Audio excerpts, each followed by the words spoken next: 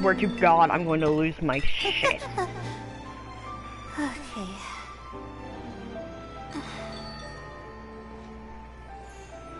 No, because I don't think y'all understand how fucking annoying it is to go live and then I don't even know how fucking long that was for the live to end during the middle of fucking dialogue and then have it end again during another bit of dialogue. And you can't do shit about it because that's how fucked up your Wi-Fi is. Praying to God it doesn't fucking fuck up again. Hey there! We'd like to ask you a quick question. Do you know if anyone around here has been looking for him? For Kaidahara Kazuha, we mean. Aha! So this is the renowned Mr. Kaidehara. I've heard a lot about you. It is an honor to finally meet you today. You are too kind. We are currently investigating an assault and would appreciate any help you can offer. Oh? You were targeted in an assault? Let me think. I can't seem to recall anything of immediate interest. Mr. Kaidehara is currently the talk of the town, so there are always a lot of people looking for him. I will sit here until it stops loading. I have the stream up on my of Mora just to gather the information they want. If these were more legitimate commissions, Sango would have snapped them up in an instant. Millions? Of Mora? Whoa! Oh, wait, even at that price, you probably still shouldn't. Please, accept my thanks for looking out for my privacy. Of course. No matter what, we only take on legitimate cases. We don't make our money by revealing details of other people's day-to-day life just for the sake of it.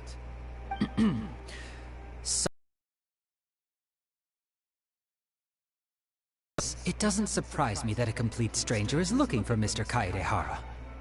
But I wouldn't know where to begin if we want to connect this with an assault. Then let's put that connection aside for now. Have there been any other attacks or similar incidents recently that stand out as particularly unusual? The Tenryou Commission had very few leads. I thought you might have some information from different sources. It's true that the commissioners aren't clued up about every little thing that goes on out in the streets. But typically, it's only the most trivial events that manage to escape their attention. If anyone had been out there attacking people, that would be assault, in which case the Tenryou Commission would absolutely get involved. That does make sense. Uh-oh. Looks like the trail's already run cold. I still find it difficult to believe that whoever attacked you hasn't been causing any trouble elsewhere. Few people possess your prowess in battle. So unless you were the first person he targeted, someone is certain to have been hurt by now. I am well aware of your talents. There is no need to be humble around me. In fact, I'm quite relieved that you were the one he targeted. It would cause me great grief to see someone become critically injured or lose their life because of me. For the poor victim, this would be a completely senseless crime. Don't worry, we'll find him. It seems you are every bit the selfless hero they make you out to be, Mr. Kaedehara. Surely this same concern for your fellow man is what drove you to fearlessly raise your blade against the almighty Shogun. You flatter me.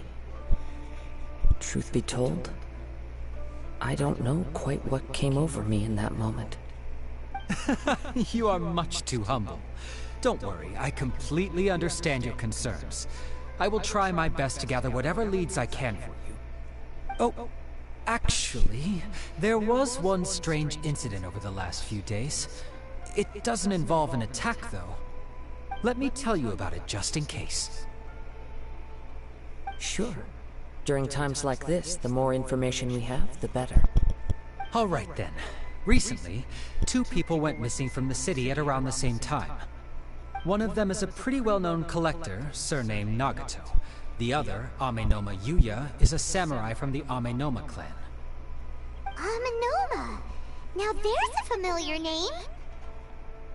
Right. Yuya is the nephew of Amenoma Togo, the owner of Amenoma Smithy. 2 grown men going missing at the same time. Their cases are likely connected, but I don't know much in the way of details.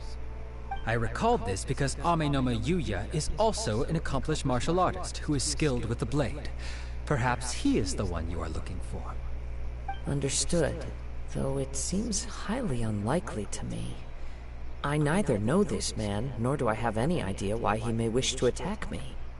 Sure, can't hurt. We never know what we might find out along the way.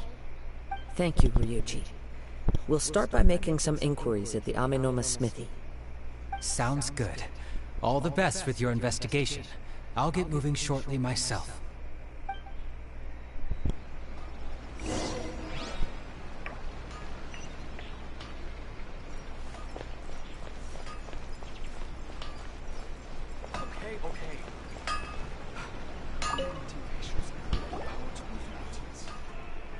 Ah, if it isn't Kaede Harakazuha.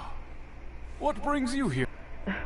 Okay, it's probably just... Yes, the Kaedehara and Amenoma clans were both members of the Raiden Gokaden. Historically, there have always been deep links between the two clans. After I returned to Inazuma, I visited Mr. Amenoma to pay my respects. Let me quickly explain. The Raiden Gokaden was the collective term for the 5 most acclaimed bladesmithing arts in Inazuma, further honed and enhanced by the most talented craftsmen. Unfortunately, a series of events led to the gradual decline of many clans in the bladesmithing trade. Today, only the Amenoma clan has kept its art alive. So sad. It is a great pity indeed.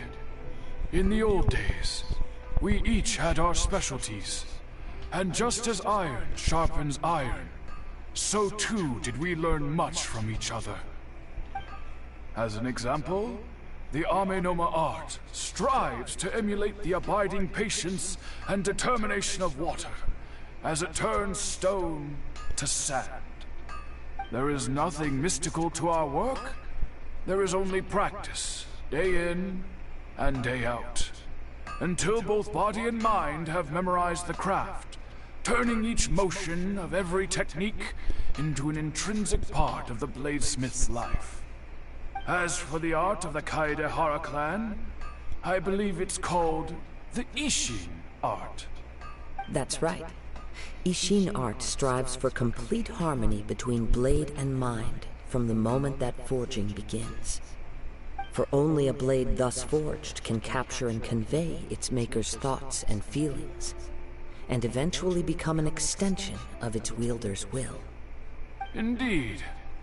Most samurai choose their blades, but an Ishin blade chooses its owner. You are, without a doubt, the most worthy wielder of an Ishin blade. It gladdens my heart to see that although the Kaedehara clan has fallen on hard times, its ideals and virtues are alive and well. Not by any noble aspirations on behalf of my clan. But let's get back on topic. The purpose of our visit today is to gather some information on your missing nephew.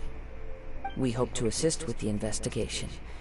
It may turn out that this case is connected to another we are pursuing. Ah, yes. My nephew. I reported the case to the Tenryo Commission, but I haven't heard anything back so far. He didn't say a word before he left, which is very unlike him. I'm still completely at a loss on what to make of it, but I've done what I can so far. Worrying is futile. All I can do now is wait for the news from the Tenryo Commission. We heard that there was a collector involved in the disappearance too. Know anything about that? Yes. On the morning that Yuya went missing, he gave me a very cryptic look and said that he was going to give me a great gift. I believe he went to collect the item from Mr. Nagato after that. The next thing I heard was that a fire had broken out at the warehouse, and neither of them came back. Yes, strange, isn't it? I wonder what could have caused it. Unfortunately, there was very little evidence left behind, so nobody knows what really happened. Do you have any thoughts on what Yuya may have wanted to give you? If I had to guess, it must have been some kind of rare weapon. Otherwise, there would have been no reason for him to get my hopes up. He's never been particularly interested in blade forging, but has always had a fondness for blade testing, and can sense even the most minute differences in blade quality. He is extraordinarily talented in martial arts, particularly when it comes to the art of the sword. Truth be told, we have some information that you may find to be objectionable. The person we are looking for, he attacked this friend of mine.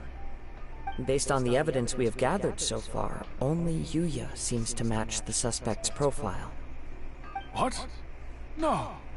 Absolutely impossible. Yuya is not that kind of person. He is humble and kind. Even his training is done with the goal of calming his mind. He has never gotten into a fight before. Huh. Is that so? Yes. If there's one thing I can say for certain, it's that Yuya would never draw his blade without a very good reason. But, with that said, it's equally out of character for him to just disappear, with neither farewell nor fair warning. I also cannot know what course of action he might be capable of if coerced, or otherwise compelled by circumstances unbeknownst to me. Anyway, should you find him, please let me know as soon as possible. Don't worry. You have our word. From the sound of that, Paimon doesn't think Yuya was the one who attacked us as well. Yes.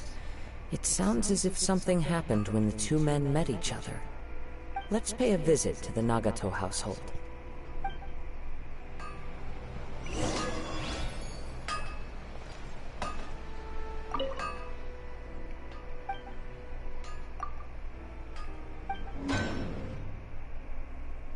Okay, how much more do I fucking need? Whew. Fuck. Okay. Where? We're gonna go mining today. In just a little bit. Oh, it's literally right there. This is how blind I am.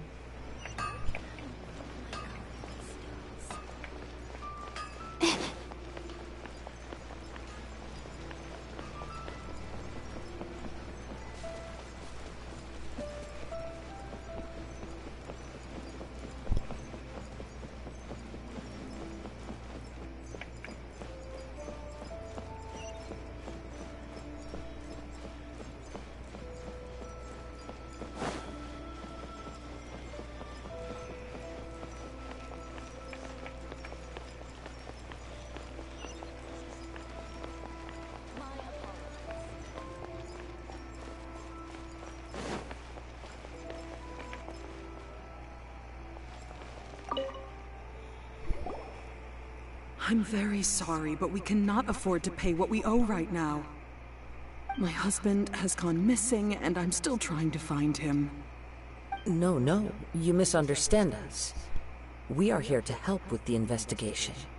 We'd like to ask you some questions about Mr. Nagato's disappearance, if we may. Ah, I see. I thought the debt collectors had come to visit again.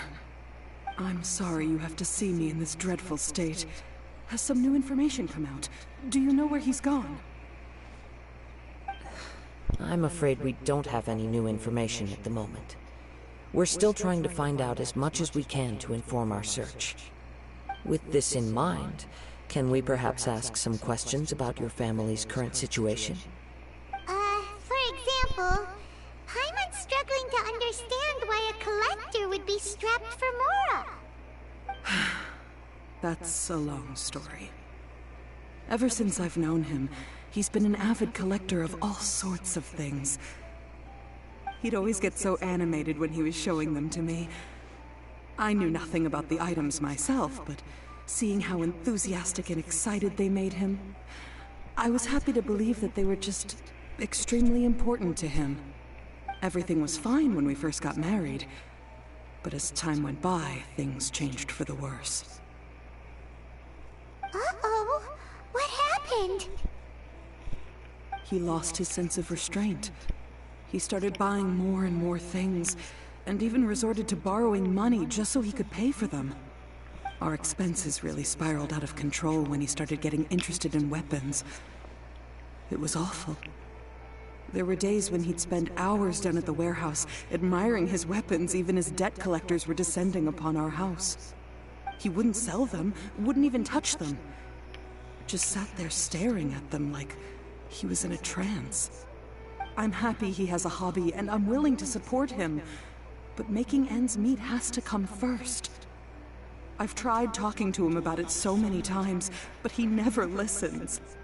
On the last day that I saw him, I gave him an ultimatum.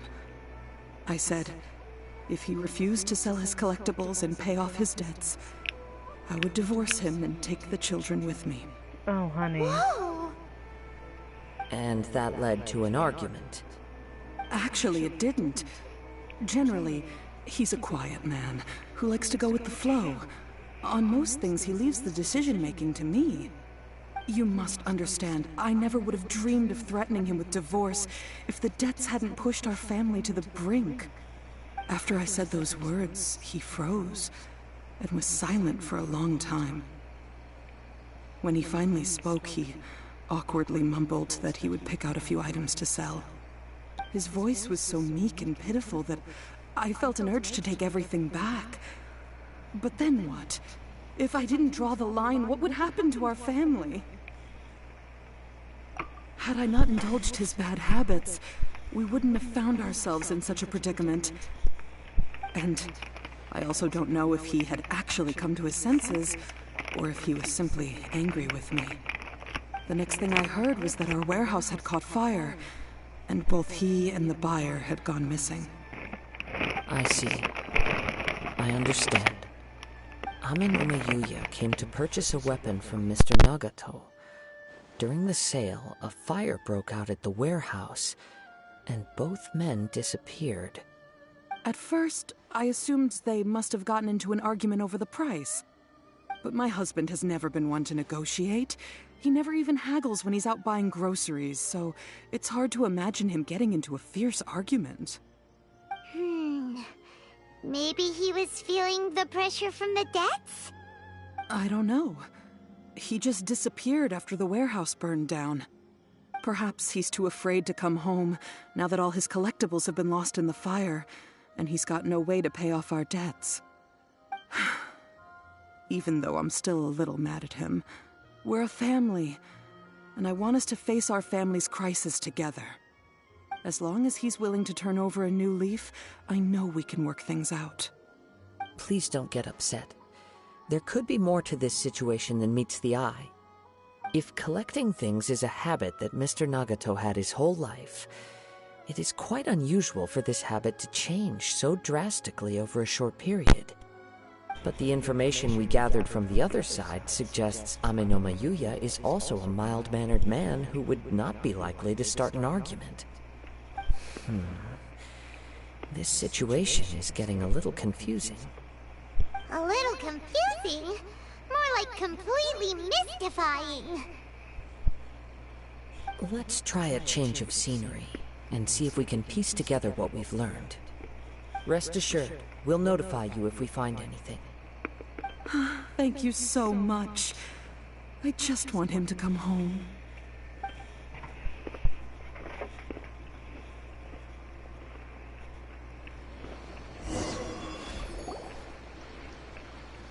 Based on the information we've gathered so far, I can only surmise that the sales meeting between the two men was somehow the catalyst for their disappearance. The fire at the warehouse likely played a part in how the situation unfolded, though its exact role is a mystery. Do you have any thoughts? Well, Paimon was thinking that maybe someone accidentally knocked over an oil lamp and, nope, never mind. Paimon's brain needs to rest for a while. Over to you. An interesting explanation. I was also considering this possibility. Amenoma Yuya is an expert on swords. He could have noticed some problematic details about Mr. Nagato's collectibles. Maybe he recognized a blade as a fake, or a well-known stolen item. Either way, after arguing about it, the two men agreed to hide the truth of this matter. They thought a fire would destroy everything.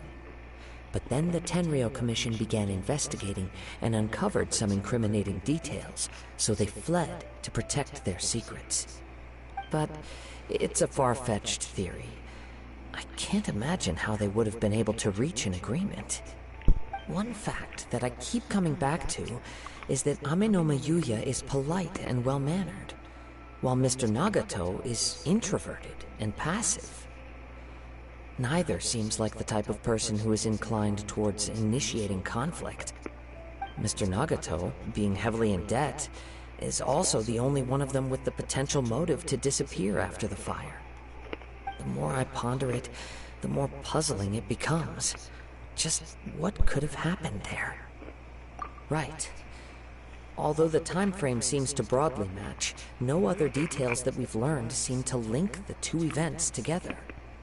Amenoma Yuya lacks a key distinguishing feature of the attacker, namely that he is principally a practitioner of the blade testing techniques of Amenoma art, not those of the combat-oriented Ishin art. Darn! We thought we could get two birds with one stone here, but at this rate, it's starting to look like a wild goose chase. Let's keep going, since we've come this far. If we can solve the case, both Mr. Amenoma and Mrs. Nagato will be able to get some closure. Okay, but where should we go now? Let's head out of the city and check out the warehouse. There's still a chance we may be able to find some shreds of evidence. Sorry, I'm eating. I know, I'm trying to eat silently. Leave me alone.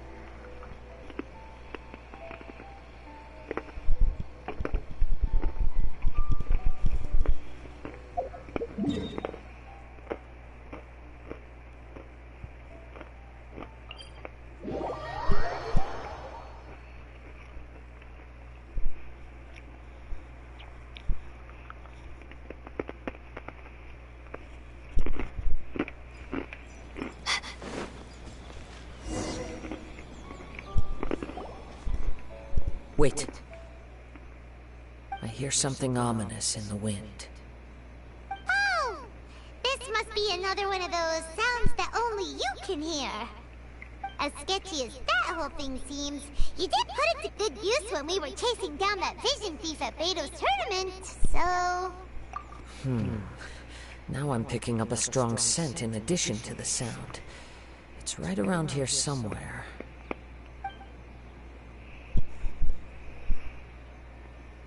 But there's nothing here. It's gone now, but I can still sense the direction it left in. It felt very much like that ancient presence in Inazuma. The remnants of the Tatarigami. Indeed. But this unexpected spring of inauspicious energy may prove to be of benefit to our investigation. We should remain vigilant and approach slowly.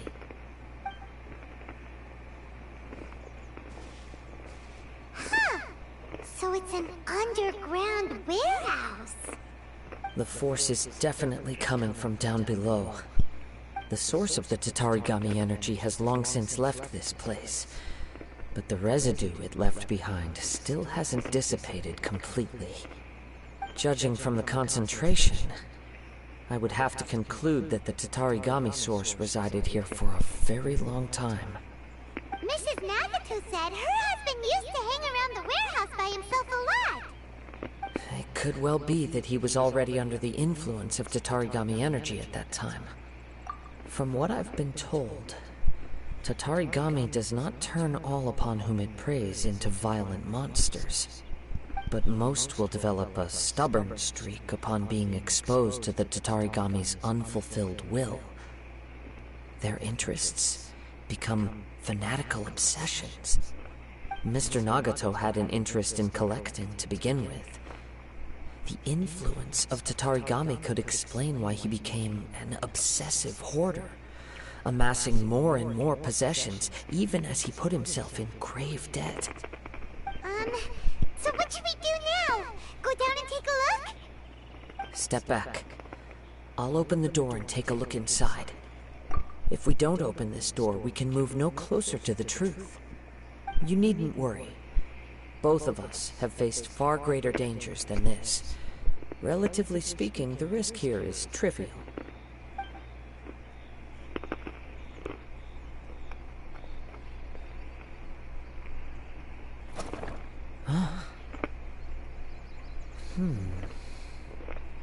What's down there? Everything's buried in debris. I can't see anything. It looks like the fire caused a cave-in, reducing the entire warehouse to rubble. That was too scary! Paimon was so sure that the warehouse boogeyman was about to jump out at us! All we can do now is keep searching in the direction that the Tatarigami energy source left this place. 2 ordinary humans, entangled with the Tatarigami. I fear much misfortune has already befallen them. Yes, let's go. If nothing else, it's vital that we find out where this Tatarigami energy is coming from. Quiet your mind and focus on what you sense around you. Perhaps you too will perceive its ominous presence in the wind.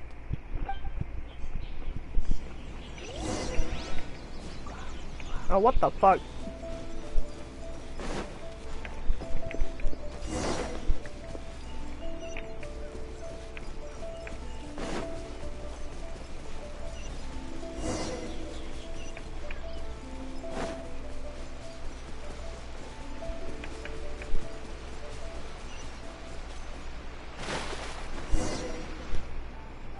From this point, the trail appears to split into 2. The main source of the Tatarigami energy continued on into the distance, but a small portion remained here, and seems to be dissipating slowly. Quite possibly. Let's search the area.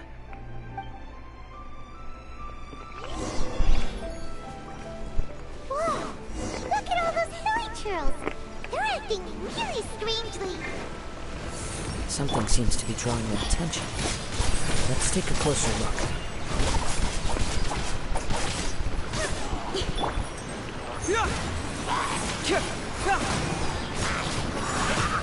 The night is cold. Speed of light. Hey! With sword comes shadow. Incoming! My guiding star! Bring it on!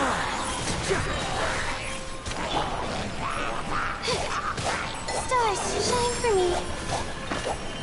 Get moving!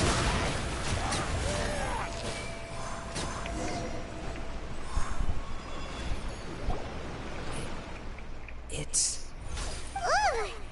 Look at this red stuff! What is it? By the looks of it, a letter, written on a piece of torn clothing. The ink is bone dry. It must have been written quite some time ago. Well, let's take a look.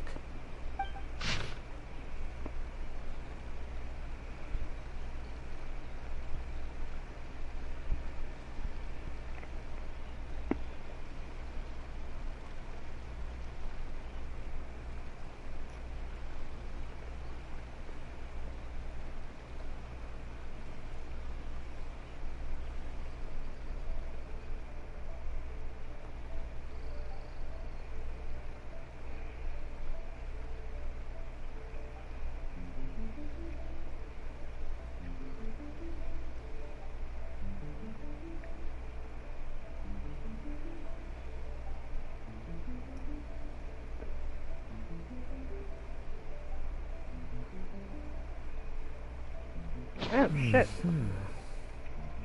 According to this letter, a conflict arose because Ame no Mayuya wanted to seize a blade belonging to Mr. Nagato. Yuya started the fire that destroyed the warehouse and wounded Mr. Nagato in the fight.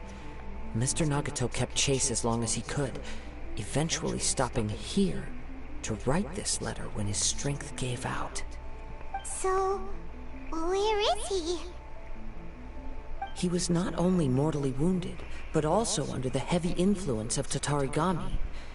Add to that the fact that its aura seems to have attracted a horde of monsters, and I'm afraid he may no longer be with us. Whatever traces there may have been of his fate beyond after this point, they've since been disturbed by the hilly churls. There's nothing more for us to find here. Yes, right now we need to uncover some more important truths. If Amenoma Yuya is attacking other people indiscriminately, then the longer we take to find him, the more people risk meeting the same tragic end. Right! So let's get moving! I wouldn't be surprised if he, too, fell prey to the influence of the Tatarigami. For a practitioner of the martial arts, the easiest desire to inflame would be their pursuit of further power and skill. All the clues that at first seemed disparate and disconnected, it seems that now we know the thread that runs between them. I have a hypothesis that, if it's correct, not only explains the series of events leading to the two men's disappearance, but also zeroes in on the attacker's identity. Wait! You figured it out? So these two cases are connected after all? I believe so. But it's something of an outlandish idea. I will only be able to confirm my suspicions once we've met him in person. On with the search. We must stay vigilant. At any point now, we may find ourselves in danger.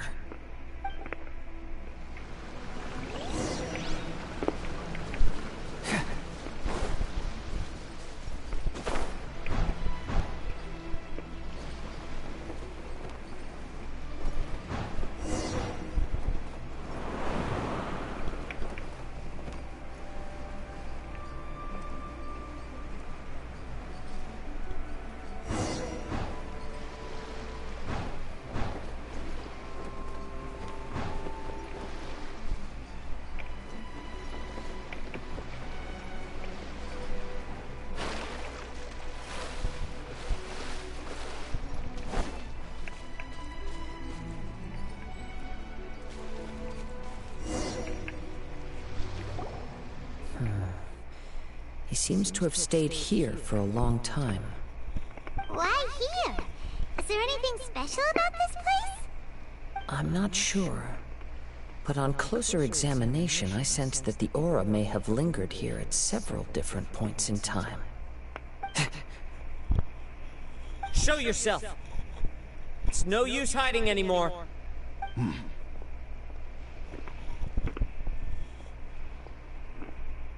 Kaede Harakazuma. It's you, at last. Aha! So it is the same guy from before! What's your problem, huh? What could you possibly have against Kazuha? Indeed, there should be no enmity between us. If it is Amenoma Yuya that stands before us. But what if instead of facing Amenoma Yuya, we are in fact facing the blade in his hand? Now that you mention it, it is giving off a strange light. Whoa, whoa! Surely you don't mean... Are you serious? Tatarigami energy often lodges itself within physical objects, then works to subtly affect any living organisms in its vicinity. The blade has resided in Mr. Nagato's warehouse for many years, affecting his state of mind, and more recently using the sale as a means to affect, or rather as a means to occupy, Amenoma Yuya's body. You're sharper than I thought. You've already deduced the truth of the matter. Many, many years ago, I was forged by a famed bladesmith of the Ishin tradition. I was his pride and joy. In me, he placed all his hopes and dreams. As a descendant of the Kaedehara clan, you should be able to guess our greatest regret. I presume it has something to do with the Raiden Gokaden. Indeed. At that point in time, he failed to live up to the Raiden Shogun's expectations. In the end, all he could do was to flee the nation by sea on a ship bound for Snezhnaya. He was a bladesmith of great renown, a master of his craft. There was nothing that he could not accomplish. All he needed was more time and a little faith. And sure enough, in the end, he achieved what he had set out to do. All of his life's work, his wisdom, his skill, it culminated in his creation of me. He not only bestowed upon me the greatest of strength, but also endowed me with a consciousness of my own. In her conceit, the Raiden Shogun lost not only the single most perfect blade in the entire world, but also an irreplaceable achievement in the art of blade forging.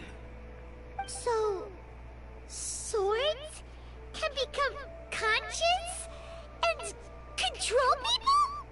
The people of the time in which I was born never believed I had that kind of power. They saw me as a mere blade, a sharp and well-crafted one, but in all other respects an ordinary weapon. But that gave me the opportunity to take action. After the death of my creator, I decided to leave Snezhnaya and began my long quest to return to the distant land of Inazuma. Moving from one person to the next, I controlled the minds of countless hosts along the way, each bringing me one step closer to my ancestral home. I seek but one thing: to face the full force of the Raiden Shogun's blade and prove my power. The might of Ishin art! Ah, so Amenoma Yuya was not your first victim. Tell me, what happens to those you've possessed when you've finished using them? My hosts? Who cares what happens to them? They are but tools that serve my mission. When they got tired, or injured, or unusable, I hopped to the next one in line. All I needed them for was to take me back to Inazuma. You're awful! After I returned to Inazuma, I decided to bide my time in Nagato's warehouse until Amenoma Yuya handed himself over to me on a silver platter. At long last, I'm approaching my journey's destination. By Amenoma Yuya's body, I have found you, and by your hand, I shall defeat the Raiden Shogun! Kaede Harakazuha, you stood against the Raiden Shogun's Muso no Hitotachi. There can be no other to serve as my host for what is to come. Now, give your body over to me!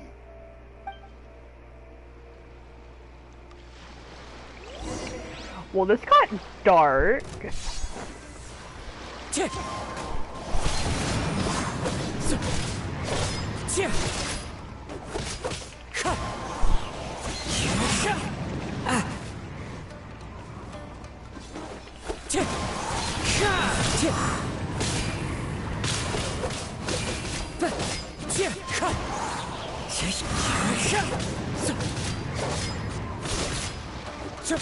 Wind strike!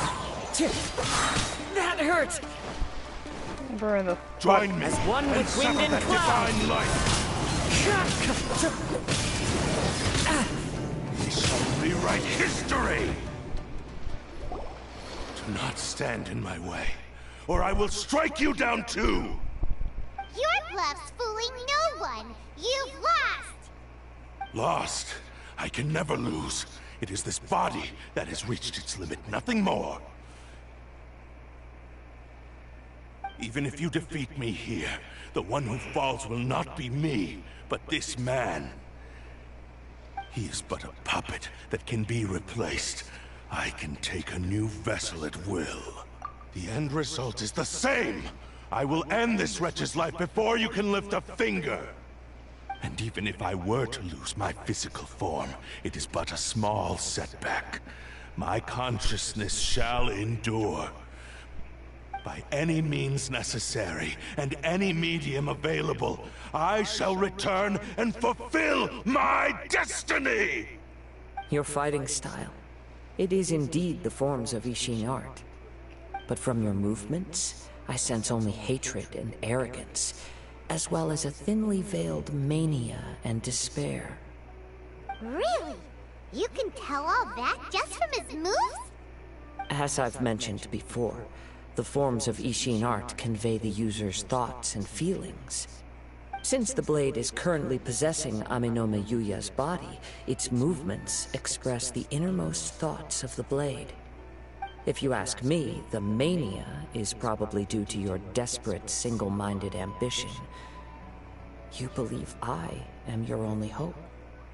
Are you trying to claim that I am helpless without you? On his deathbed, he passed to me all of Ishin art's secrets. The little that you know barely scratches the surface. In that regard, why would I ever need your help? Because all of that is in the past. I've been wondering why you've not caused more trouble in all the years that you've been in Inazuma. If you are indeed a cursed blade that can possess its owner. Now that I've seen inside your mind, everything finally makes sense. You weren't biding your time. You were trapped. After all the time that's passed, you have grown weak. To the point that you are now unable to acquire a new host without making physical contact. Oh, that's right! Paimon remembers now! Mr. Nagato had a habit of never touching his collectibles. Only when Mr. Nagato witnessed his wife's distress and decided to sell his collectibles did you finally have an opportunity to reach out to Aminome Yuya and make your escape. And what of it? Well, that brings me to my second point. There's a despair in you that is so strong it threatens to overwhelm you. You were determined to fulfill your maker's ambition, whatever the cost. But this ambition is too grand and too heavy for you to bear. Each step you have taken has come at a great cost. I think you realized your limitations long ago. The more you clenched your teeth and pressed forward, the greater your fear of losing everything you had achieved grew, and the more you wished to run from the truth. But the way I see it, what began as an ambition has long since become a delusional fantasy. What would you know about any of this? I'm just one step away from achieving my goal! You returned to Inazuma to prove the unparalleled brilliance of Ishin art. But to make this arduous journey, you committed countless atrocities and showed a blatant disregard for human life. Even if you were to sever that divine light, is this truly the outcome that your maker would have desired? You... Sure, you inherited the secrets of Ishin art. But even as you made your journey to honor this legacy, you treated the ones who wielded you as mere tools to do your bidding. How could you possibly unleash the full potential of Ishin art when you act in perfect discordance with the principle of harmony between a blade and its bearer? Silence, you blabbering fool! I must achieve my goal. This was his life's dream, and the very purpose for which I was brought into being. I will concede that you are most perceptive. You see my predicament clearly. But you also underestimate my resolve. And you should face reality. Easy for you to say. Facing reality offers me nothing. I have no need of anything that would stand in my way. Not hesitation, not self-reflection, and certainly not your so-called reality.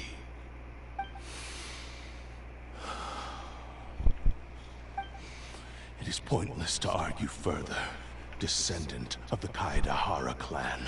If you wish to save this man, then offer me your body in exchange.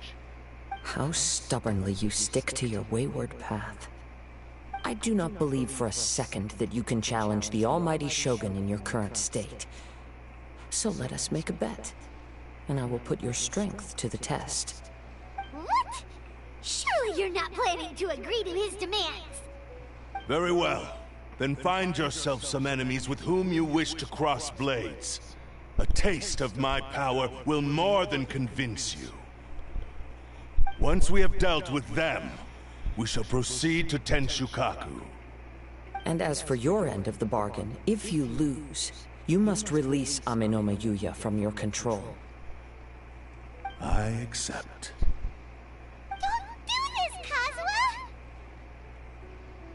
This is the only way to save Amenoma Yuya. If we don't do this, he'll forever be the Blade's puppet. The Cursed Blade's strength is currently very weak, and I sense he's hesitating. This suggests his heart is still not completely devoid of honor. The power of the Tatarigami lies in intensifying existing obsessions. This is the reason Mr. Nagato and Amenoma Yuya fell prey to it. Since I don't have any similar kinds of obsessions, I should be able to put up some resistance for a while. But even so... Even if things take a turn for the worse, I still have you both here with me. We have a chance here to save an innocent victim. I am willing to accept the risks entailed. Your disdain for me betrays your woeful ignorance. I agreed to this bet because there are things I wish to learn too. Now, take me in your hand.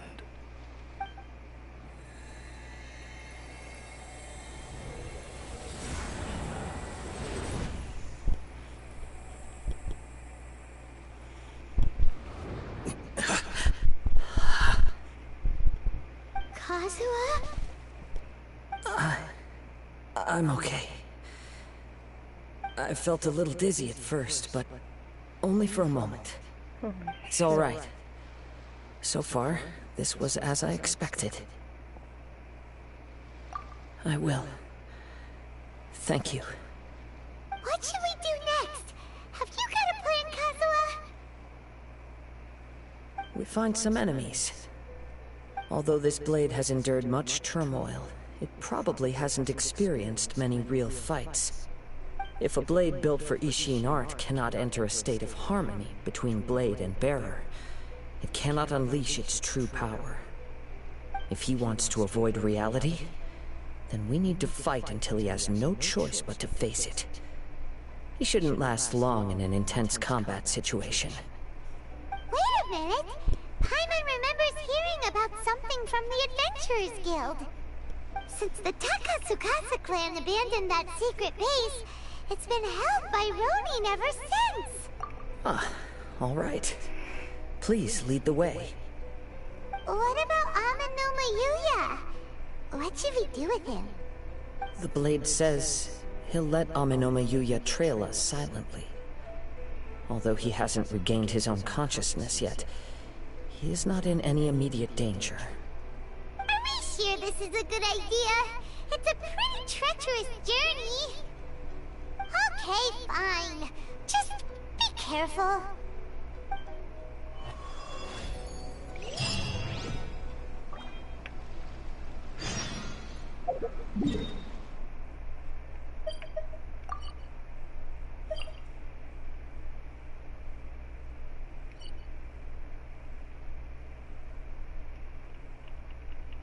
Sorry. Okay. I zoned out.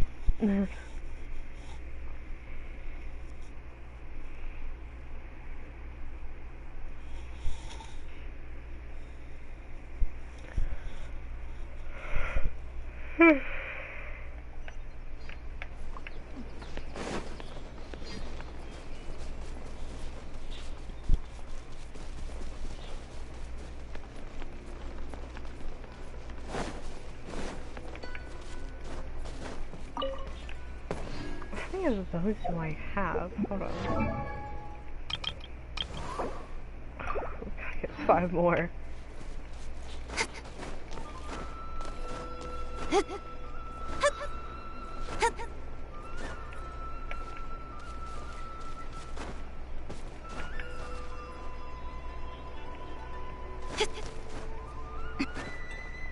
You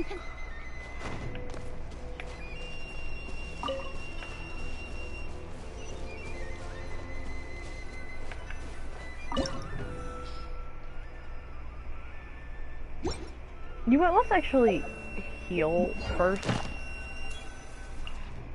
That's the wrong fucking thing.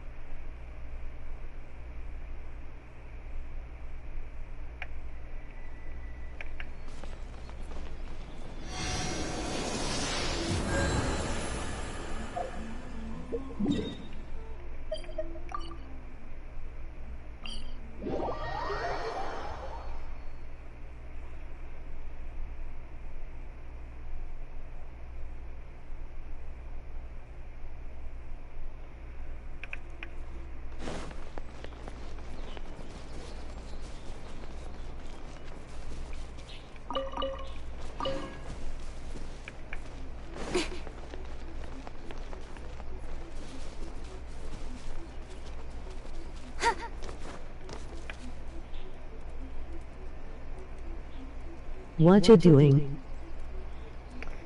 Currently doing Kazuha's story quest, slowly losing my mind.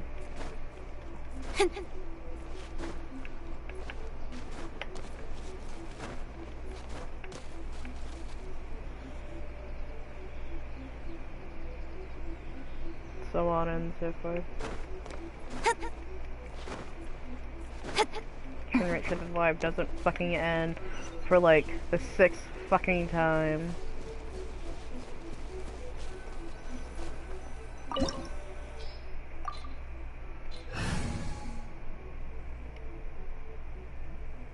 The usual.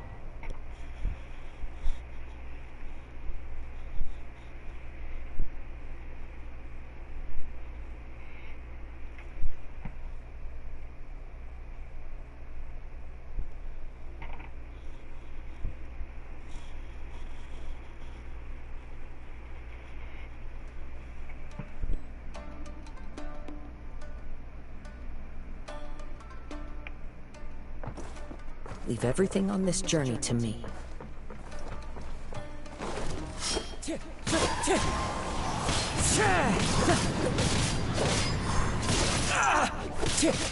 Wind Strider! Very. Very. What a lucky day. Wind Strider! Fallen leaves, adorn my night! How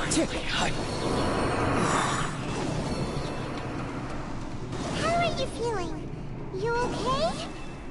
I'm all right. The blade is performing largely as I expected.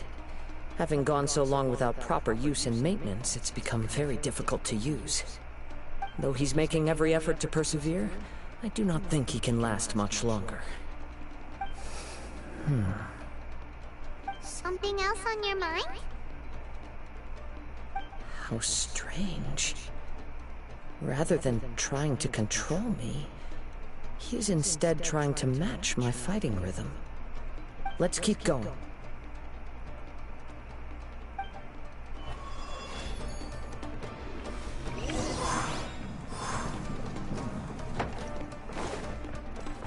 Bro, wait a minute.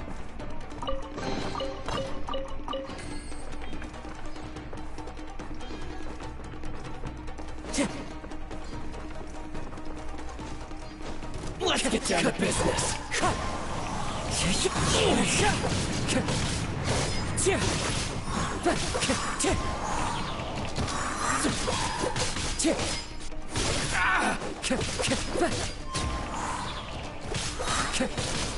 Very. What a lucky day. Wind Strider! Clouds high. The birds call! Very perfect distance.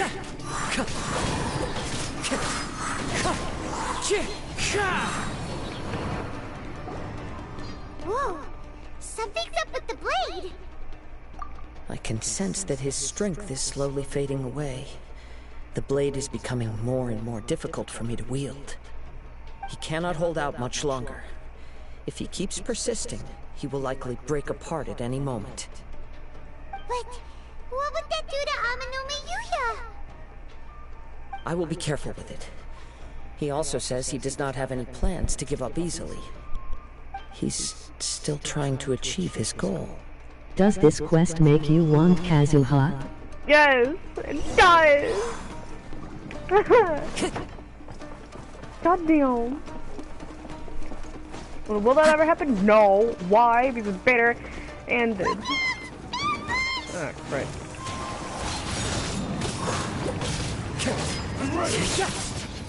It's fine. This isn't over. That won't work.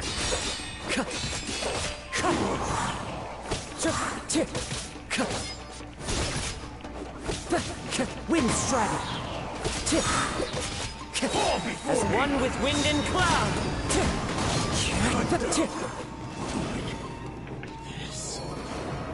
Are you okay? It looked like you were really struggling the entire fight. Yes. And it looks like he's reached his limit. The sheen's grown a bit dimmer again. It doesn't look anywhere near as impressive as it did at the start. Perhaps this time, we'll finally have a chance to see his true form. True That sword form? isn't good for him, even though that's his signature blade. Huh? Damn. What the? Is this the same blade as before? It looks like a piece of junk. If you choose to continue in the state you're in, you wouldn't even be able to beat Samurai and Kairagi, much less the almighty Shogun. Maybe you did truly wield power to rival the Shogun's light when first forged. But the long journey from Snezhnaya back to Inazuma has left you battered and broken.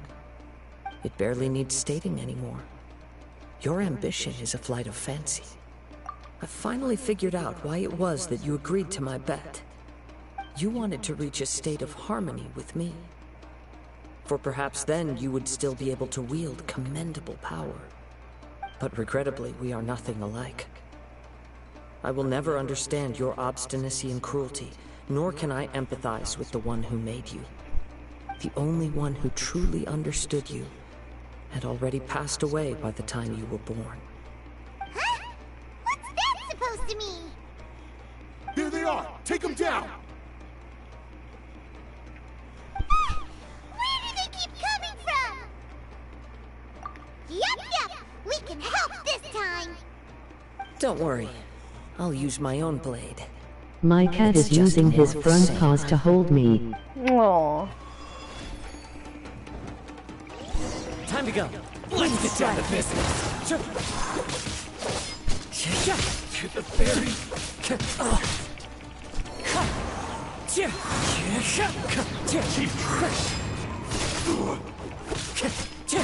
This will do!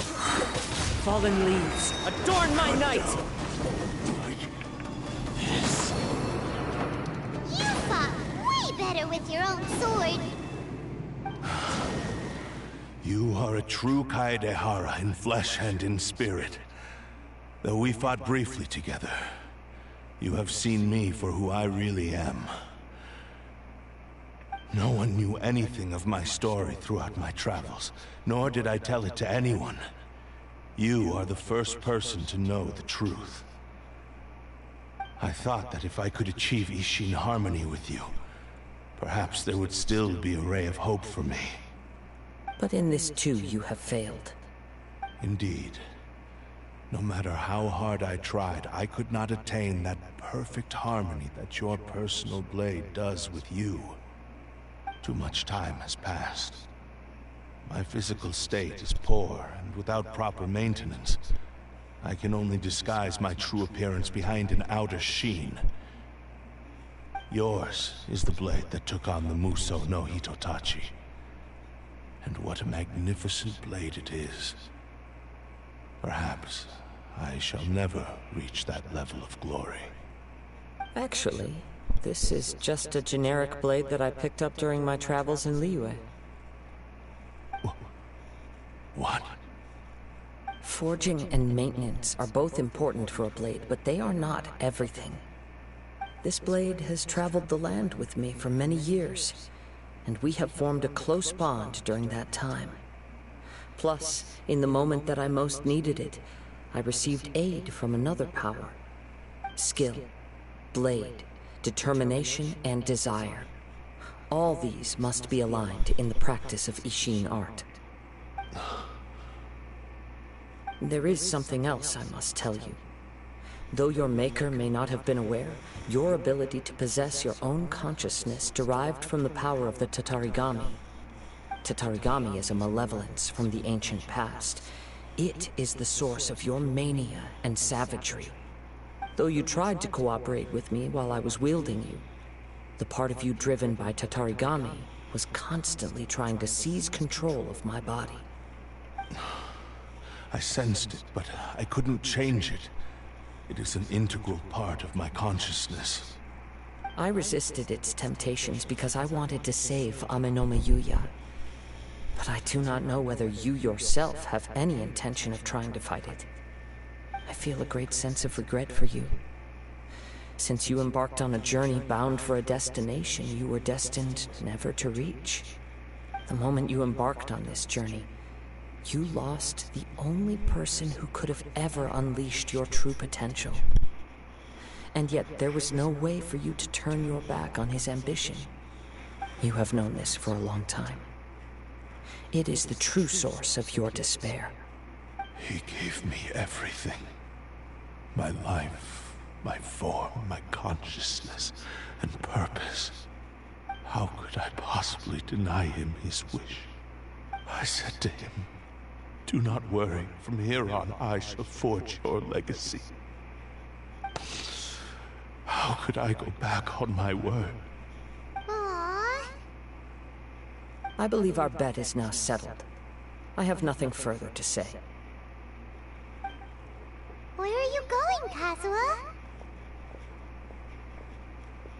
He now has neither the ability nor the motivation to cause further harm. Let's give him some time to reflect on things. Hold on. Someone's texting me in Discord.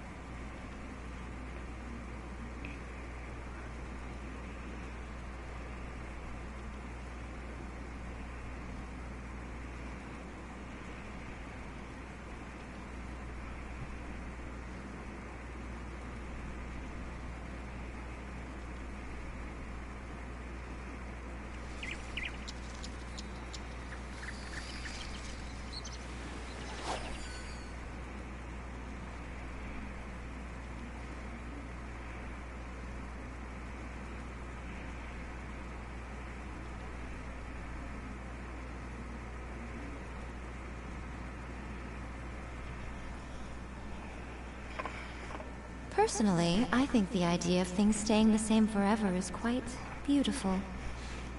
But alas, that is simply not the way the world works. When I touched the hilt for the first time, it's as if I was transported to a strange dimension. It was somewhere I've never been. A bladesmith lay quietly on the bed, his frail face barely visible under the moonlight. His breaths were weak, and his life near its end. A newly forged blade lay by his side, listening attentively to his final words. Wow. That was the Blade's memory, wasn't it? Indeed. While in exile in Snezhnaya, the bladesmith eventually learned the truth behind everything that had happened. The Ishin art had been dealt a devastating blow by the desertion of its best smiths. He spent the rest of his life in the forge, not to vent his frustration and hatred, but to atone for his actions.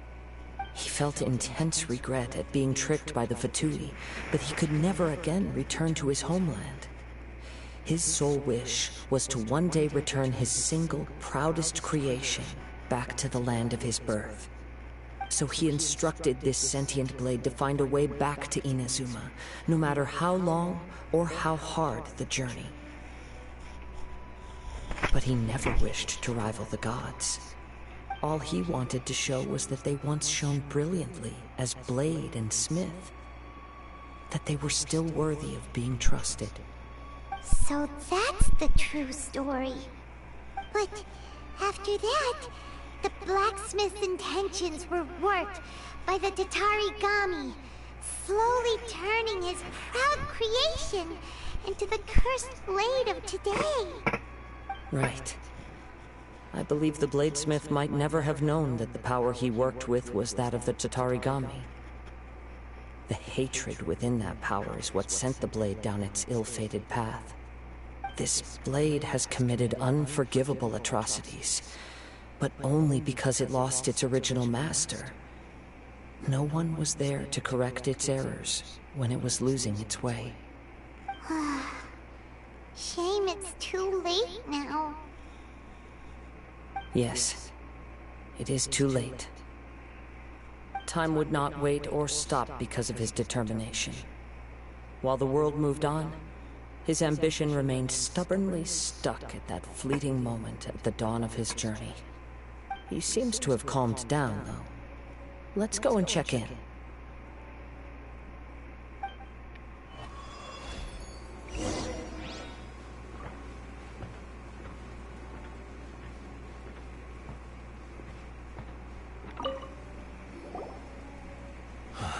When I look back at the past, I can remember the day of my fortune like it was just yesterday. I once told him that I would pay any price to fulfill his wishes. Such was the debt I owed to him for giving me the gift of consciousness. But darkness and slaughter numbed the mind. Over time, I lost sight of the difference between gratitude and grudge. Not only did I fail to fulfill his ambition, I also defiled it. You are finally seeing reality clearly. Since we agreed to the terms of the bet, I will honor the agreement and release Ame no Mayuya. But I still cannot bring myself to forsake his ambition.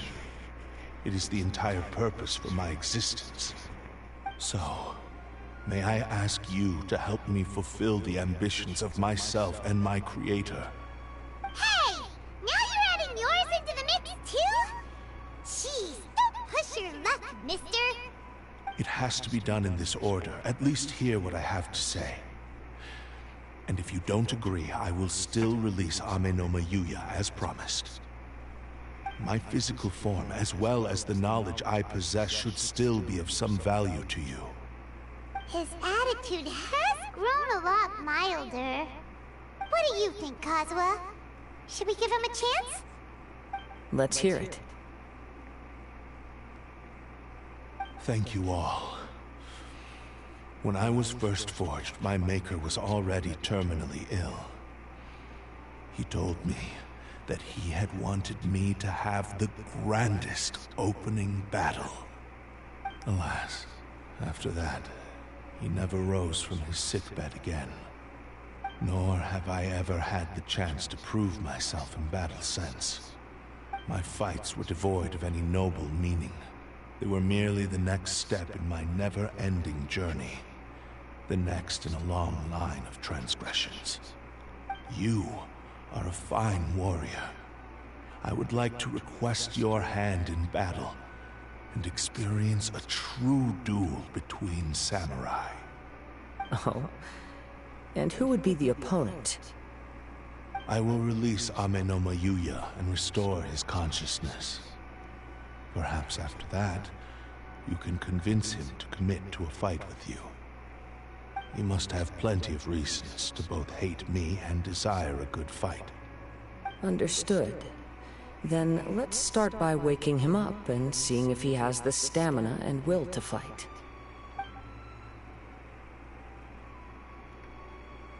I see. He used my body to inflict harm on others. I utterly despise him and his actions. But since he stayed true to your agreement by releasing me, he must still have some remaining semblance of honor. If a duel can help to set this state of affairs in order, I am willing to put myself forward. I do not wish to be a mere victim in this story. There's no need to worry. We'll vouch for your innocence to the Tenryo Commission. Thanks for your help. Who knows how this would have ended without your intervention. All right, then let's move on. More Ronin could appear at any moment. We can't stay here. In any case, for a final duel, I think we should aim for a greater sense of ceremony.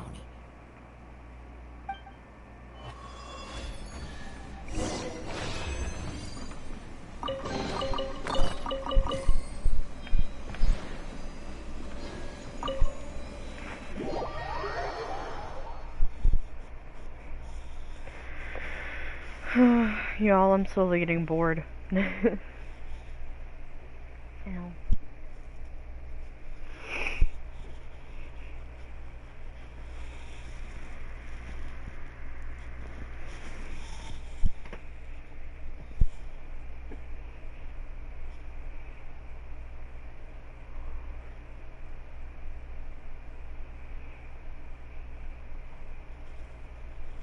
My fur will be dripping wet.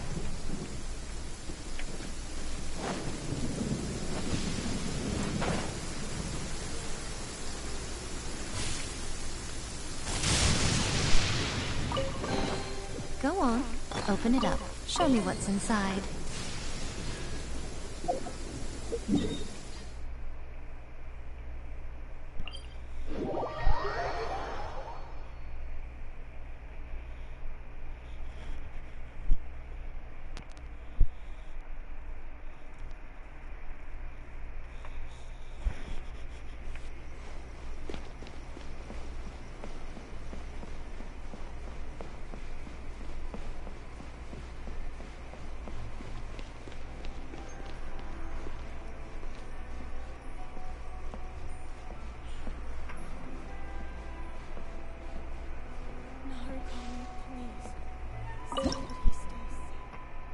Damn.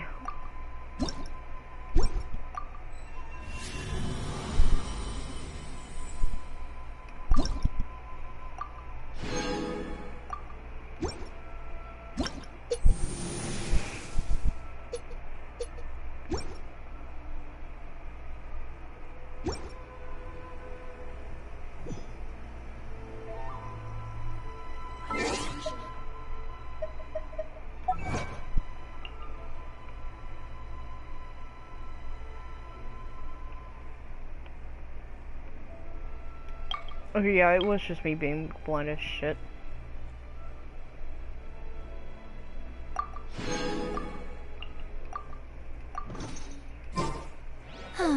Traveling to other...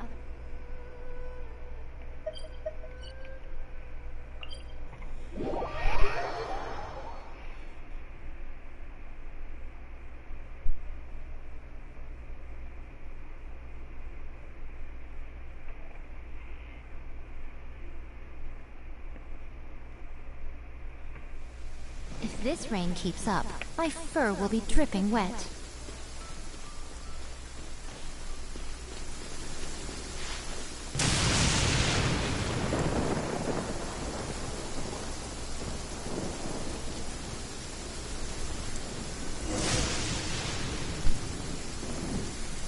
This reminds Paimon a bit of the Crux Clash!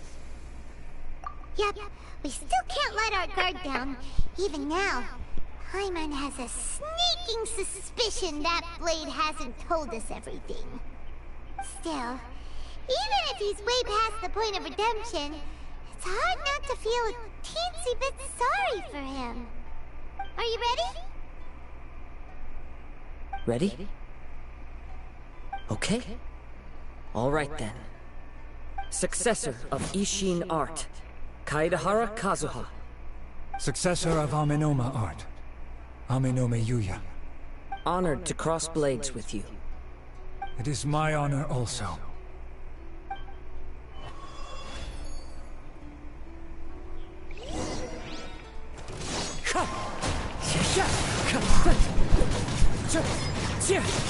That hurt!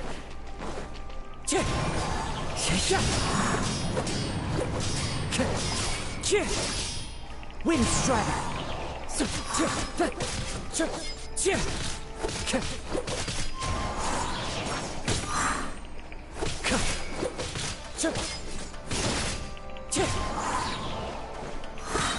Clouds high, the birds call! Wind Strider!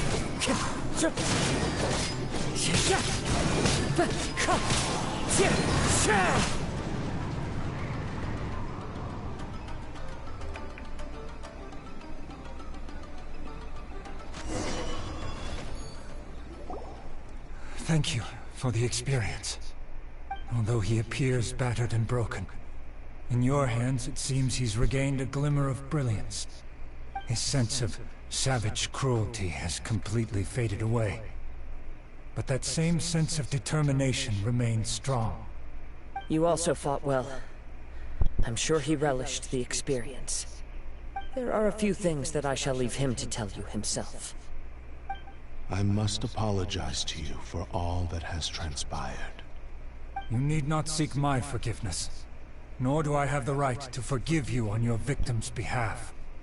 It is too late for all of that. I do not wish for forgiveness. I only hope that you will see my transgressions as mine alone, and not let them stain the legacy of Ishin art. I strayed far from the straight and narrow path, but the Ishin art still has a worthy successor in Kaedehara Kazuha. I beseech you, please understand this. Yes, I too trust Mr. Kaedehara to do the right thing. Thank you, successor of Amenoma art. This blade has also told me that he has another wish. He would like to visit the Amenoma smithy. Maybe we can go back there together. What does he want to go there for? I'm not sure, but I think that all this is about to come to an end.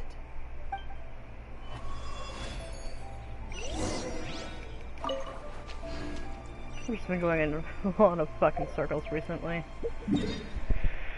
Oh, Christ.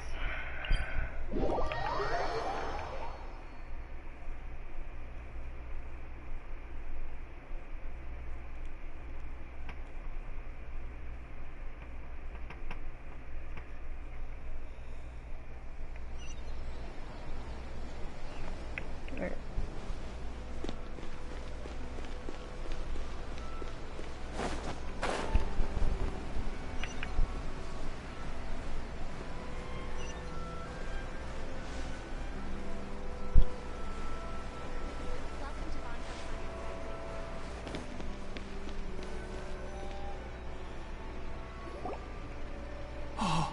It's Yuri!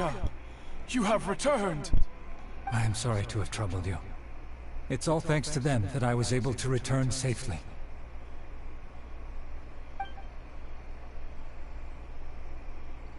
A prized Ishin blade. Turned weapon that controls the human mind. Considering their forging philosophy, this was indeed within the realm of possibility. This is a great pity. But I have some good news as well. Ryuji, from the Bantan Sango Detective Agency, tells me that they've found the missing Mr. Nagato.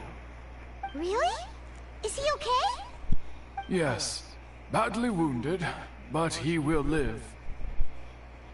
And now that Yuya is back, it seems like the final ending to this story is a happy one after all. I think I know what you want to do. What's wrong, Kazuha? Is the blade whispering in your ear again? Yes. He said he wants to take control of me for a brief moment. What? No way! Hasn't it learned its lesson? He tells me that he's thought of another way to fulfill his maker's wish. And he assures me that he won't use my body for anything nefarious. I have decided to let him do it.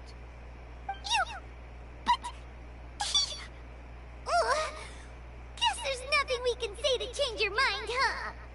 Thank you. I will explain my reasons later. Okay. I am ready. Let us begin. Please, stay true to your promise. God, his eyes are so pretty. My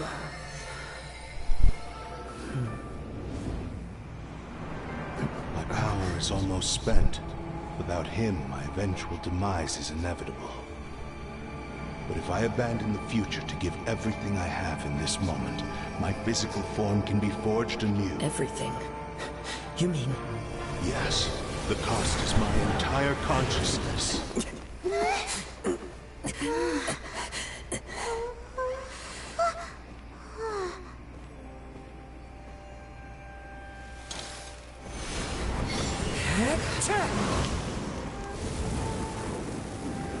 You were right. There's nothing that I can accomplish now. But there's still a chance for Ishin art. Once remade, I will be a valuable resource for your studies. Ishin lives on, and its finest hour is yet to come. Even if I am not the one to prove its might to the Shogun, as long as it is an Ishin blade, crafted by Kaedehara hands, it will still fulfill his final wish. Thank you, son of the Kaedehara clan. Over the years, my real name has been forgotten by all. I'm ashamed to utter it, yet it remains strong in my mind. Kagotsurube Ishin. This name is now yours to keep. Rest in peace.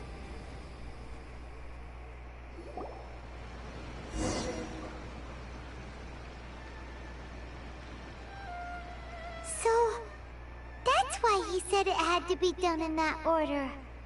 His consciousness will disappear forever after fulfilling the bladesmith's wish. Kagotsurube Ishin. It was the first time I ever heard his name. It seems like deep down he disapproved of his own actions, and thus chose to bury this name deep within his heart.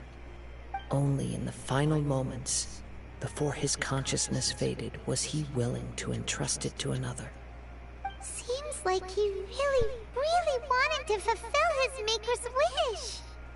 The same fervent ambition that gave him the motivation to keep going forward also fueled the stubborn determination that blinded him to the path ahead. Speaking for myself, I'd rather see him recognize and atone for his mistakes than see him punished for them. I understand. Perhaps this is a flaw in my personality. I've always been captivated by grand aspirations. Hearing his wish to rival the divine light touched something inside of me, just as the sight of those who fought to repeal the Vision Hunt decree did. Your quest to face the gods and trace your sibling inspires me in the same way. After everything I've seen, perhaps these pursuits fascinate me a little more than they should. Oh, Kazuha.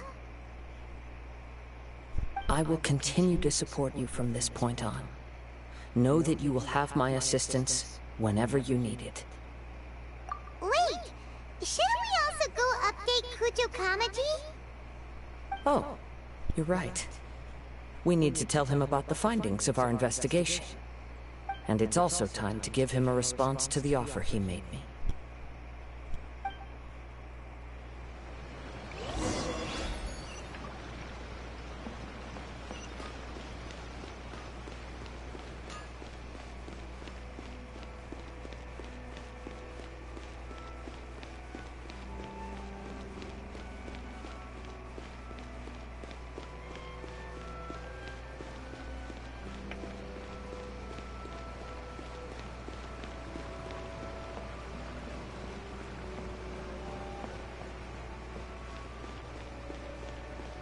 Sorry, I know I'm being quiet. About that actually. So, Monday, right, when I had to get the scope down my throat and shit, I was told that I wasn't gonna be able to, like, talk a lot. Like, pulling out speeches or paragraphs, and I could really only say, like, a few words or, like, a few sentences at a time. So that's why I'm really as talkative as I should really be stirring, but am I going to do it anyways? Yeah, why? Why the fuck not?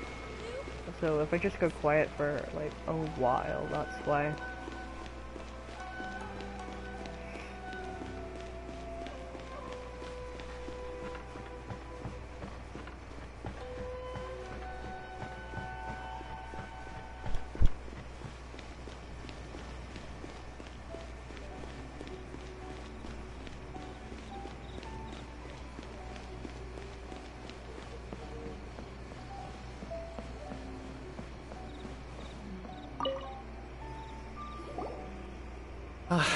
You've returned.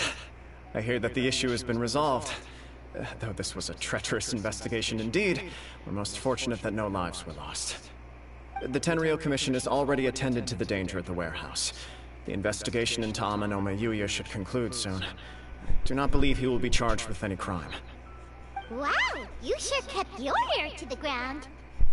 Then we needn't recount all the details again. Now, as to your earlier offer, I wish to give you my answer. Please, take a look at this blade. What's this? Kagotsurube Ishin. A weapon crafted using a long-lost blade forging art of the Kaidahara clan. By means of a series of fortuitous events, I was able to recover and restore him. I also promised him that I will continue to study and pass on the secrets of Ishin art. And so, it looks like I will likely continue with my journey across the nations, learning more about this blade as I go. I see. I understand. The Kaidahara clan has always been a family of bladesmiths, so it is only proper for me to continue on this path. Were I to accept your goodwill, I may find myself embroiled in conflicts between the shogunate and Sangonomiya. That would not suit me. You misunderstand. That was most certainly not our intent. I am aware, but I still desire to continue walking my own path. Very well. I can understand. Then let's pretend this offer was never raised. However, if you should ever change your mind or find yourself in need of the Shogunate's assistance, please do not hesitate to inform me. Great. Thank you for your generosity. Where will you travel to next, Kazuha?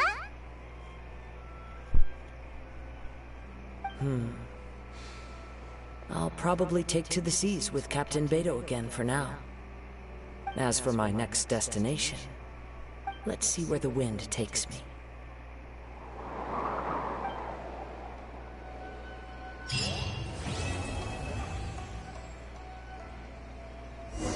You must have a whole bunch of questions after our last conversation with Nahida. Paimon was ready to ask her a million more questions, but didn't want to seem too pushy. Like, about these Descenders. So, does that just mean people like you who come traveling to Teyvat from someplace else? And as for your brother... Whew, so many questions. Let's go find Nahida and see what else we can find out. I'm sorry? Oh, wait.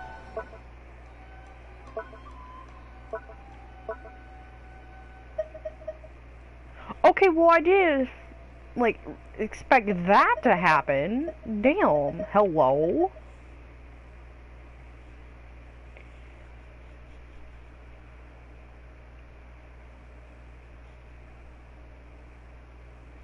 Hey.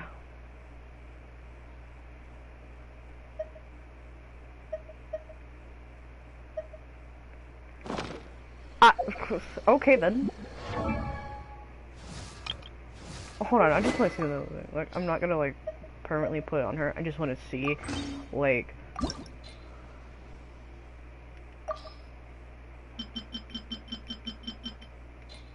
What is it? I just want to see what it needs. That's all. Oh, what the fuck is that?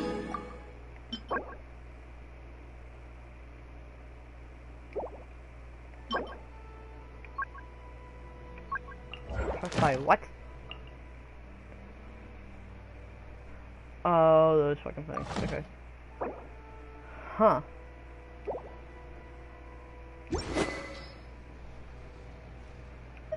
Wait, what the fuck do you need? need these. Okay. Oh, black crystal friend. Okay.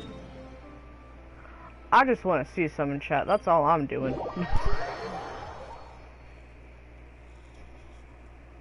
Also, no, we'll do Nikita's story quests, and then we'll do the Archon quests. Where the fuck is that goddamn place at again? Right down here. That's the wrong way. Whatever.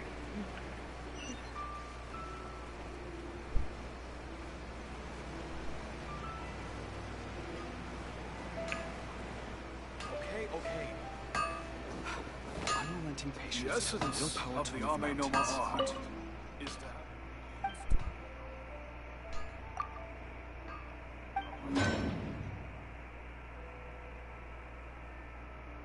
Wait a minute, what were we here for again? Oh, why the fuck did I go to that thing when I should have gone to the fucking crafting thing? I'm a fucking idiot.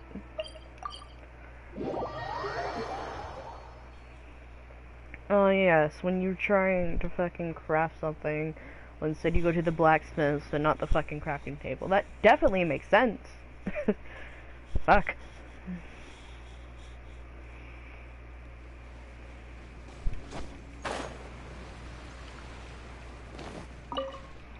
Also, I am literally just going to put it on her for like a few seconds, and then I'm taking it off. Chill the fuck out.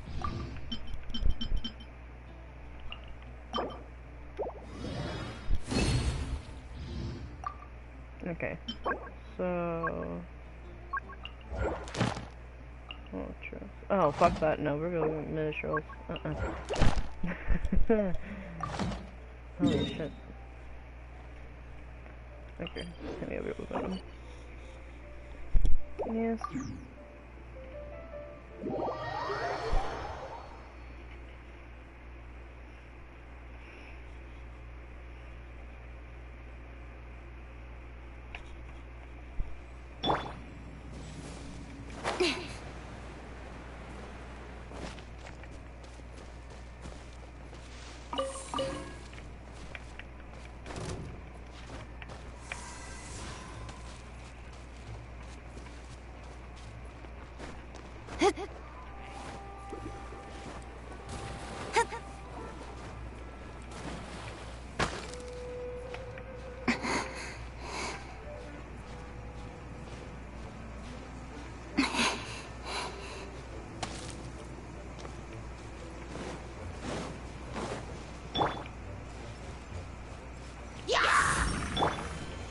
Speed of light! Cut to the chase! Don't blink!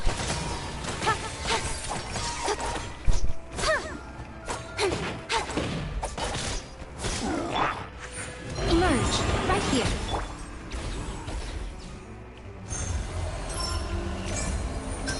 Reverse! Cyclone! Speed of light! Got lucky that time. The night is...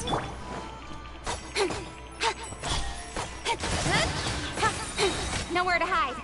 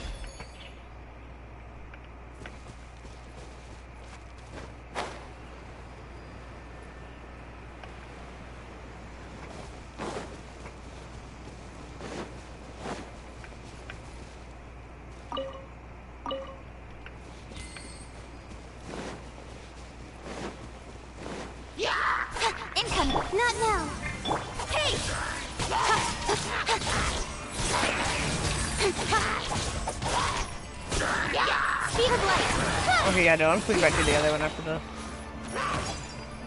Cut to the chase. Girl. Don't blink. Got lucky that time. Hey!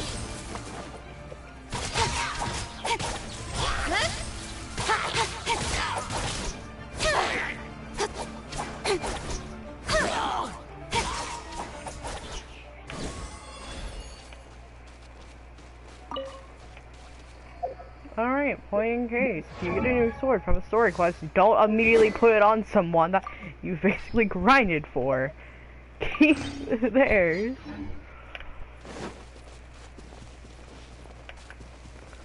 Doesn't matter how much you want to give them that new one. The one that you already had on is good enough, and don't fucking change it. Also, if you find a better one.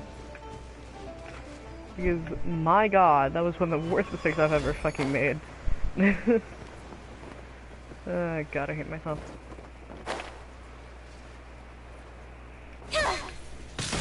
Speed of light. The night is full.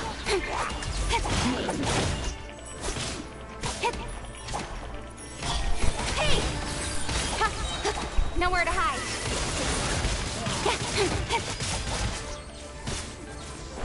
Don't blink.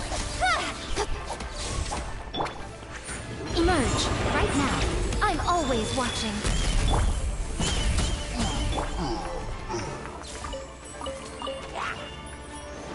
Incoming.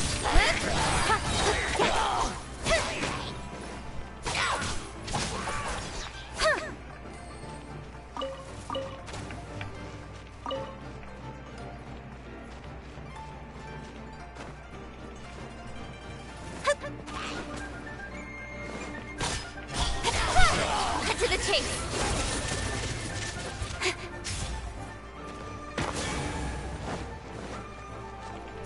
Speed of light.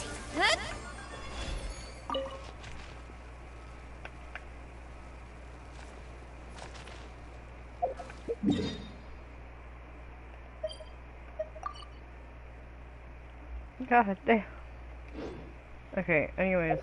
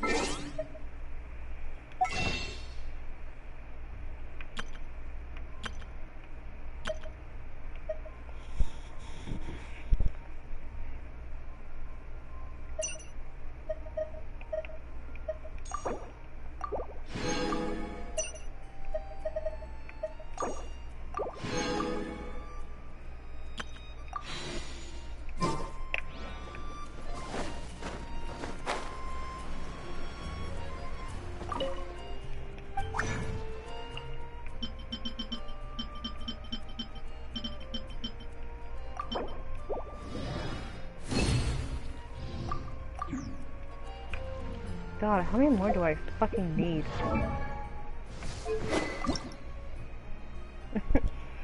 Shit, 9 more.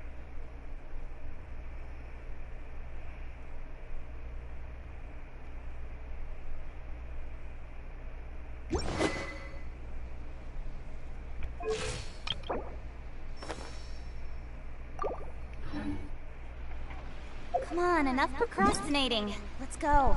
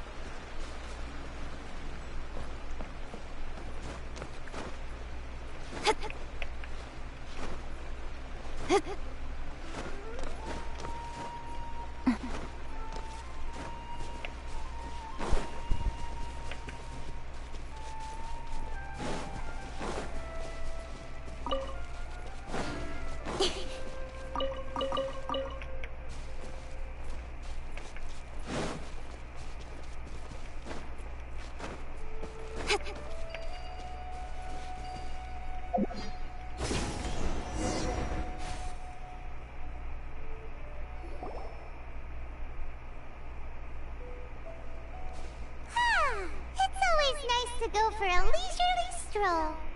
Huh. Do adventurers often go to places like this?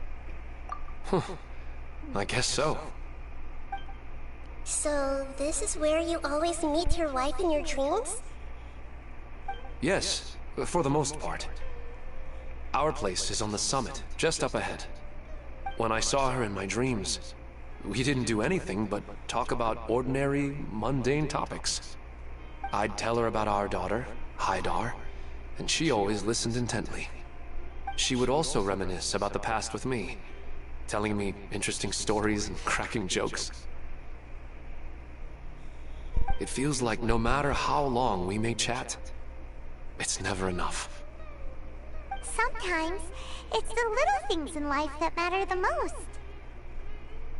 This is the part I'm a little puzzled about. I am very familiar with dreams, and normally, they lack logic and continuity. But you said she could remember what you had told her before, right? That's right. She always listened to me carefully in real life, and now, she's doing the same in my dreams. She always surprises me with some details from our lives in the real world. The fact that she can remember such things makes me feel like she's alive. Whoa. That's pretty weird. Well, dreams are kind of weird to begin with. However, the problem is that his dreams have too much structure and continuity. Most dreams are far more fragile than you can imagine. For example, a loud noise outside your window in the real world could cause your dream self to get loaded into and fired out of a big cannon. Another example. If you're thirsty in the real world, then you might find yourself trudging through a desert in your dream. But the appearance of your wife seems unusually stable and unaffected by any outside interference. Statistically, this should be extremely rare. I don't understand it either. But I have no reason to suspect or reject these dreams. They're too beautiful. But I still want to figure out the how and the why. These kind of dreams are novel to me as well. That's why I want to have a look at the scene your dreams have been taking place at. Let's go. Just think of it as a nice little hike to the top of the mountain.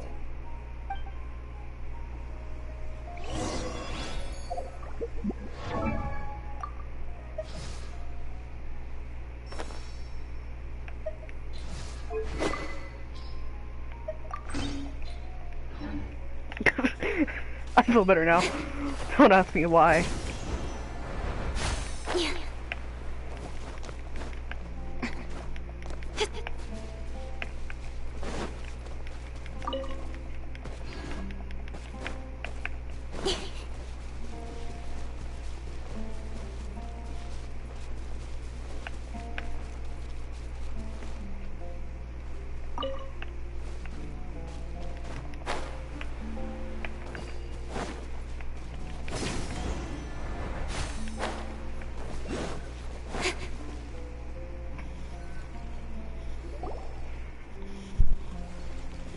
Well, he really wasn't kidding. This place definitely isn't safe. No matter. We'll just finish them quickly. Huh? Are you going to fight too, Nahida? Of course. This is all part of our little trip.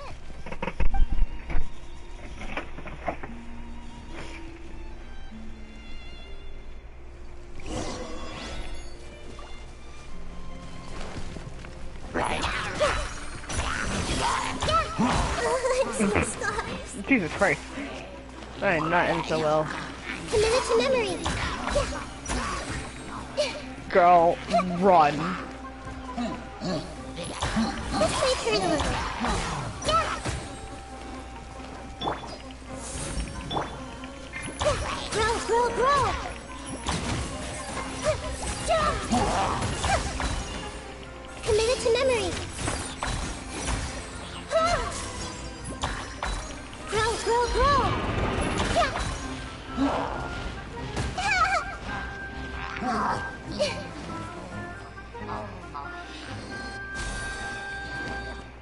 We're fine, don't worry. Don't be scared.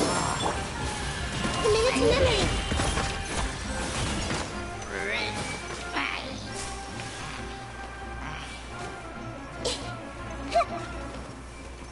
I see everything.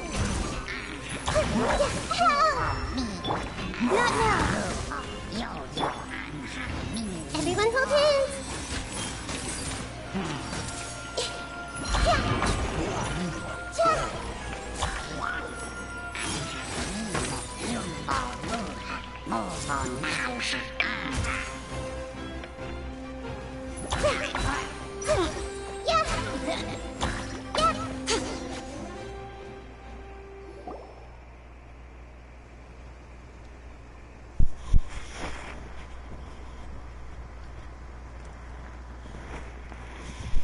The scenery here is amazing! It also seems like a great spot for eating snacks and taking a nap. Paimon wouldn't mind spending some time here every day either. I've yet to see anything strange about this place. I do not plan to deny the power of longing. Such an intense but unquantifiable emotion could indeed have the power to organize dreams. His wife must be a really amazing person. Huh? Wait, where'd he go? Oh, so you were waiting for me here? Well, guess what? I've brought someone amazing with me today. When the Dendro Archon said she wanted to come with me, I could hardly believe it. I'll bring Haidar once I'm more familiar with the way here. She's been telling me that she really misses you. Huh? What's wrong with him? There's nobody there. Wait, Minar. Don't go that way. It's dangerous. Uh-oh, he's gonna fall! Catch him!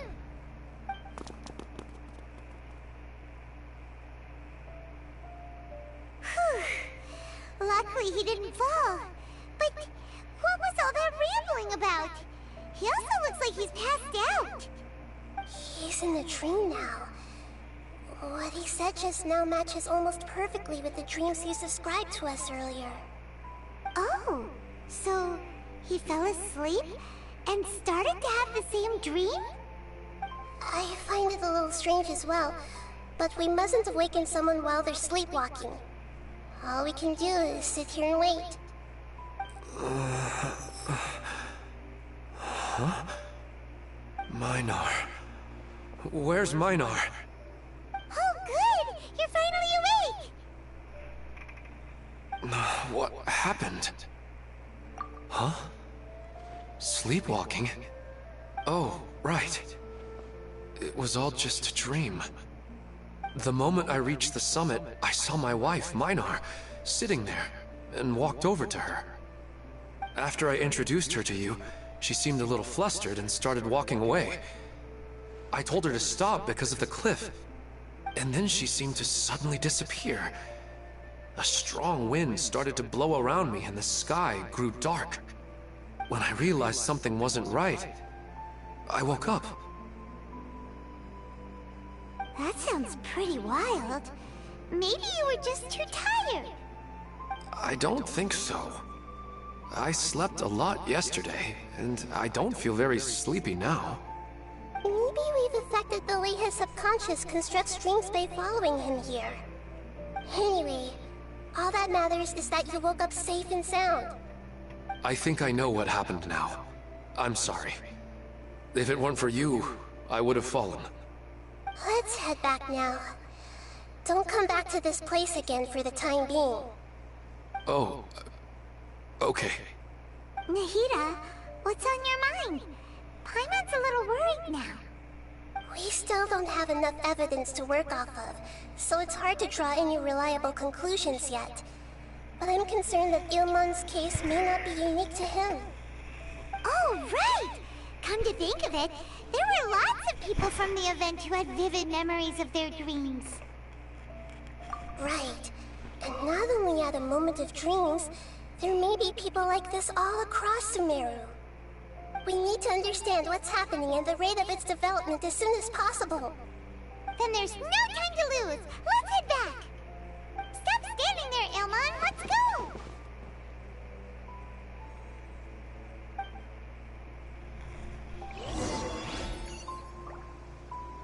Oh Christ, there's so many unlocking all the way over there. Fuck that.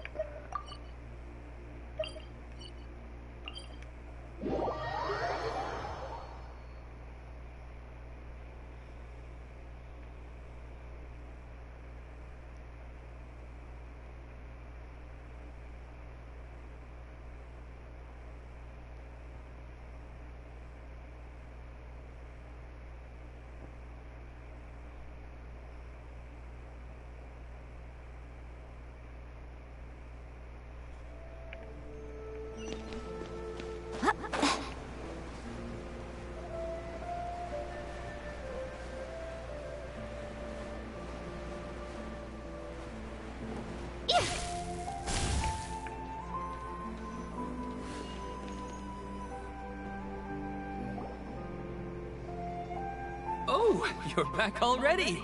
How'd it go? We have an emergency on our hands. Please notify everyone here that while they can continue to discuss their dreams, they mustn't try to visit or recreate the locations and scenes that they have been experiencing in them. What? All right, if that's the wish of the great Dendro Archon. But could you at least tell me what happened? You all look so serious.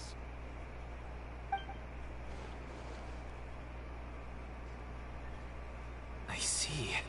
I never knew even a dream could be so dangerous. Don't worry. I'll be sure to notify all the event participants and inform the other staff members about what has happened. Using the event registration list, I should be able to contact more people that were interested in dreams and warn them about the situation.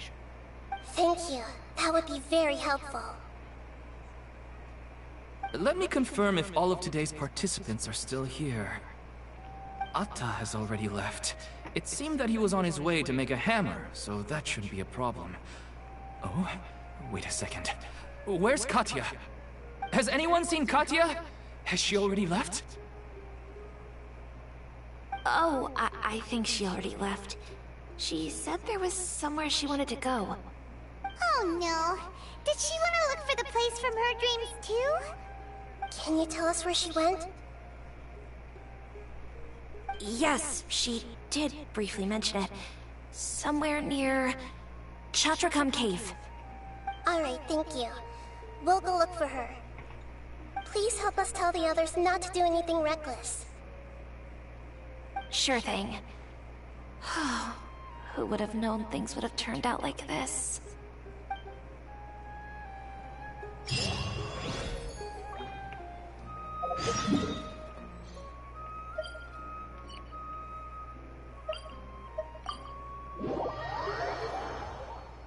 Oh, wait. Was that the fucking Archon class or was that the other thing?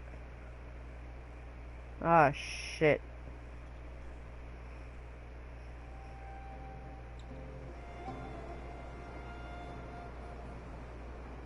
Come on, serious suggestions, please. I'm not trying to write a thriller here. It's supposed to be an essay, you understand? An essay! That means facts and logic. Well, if it's facts and logic you're after, you shot yourself in the foot with your choice of research topic, didn't you? The Tatara Suna mystery. When so much remains unexplained, there's little to be objective about. Unless, of course, you restrict yourself to textual criticism. Yeah, well, this is my teacher's area of research. I can't change that. But it's fascinating enough without having to sensationalize it, don't you think? The strange location, the missing details, a mysterious person.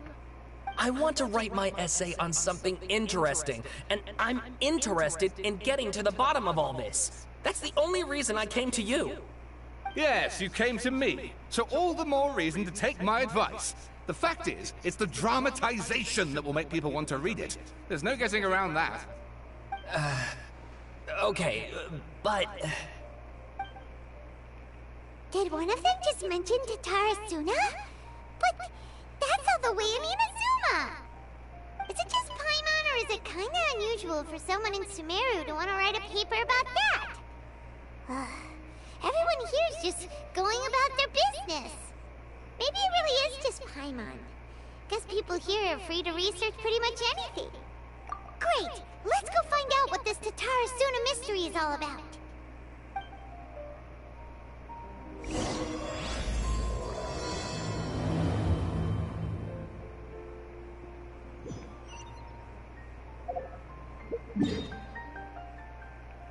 Oh my god, there's so many fucking things going on that I don't know what the hell's the Archon quest.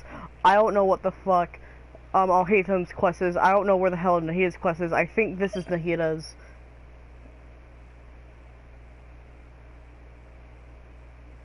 I think, yeah, that's Nahida's. Please God help me, someone. There's so much shit going on.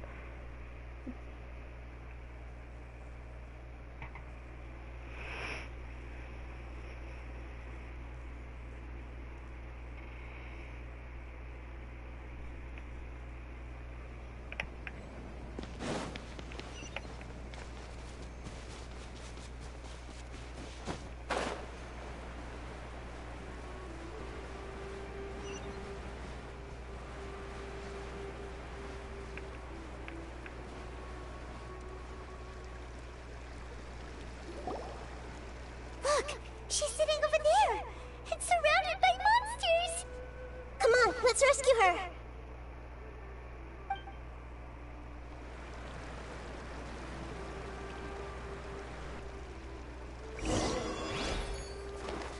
Hey!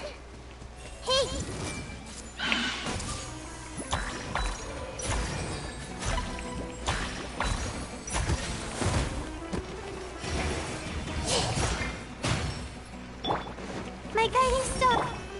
Mystery journalism!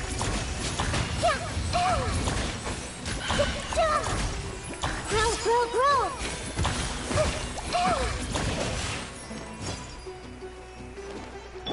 The night is cold. Well, I'm trying to...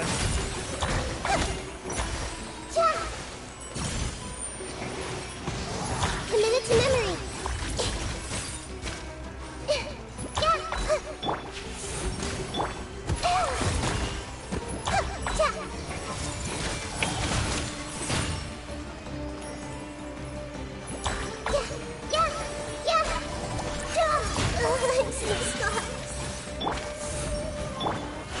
This way, journalism.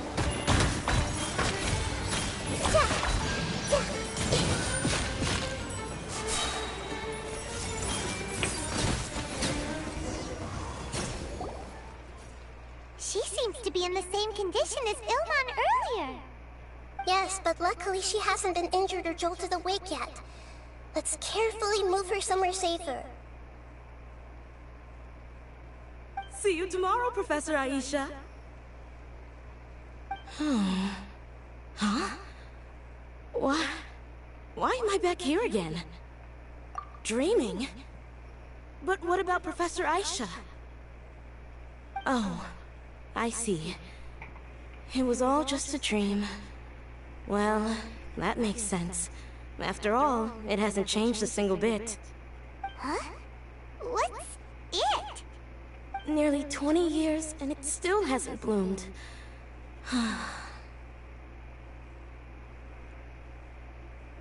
Does it have something to do with your dream? Please, tell us what you mean. Sorry.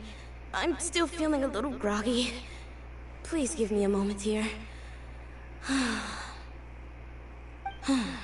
Alright, where to start? Right, this plant. So, Professor Aisha gave me this plant just before she left. She was a good friend of my parents, and my first real tutor. She was also an outstanding Amorta researcher. In addition to her extraordinary academic talents, she was also skilled in combat, and would accept lots of work from the Adventurers Guild.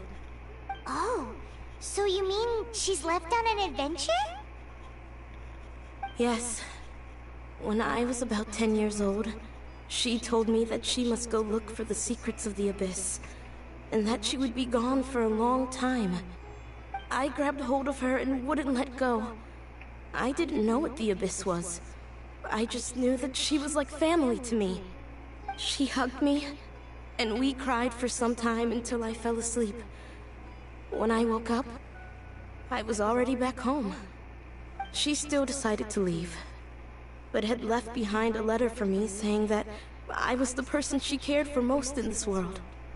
She claimed that investigating the Abyss could help more ordinary people protect the people and things they care about. She had obtained some important evidence during her past adventures. If she didn't set off right away, she might miss the perfect opportunity. Guess Ad Astra Abasask isn't just a slogan.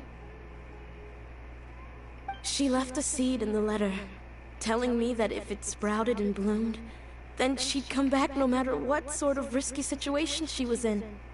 She said she looked forward to seeing me all grown up. But strangely, I've tried watering it, feeding it, everything I could think of. But I've never been able to get it to bloom. I even went to ask the Immorta researchers, and they couldn't explain it either. May I have a look at the plant? Of course. I was hoping the great Dendro Archon could help me solve this problem. Let me see.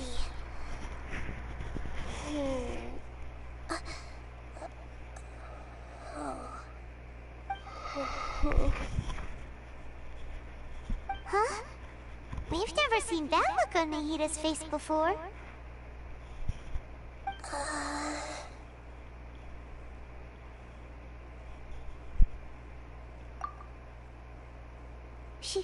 She looks a little unwell. Hold on, we'll be right back.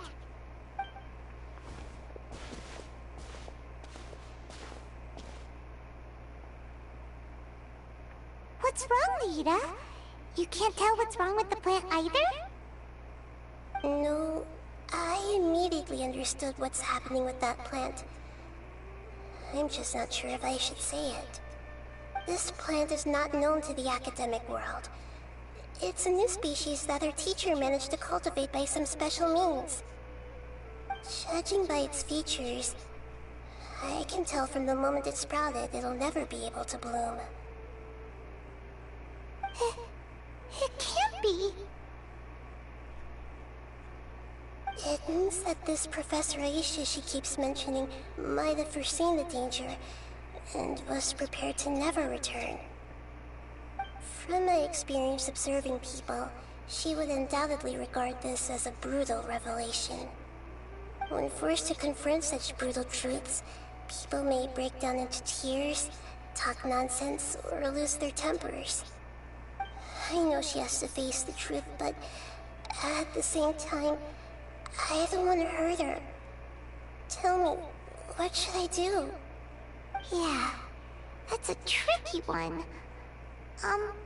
Seems like you've already got a good idea of the feelings she might experience.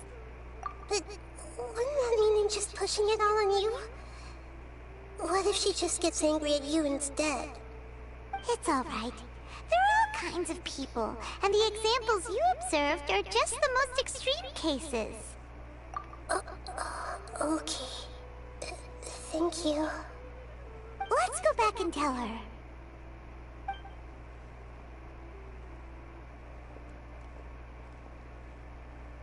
I got Lula as my 5-star. It'll never bloom? But how's that possible?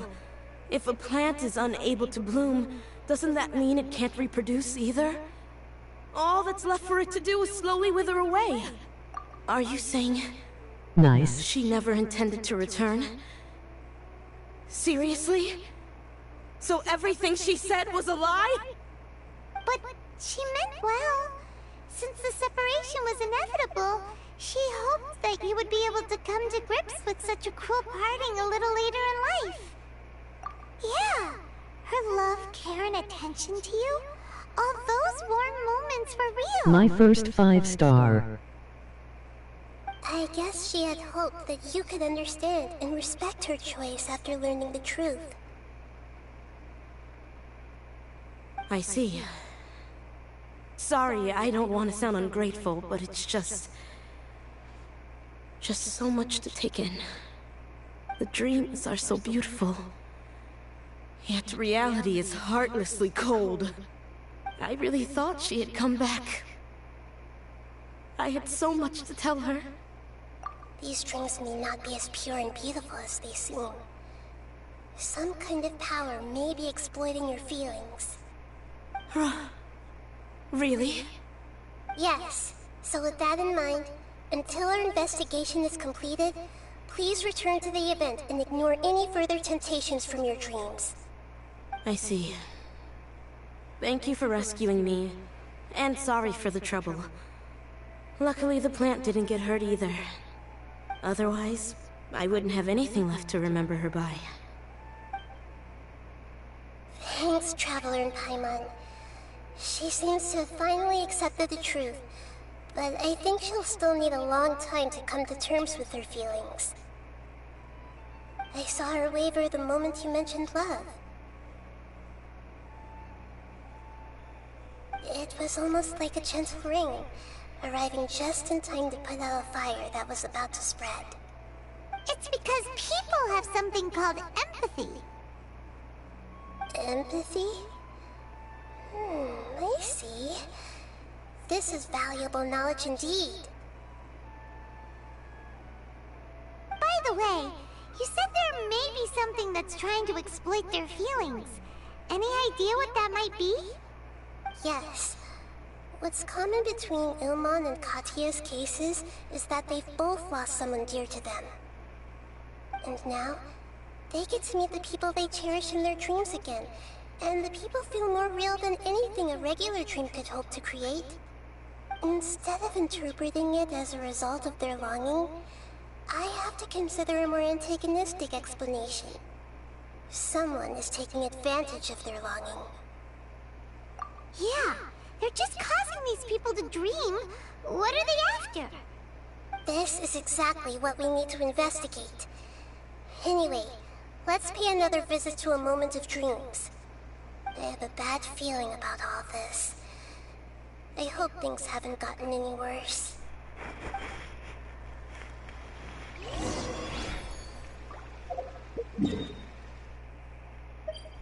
Oh, Christ. Okay, so, I think, right. Hold on, what is this?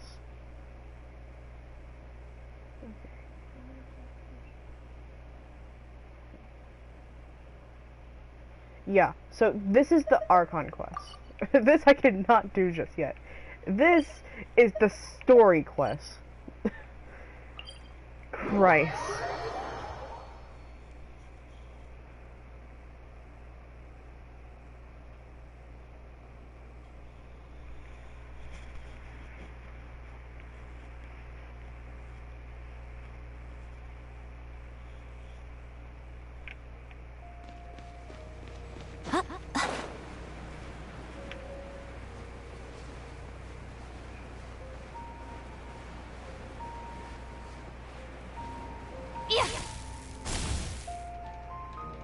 What in the hell?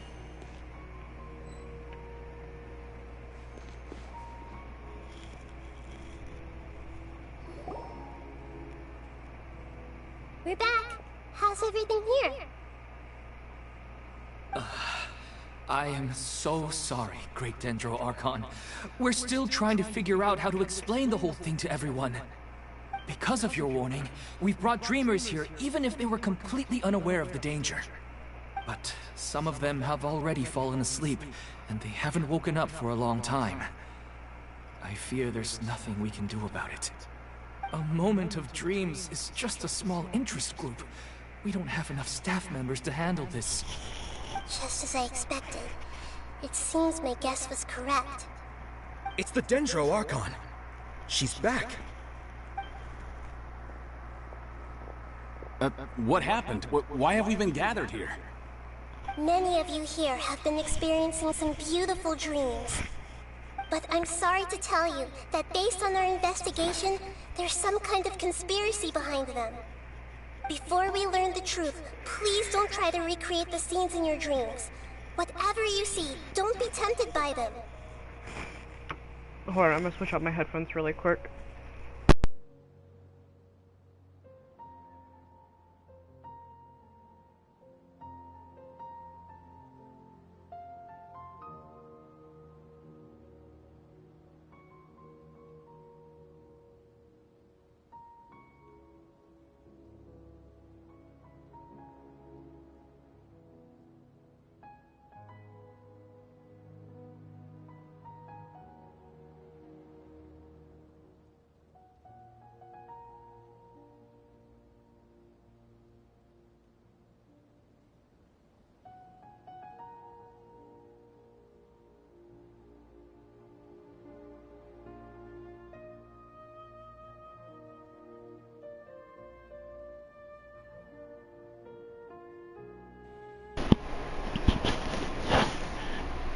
Huh?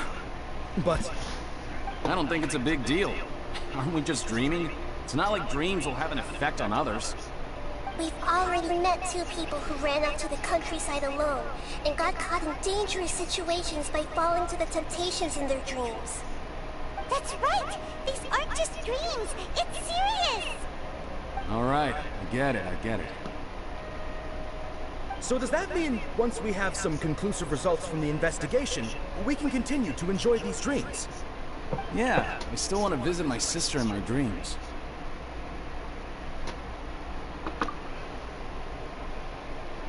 I'm sorry if what I'm about to say sounds a little offensive, Great Dendro Archon, but we had a discussion with the folks who just arrived here. In all of our dreams, we were able to reunite with people who were very close to us. They all seemed as if they were alive again, which makes us reluctant to wake up. Yes, that's also what we've observed in our investigation. So if the results of this investigation would mean an end to those dreams, that'd be quite cruel to us. All of us understand the danger, but perhaps you can't quite understand just how much those people mean to us. I don't think everyone will be on board with the plan to abandon these dreams for good. Before the conclusion of the investigation, they'll at least want to meet the people in their dreams one last time and say goodbye. We've never had such a difficult situation before. It appears that not many people are willing to cooperate. So they still want to return to their dreams despite knowing the danger? That's right. Compared with these sweet and beautiful dreams, our warnings of danger are dull and emotionless. It looks like the situation will inevitably spiral out of control. The more time we waste, the more people will ignore our warnings and return to their alluring dreams. So, what should we do? Seems we have to go into a dream and find out the truth for ourselves. Pedrush, is there anyone here who's experiencing a marvelous dream right now? Let me think. Yes, this way. Good. Please take us there. This lady refused to heed our warnings and fell asleep here a little earlier.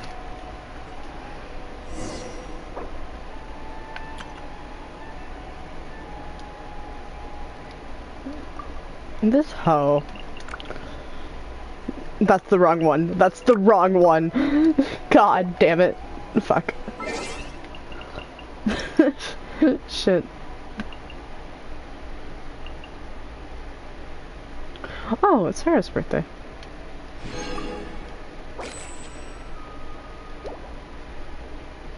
Well then.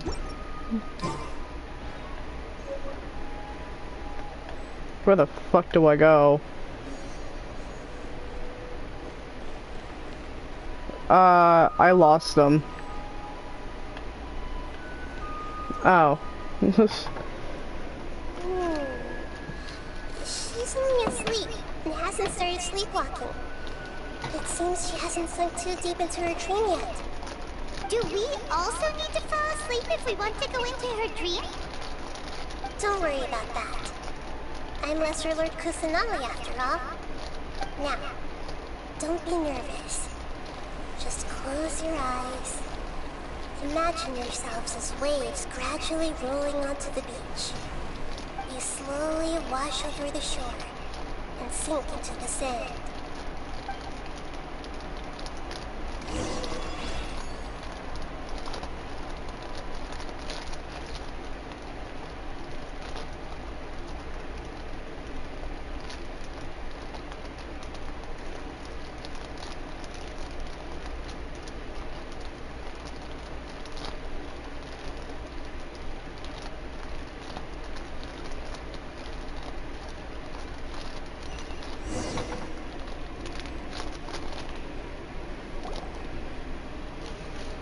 Where in the fuck are we? What the hell? What's wrong, Traveler? You look a little disoriented. Oh, okay. Just remember that Paimon is always here for you. Anyway, seems like we've made it into the dream. I thought we would arrive at some familiar scene, but we seem to have landed in a completely unfamiliar place. Whoa!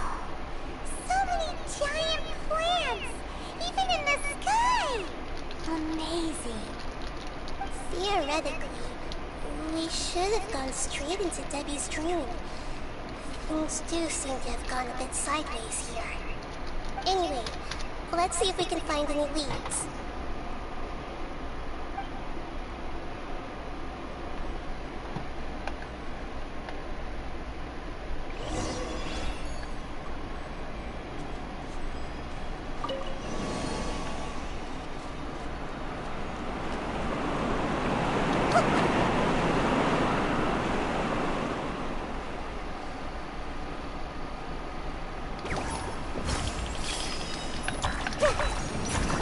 Not now.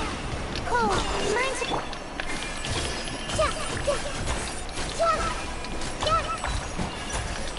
Everyone hold hands.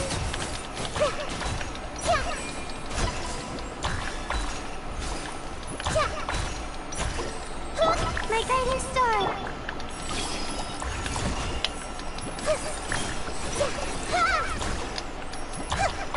I see everything.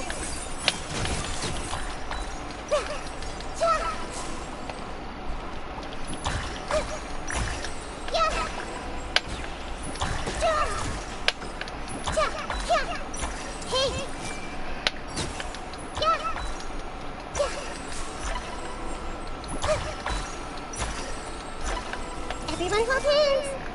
Oh shit. I'm not used to doing that.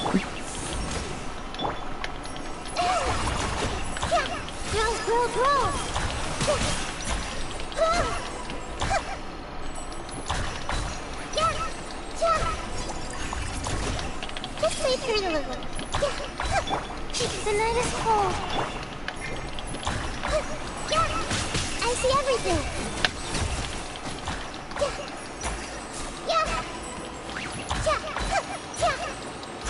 Everyone hold hands. Shit, my bad.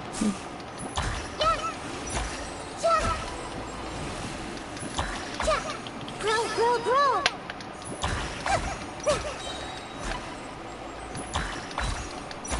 Just wait here a little.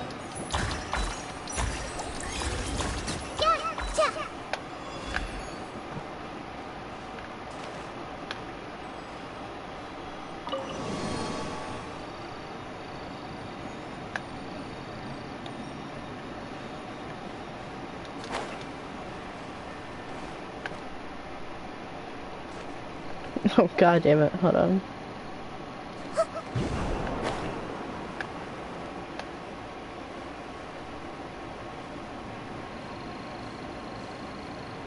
Huh? A door? Wonder where it could lead. Oh, it's not like we have any other way to go now. Let's go in and have a look. Whoa.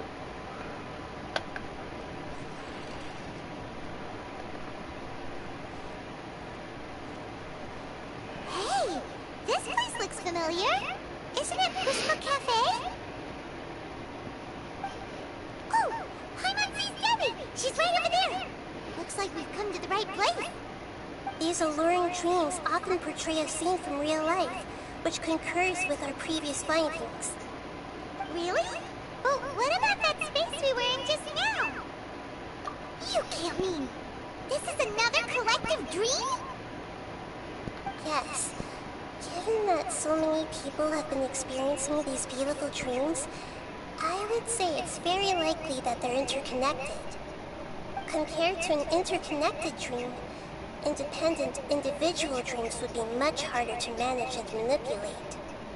Ah, Paimon gets it now. Well, let's go talk with Debbie. Oh, but there are some other people next to her. Are they dreaming too? If this base is exclusive to Debbie's dream, then the others beside her are most likely the people she cherishes. Anyway, we should confirm that first, just to be sure. How do we do that? Just leave it to me.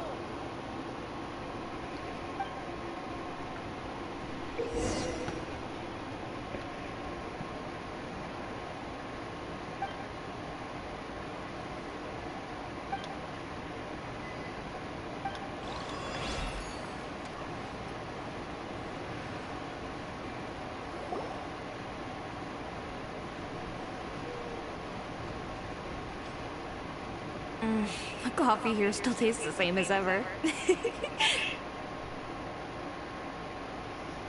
You two have traveled all around Tibet. Surely you've all tasted better coffee than this. I suppose so, but no matter how good things may be elsewhere, nothing beats the taste of home. That's right. It's hard to change your tastes.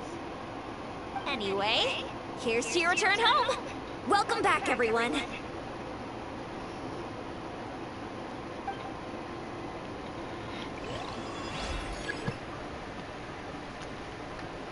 I see everything.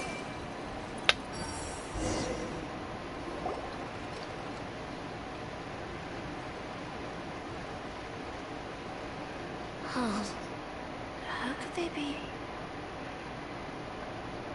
Well, I guess it doesn't matter. Huh? She sounds a little hesitant. I've confirmed that this dream belongs only to Debbie, because I'm unable to hear the thoughts of the other two people with her. So, this is the power of the Dendro Archon? Paimon, better watch her thoughts from now on. Don't worry. I don't often use my powers like this. It's rather impolite. Alright, I need to get myself ready. It won't be easy to break it to her, but there's no avoiding it now. The Great Dendro Archon! What brings you here? I'm sorry to interrupt your celebration, but have you noticed that what's happening here doesn't quite match up with your memories? I don't quite understand. Great Dendro Archon. What do you mean? I get it! The Dendro Archon is trying to say that it's a once-in-a-lifetime opportunity that we're able to gather here. Hey, how about a cup of coffee for all of you? My treat. We just returned from a fruitful adventure. Memories. A once-in-a-lifetime opportunity? Think carefully. You of all people should know what really happened to them. Are you sure that meeting here and chatting the day away like this isn't just a product of your own wishful thinking? Yes. The reports from the Steambird were true. The ship they were on sank.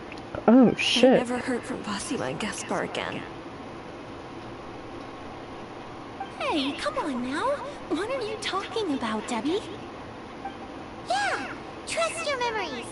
Nothing you see here is real. I get it now. This is a dream, isn't it?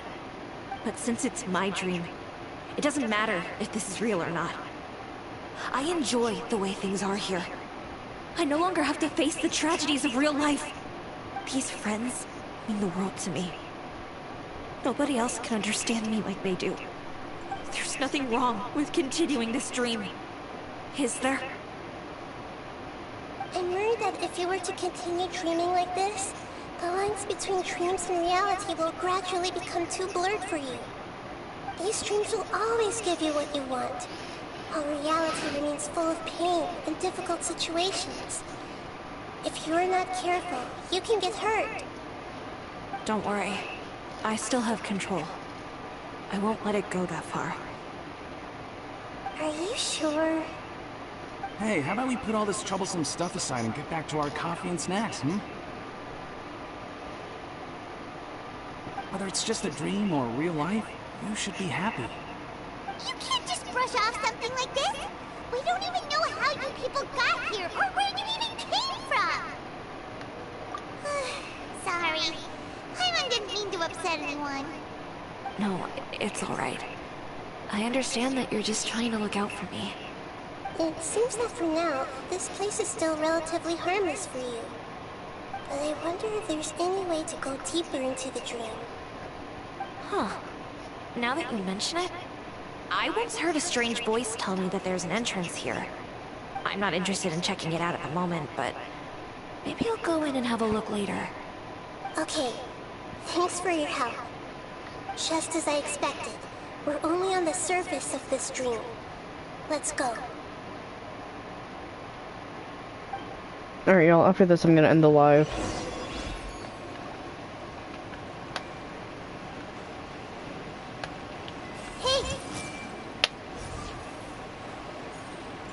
I just wanted to see what it would do, man. Tiny child. Holy shit.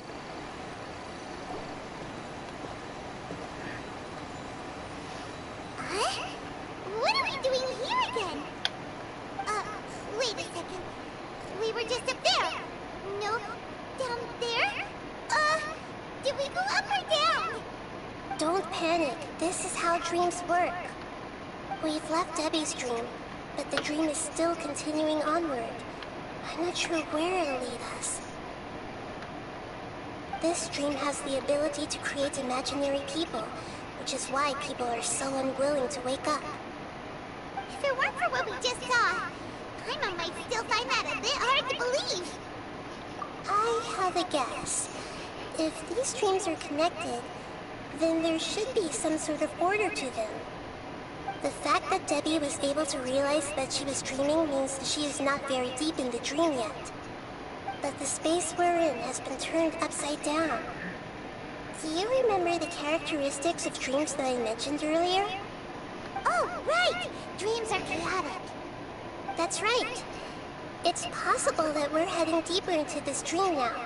And the deeper we go, the closer we'll get to the essence of the dream. Right!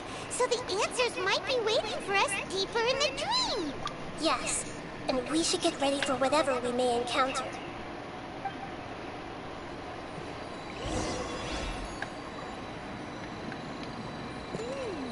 It looks like we may need to put something inside there.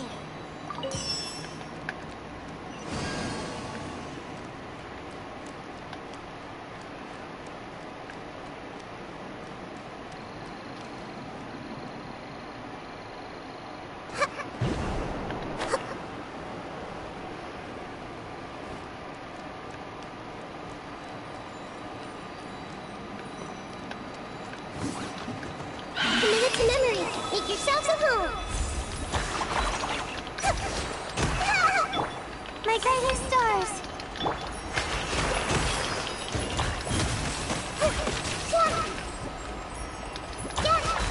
Grow, grow, grow.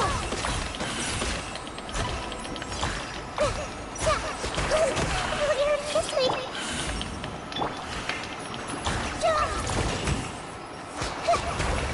Grow, grow, grow.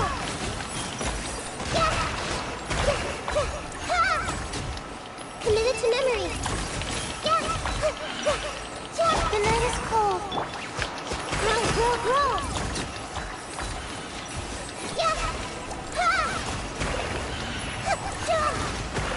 This may hurt a little. I'm seeing stars.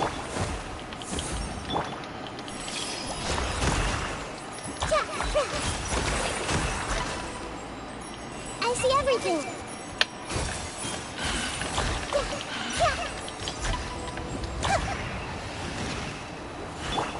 My guiding star. Grow, grow, grow.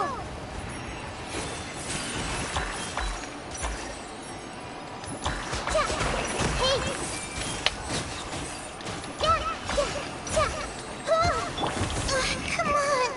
Not now. This may hurt a little.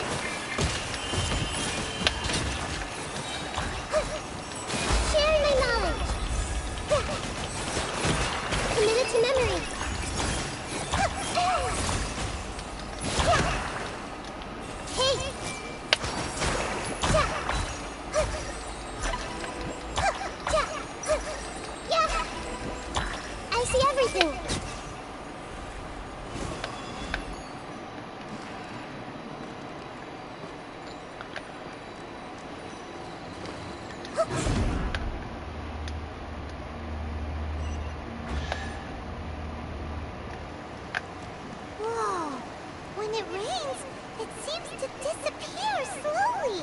Yes, and it appears again as soon as the rain stops. Holy shit. It's less like a flower, and more like a dangerous slime that's trying to keep out of sight. Here we go again with Nahita's analogy.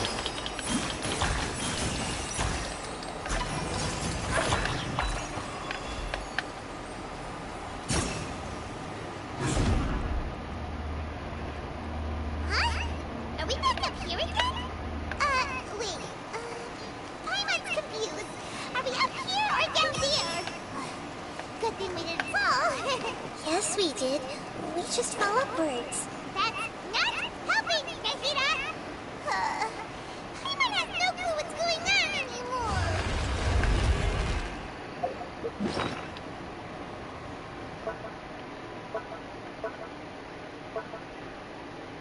Ah, shit, I don't have anything that fucking heals. Fuck.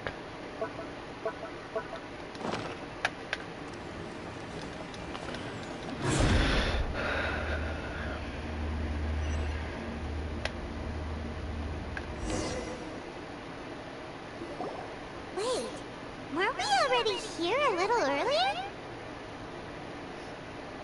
This is probably Ilmon's dream. Huh? Why would he start dreaming again? Yes, but it seems that the danger isn't enough to stop him from longing for his wife. Based on what we've learned so far, he must be sleeping more deeply for his dreams to appear here. But fortunately, he already knows this from before, so hopefully we'll be able to wake him up.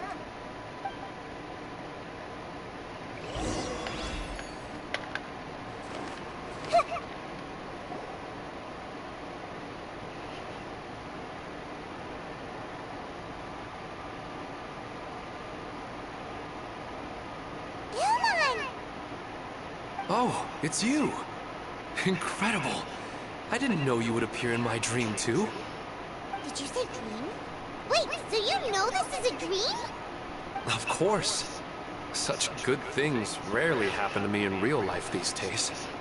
Here, let me introduce everyone. This is Minar, my wife who I mentioned before. And this is our daughter, Hydar. Hello. It's a great honor to meet the Dendro Archon. Whoa, Dad! You know the Dendro Archon? That's amazing! And what's this? Is it a new toy? No, it's Paimon, not a toy! Anyway, now's not the time for that! Nahita, this doesn't seem to add up with what we were expecting! You're right. Let me think for a bit here. Oh, right!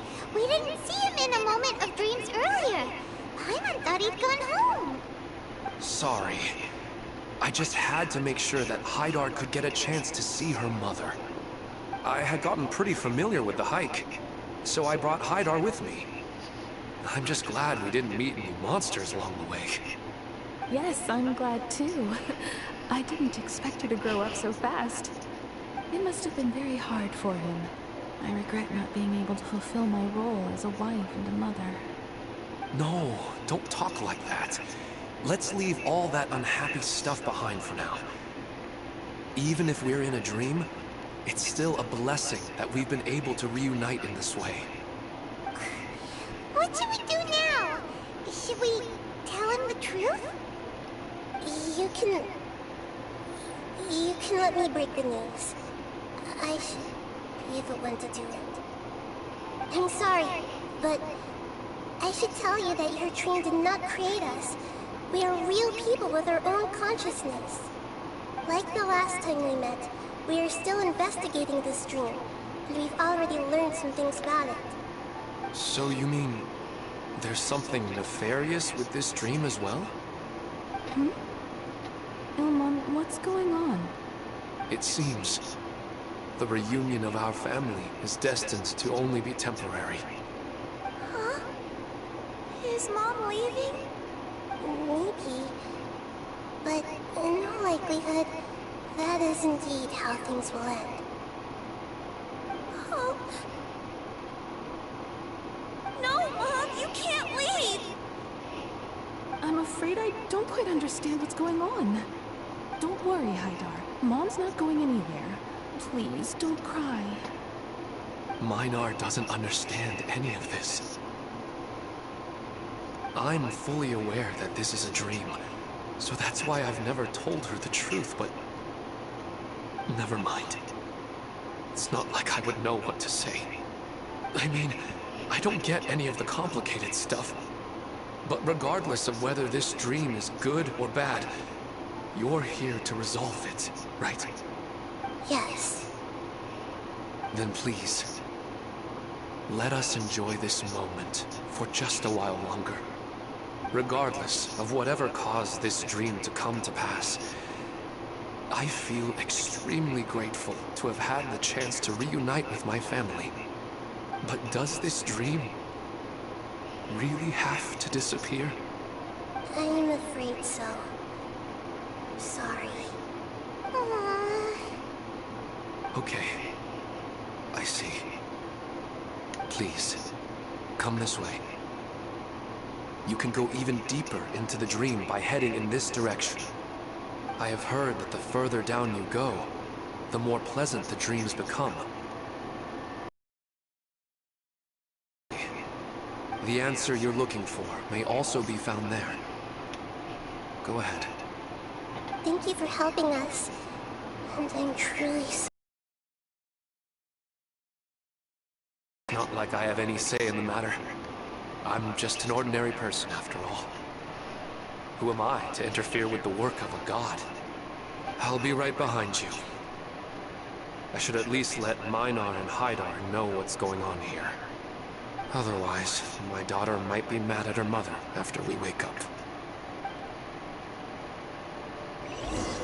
We're not doing something bad, are we, Mahita? That depends on how you define good and bad.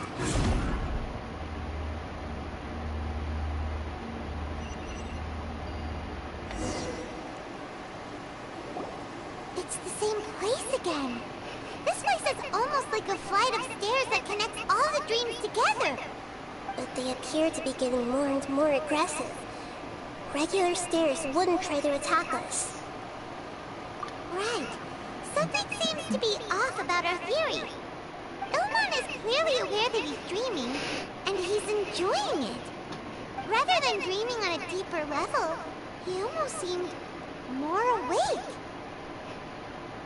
I believe we're on the right track, but we just need another explanation. It's not that the dreams are getting deeper, it's the owner's attachment to the dreams that's getting stronger. But you would never mistake dreams for real life, right? Sometimes, Paimon almost wishes her dreams could be real. But it's just a quick thought. It's not long before Paimon's thinking about other things, like sticky honey roast. Listen, we're real beings living in the real world, and that's where our focus should be. This also explains the insubstantiality of our dreams. No matter what they may become, we don't really care. But if we decide to abandon reality and embrace our dreams, then our dreams will become far more substantial. Oh, wait!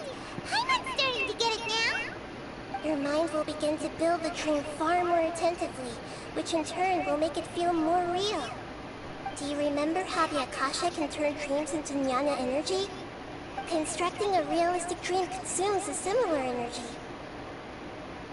Does that mean there's a host of these dreams here like Milu during the Sephiroth festival? If we wake that person up, this collective dream will end, right? Mm-hmm, most likely. But the collective dream in Sumeru City was created by the Akasha, and now the Akasha has been turned off. This has nothing to do with the Aranara, and humans are not capable of creating a collective dream, which means... Huh? So, did someone manage to restart the Akasha? That's impossible. But they are probably a scholar of the Academia who had a close connection with the Akasha. Even so, how did they manage to do it? And how did they choose the host? Yeah, we haven't gotten to the end yet. Once we know their motive, all the questions will resolve themselves.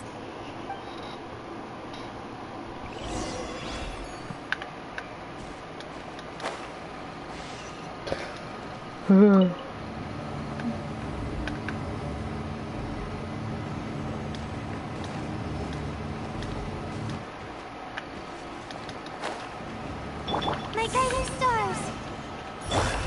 Incoming! With sword comes shadow!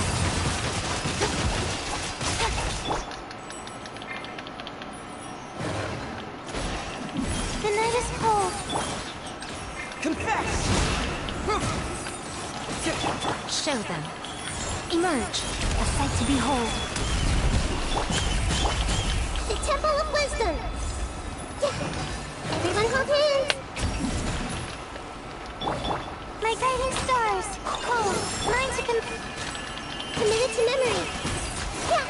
Yeah! Yeah!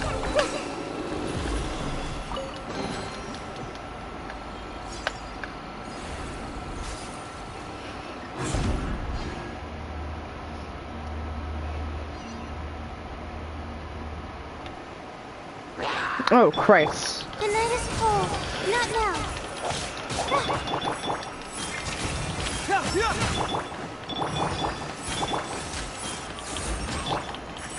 Right here, right now. Don't blink. Nowhere to hide.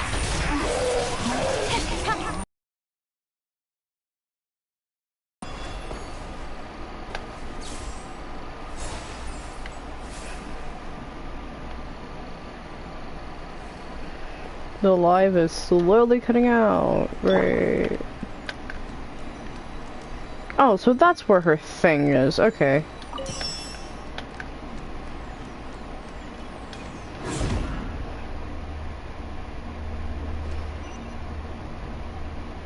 All the water that used to be here has turned into rain. Then let's get through here before the water level rises.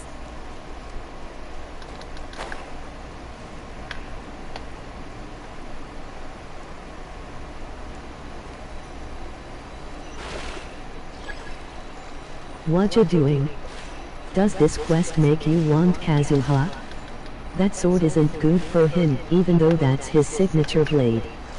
My cat is using his front paws to hold me. I got Eula as my 5-star. Y'all, Nice. I'm stuck. My first 5-star. I'm stuck.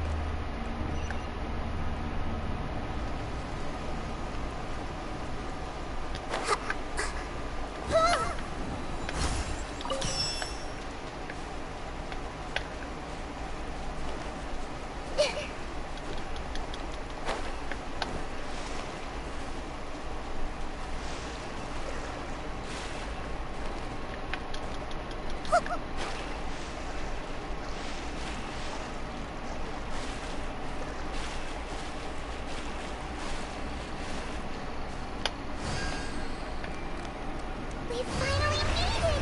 The destination is right ahead!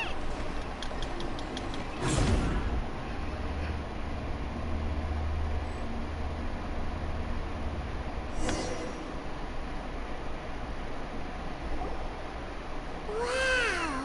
A new place!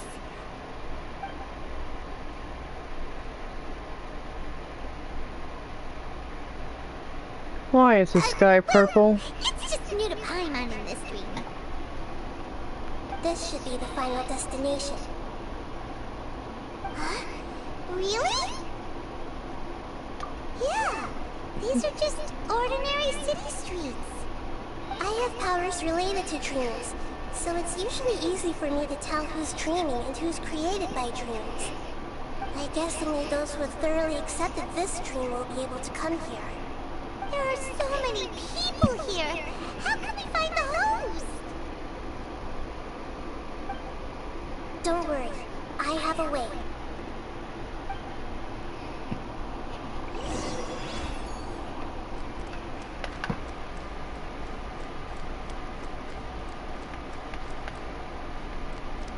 Oh, right. Nothing.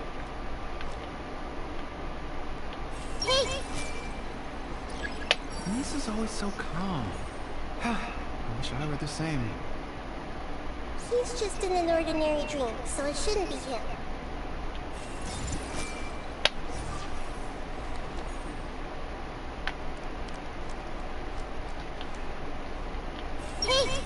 Shadia has such good taste. I can never go wrong with her opinion. No, it doesn't seem to be her. Shadia has such good taste. Okay. I can never go wrong with her opinion. No, it doesn't seem to be her. Who doesn't want a dream to last forever? He's just entered the dream recently. It's definitely not him. However... Sometimes I wish Rakesh could be more assertive, but I guess I'm also happy enough with the way things are. No, it's not her, unfortunately. I see everything!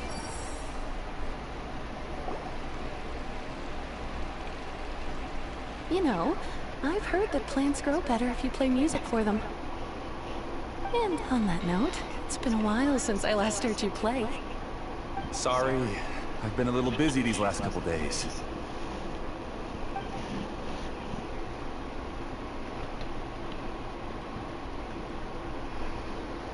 Every NPC basically has the same model. It doesn't matter who it is. Oh, the Dendro Archon. What a pleasant surprise. Oh, welcome, Great Dendro Archon. And your companions, too. Welcome. I'm Amira. I run the flower shop here. And this is my husband, Moses. Yes, how may we help you? You already know all about me. There's no need for all the pleasantries. Perhaps I should call you the dream's owner?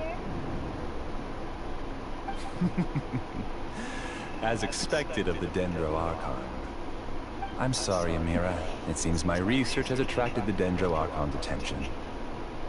Why don't you go back to the flower shop? I'll come help you a little later. Okay, of course, dear. I'll see you later.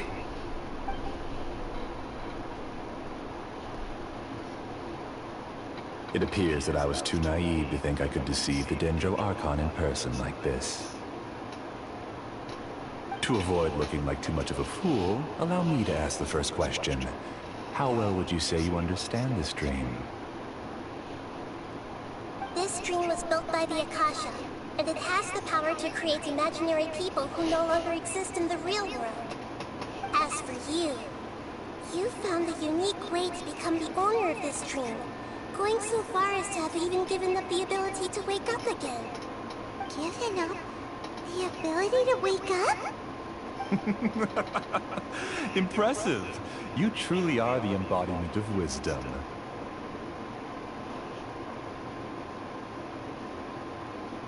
Please, tell me how you were able to arrive at such a conclusion.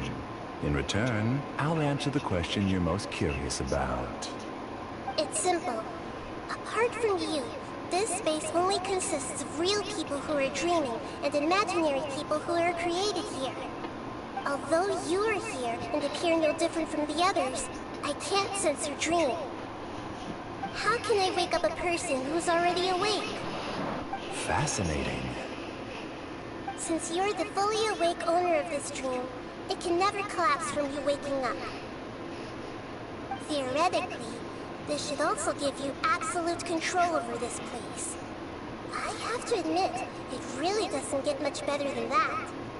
But even knowing all of that, one question remains. How did you do it? Isn't the answer right in front of you, great Dendro Archon? It's because I've dedicated my entire reality to this dream. I uploaded my entire consciousness into the Akasha when it was still running. Actually, this all started because of an accident. My original goal was not about the Akasha or a collective dream. No. You were motivated above all to create a hyper-realistic person. The desire to reconnect with a real loved one is the one shared sentiment between all our dreamers. That's right. However, human models are too complicated. Only the Akasha has a jnana energy supply powerful enough for me to generate and sustain my models. The Akasha is truly magnificent. If I siphoned a minuscule amount of its energy, nobody would even notice. And even this minuscule amount of energy was already more than enough for my purposes. Even using just crude methods, I was still able to train a fairly realistic person. I named my first work Amira. Huh? You mean the girl we just saw? She and I entered the academia on the same day. Starting with admission procedures, we bumped into each other 6 times on just that first day. And because of that one day, we eventually went on to fall in love. We studied, conducted research, and made breakthroughs together. Our rhythm was always in step. I felt like we were 2 separate bodies that shared the same heart. However, Elazarator took her from me. Oh, shit. Yes, I need more training samples to perfect Amira's personality. I found their details in the Akasha's database. Using the pretext of testing for mental health disorders, I implanted signaling devices in their bodies. Damn. This way I could connect them to a network, and Amira could feel their yearning. Little by little, they helped her to grow and develop a warm, human personality. To improve my efficiency and allow myself to focus on nothing but my research, I uploaded my consciousness as well, and became a part of the network. So, technically speaking, it's not that you won't wake up, it's that you can't wake up. Yes, because the Akasha was suddenly turned off, I lost all of my jnana energy. I became imprisoned in the very network I had constructed. At first, I panicked. But, after coming to grips with the situation, I realized that I could restart this world as long as I could find a replacement source of jnana energy. That means everyone in the network is providing you with jnana energy! That's all there really is to it. I don't think I'm doing anything wrong. I'm just saving them as well as myself. I provide a beautiful dream, and in return, I harvest their jnana energy as fuel for the dream. They can wake up any time they wish. People need to sleep anyway, so why not have some beautiful dreams while they rest? I agree. This is the home we spent a great deal of effort on to build for ourselves. Yeah, she's right. We're staying here of our own free will. I don't understand this at all, but I just want to spend some more time with my family. I don't want them to be sad. Thank you, dear. Great Dendro Archon, I hope you can understand. You don't need to gather around here. It's all right. The great Dendro Archon is nothing if not kind and considerate towards her people. She won't interfere with what we're doing here. Uh-oh, now he's playing dirty! It seems like I won't need you to answer my last question. You're willing to tell me all your secrets because you have nothing to fear. If you use real people as your weapon and turn them against their Archon, then there's nothing the Archon can do. They just want to be with the people they cherish. I don't think there's anything wrong with me providing them with that opportunity. They don't wish to eternally part with their spouses and friends. What's so wrong about that? If you understood humans a little better, or had also experienced firsthand the absolute devastation of loss, then perhaps you wouldn't be so cold towards us. If you had used your talents and determination for a just cause, you could have become a sage of the new generation. Unfortunately, you've committed one of the 6 cardinal sins of the Academia by attempting the forbidden and fearing none. You equated people's feelings with cold Jnana energy and deprived them of the pain that they have to face. You lured them into these dreams, and even now, remain completely unaware of how evil all of this truly is. Pain? Luring? Those kinds of things haven't existed here from the moment this world was created. She's right here. This is Ilmon's child, Haidar. Huh? My daughter? What's wrong with her? This dream relies on a set network, which means that only those with devices planted in their bodies can enter this world. Carefully think back and retrace your steps. I secretly went back to the mountainside with Haidar. Minar was already there waiting for me, and Haidar was able to see her mother. You mean she isn't actually the real Haidar? No, because unlike you, she can't enter this dream. The moment you came into this dream, it created a Haidar to realize your wish of reuniting with your family. So, tell me, where's the real Haidar? She's still out there on the mountainside. That's oh, right. shit. And she must have been terrified to see her father not in his right mind. Not to mention the monsters in that area. The situation is very dangerous. If Haidar's still out there, then... What are you talking about, Dad? I don't understand. I must wake up right now. I can't leave her there alone.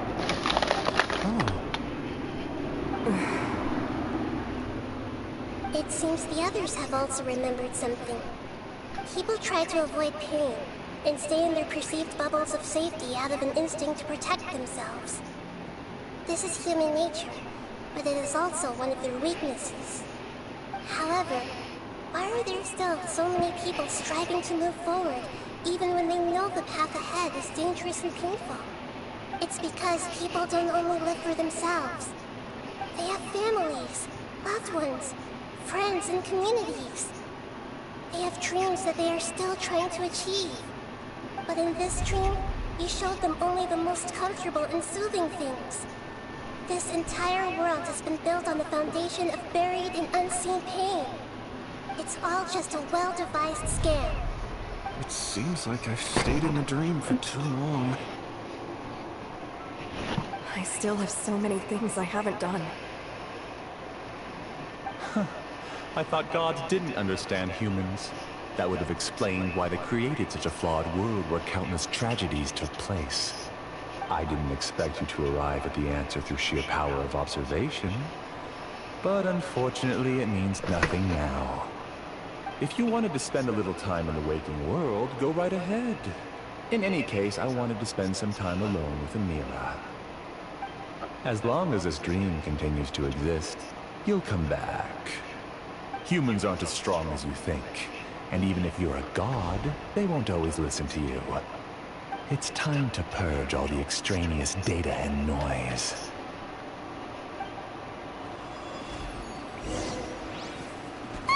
Monsters, be careful!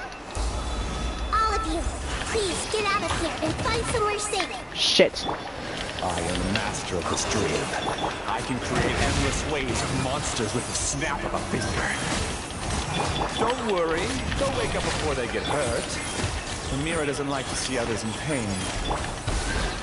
If you know what's good for you, bleed now!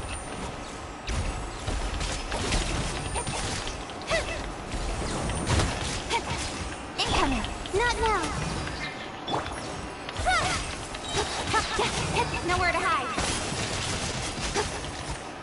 Hey!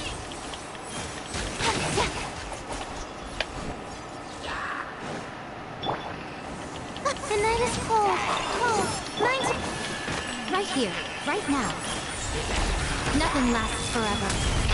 My guiding stars! Confess! Truth hurts! Sharing my knowledge! The night is cold. Don't blink! Cut to the chase! My guiding stars! Don't be scared! Come on out! Right here, right now! You can't move me! The night is cold. Speed of light. Cold. Mine to command.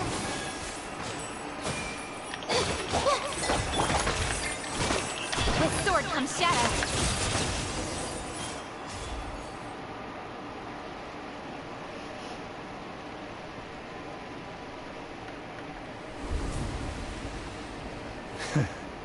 You haven't won just yet. This dream is mine! If I go into hiding here, not even an Archon can ever find me. And as long as people yearn for happiness, they will return here and rebuild this paradise!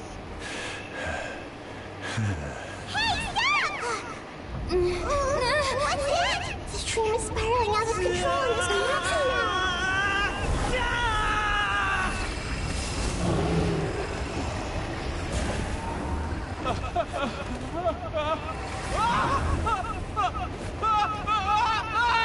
What you doing? Does this quest make you want Kazuha? That sword isn't good for him, even though that's his signature blade. My cat is using his front paws to hold me. I got Lula as my 5-star. Nice. My first 5-star. I don't feel well. No, no, no!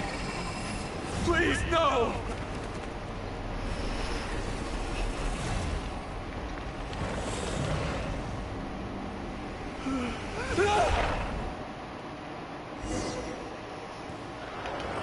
Holy shit. Get away from there. Don't ruin my flowers. What should I do? Where did it go? Left because he doesn't want you anymore. Make yourselves a move. Not now. Don't blink. Emerge. Right now. Cut to the chase. Hey! Just shut up! Just decide for yourself.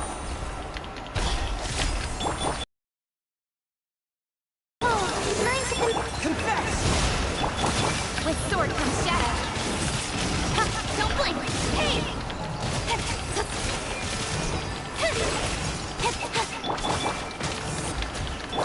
Come on out. Emerge. Stop bossing me around.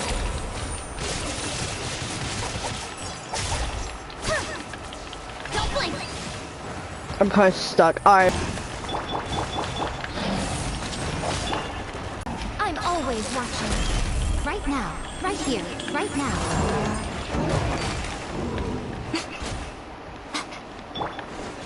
My guiding stars! Don't be scared! Hey! With sword comes shadow. Who am I?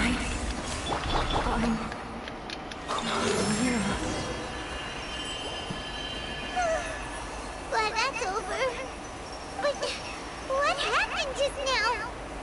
He's not very proficient in using the Akasha's technology, and he spent a lot of Jnana energy creating monsters. Now the system is out of control. All the people he created also turned into monsters, including Amira. It's terrible, even for a dream. Even Paimon's freaked out. Paimon can't imagine what they're going through. The good news is that the chaos seems to have subsided. Now we only need to wake up the people here and let them return to their real lives. Amira. My dear Amira. They're all gone. It was just a big dream after all. I couldn't change my fate, and my knowledge turned out to be useless. What a cruel world.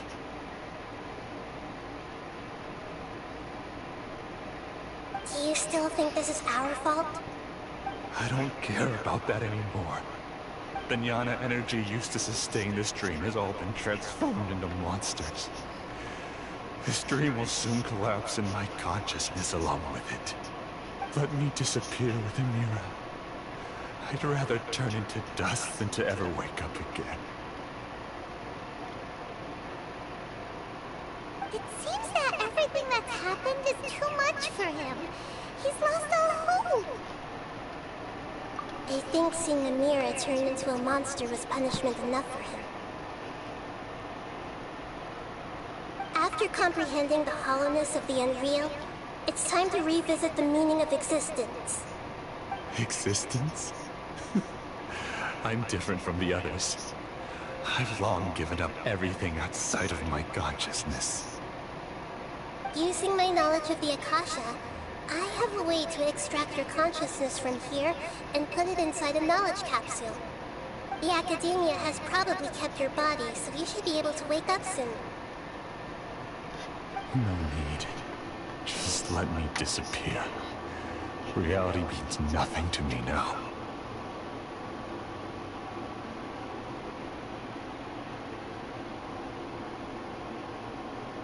This isn't compassion. I won't let you escape your punishment by simply disappearing. As for your life after that, it will be up to you how you want to exist. Alright, Traveler in Paimon, we should go back. We can finally wrap up this whole thing.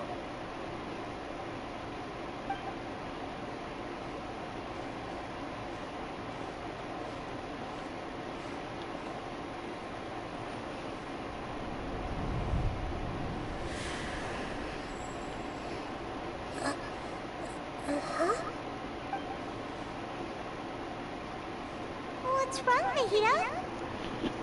Oh, nothing. Let's tell the people here to gather at a moment of dreams after they wake up.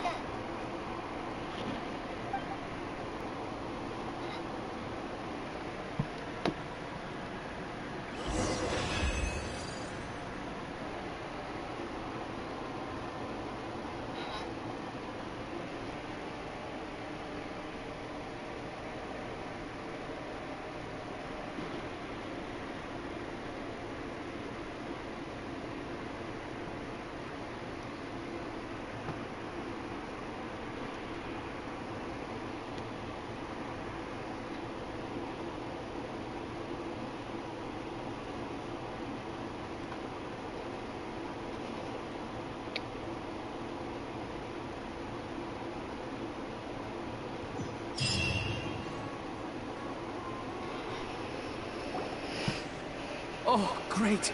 You're awake! Everybody has started to wake up, and we've heard similar reports from around the city as well. From the looks of it, you were able to successfully resolve the issue. Yes, though it took us a good deal of effort. What you doing? There will be many people Does this gathering quest here make you shortly, want so please do your Kazuha? best to maintain That order. sword isn't good for him, even though that's his signature blade. My cat is using his front paws to hold me. I got Eula as my 5-star. Nice. My first 5-star. Why is the chat repeating itself? What the fuck? I need to go to the Academia with them now, but we'll be back soon.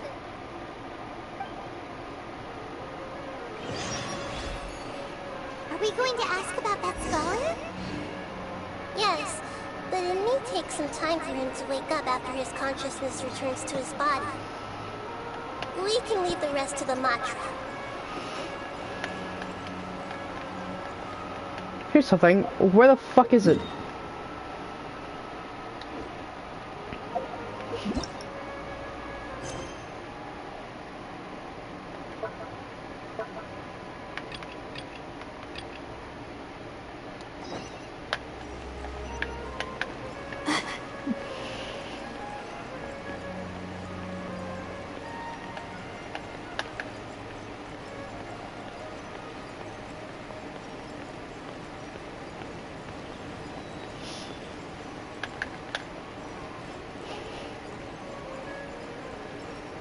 feel like I haven't gotten anything done today.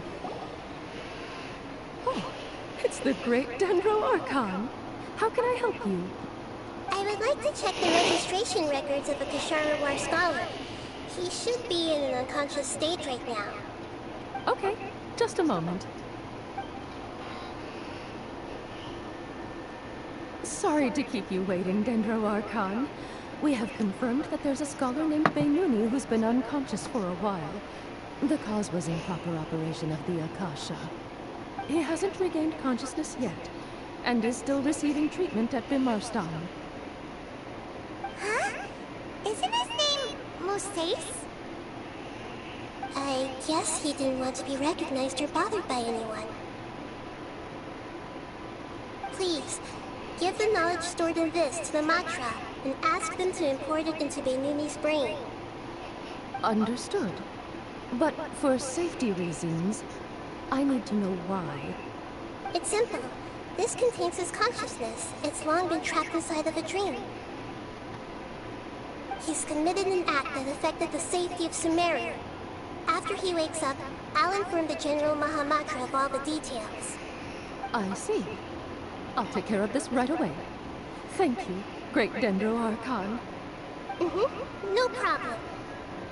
Alright. Everyone should have gathered at the Moment of Dreams by now. Let's head back. Hold on.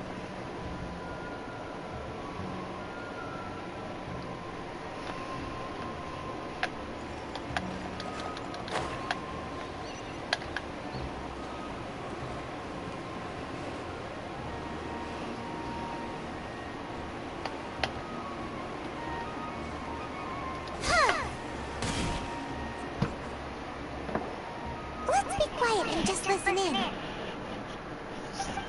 wonder what she's going to say. Hello, all of you who have just woken up. I'm sorry for interrupting your beautiful dreams. I may have acted a little cold when handling things in the dream. I sincerely apologize for that. Dreams have amazing power. They inspire us to remain resolute in the face of adversity, and help those with aspirations achieve their desires. But dreams also have the potential to exploit people, confuse the senses, and distort the truth. Unfortunately, you are all chosen as prey for an elaborate scheme.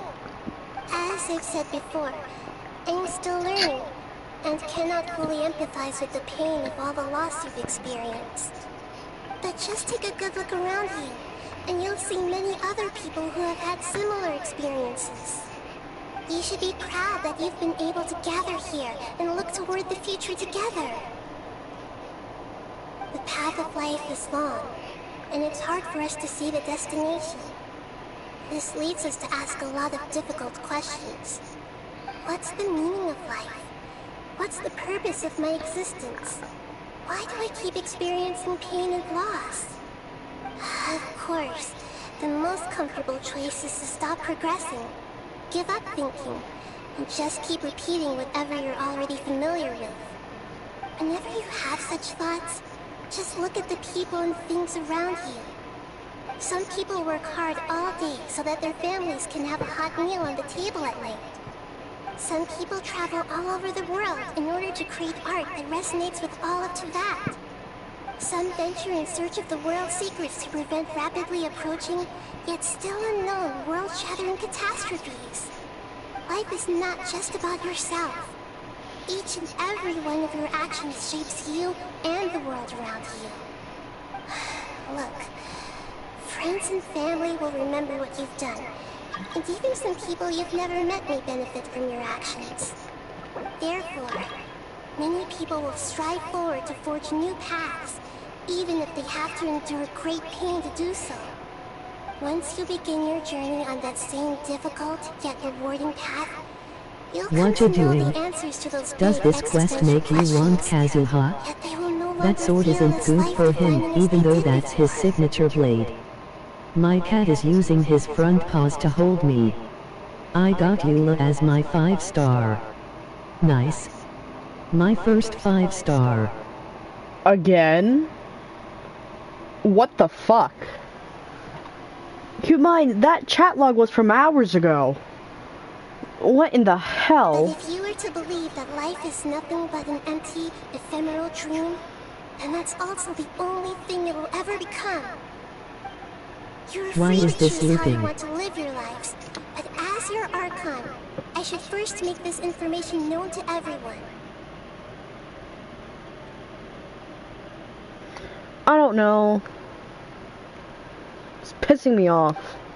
In the end, it's up to you whether you want to embrace a beautiful dream at the cost of your real life. I just re-enter the live and this happens. Yeah, I don't know. She wanted to speak with us alone. It seems like she went to the plaza in front of the academia.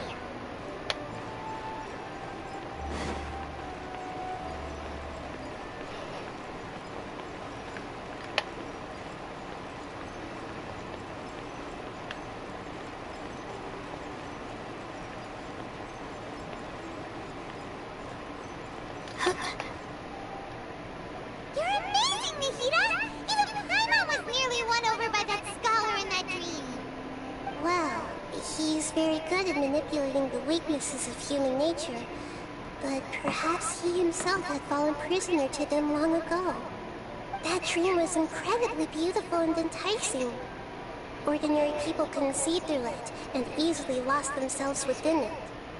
But as long as you can still wake up, you can still move forward with your life. Huh? What makes you say that?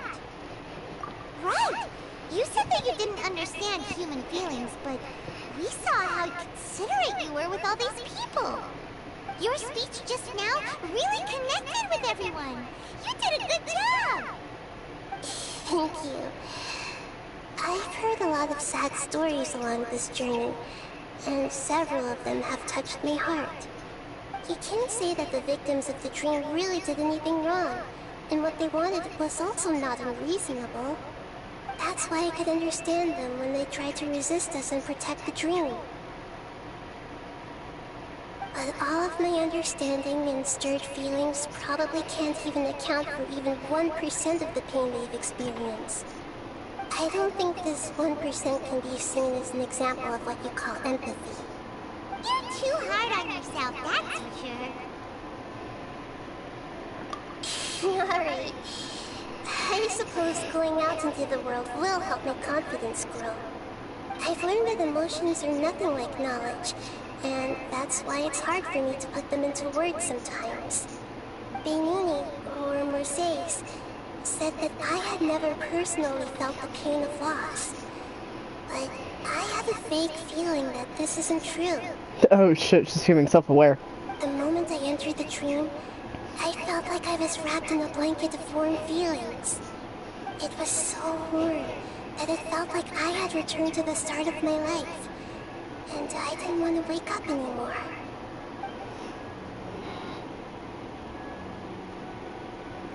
But when I opened my eyes, the feeling was gone without a trace. If I have to make an analogy for it, I would say I can no longer see words on a piece of paper after they have been erased, but I can still see the slight indentations of where the words had been written. But now that I've experienced this dream, I think I can say with confidence that I won't dwell too much on the meaning of that warmth. It's enough that I can tell I was once supported by that warmth, and its existence has allowed me to get to where I am today. If I dwell too much on its exact nature, I would be putting the cart before the horse. I gave a speech to inspire my people, so if I were to fail to live up to those words myself, then that would be too embarrassing.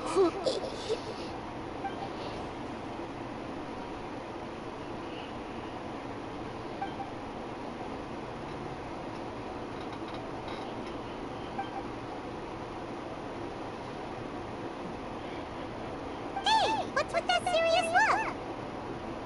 You keep looking like there's something you want to say. Is there anything you want to tell me? Okay. Since you just woke up, let's stretch a little bit. A new day is about to begin.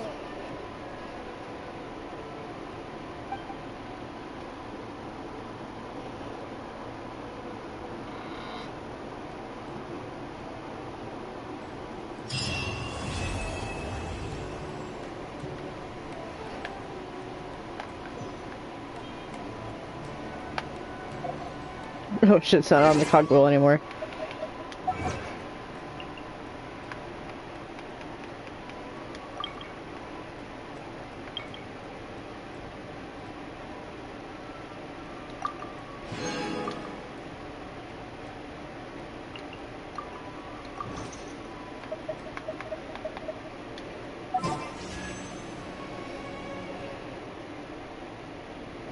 Alright, how much do I actually have?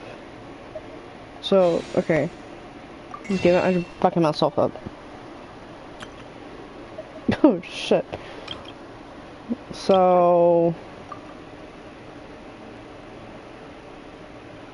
Hold on, I'm trying to do math. That would be... 2,375 primos. Damn. Divided by 160, I don't know what the fuck that would be. 11 more fucking days until Coco's banner. Whew, I'm fine. Alright. It's finally time to do this goddamn hard conquest I've been putting off for so fucking long.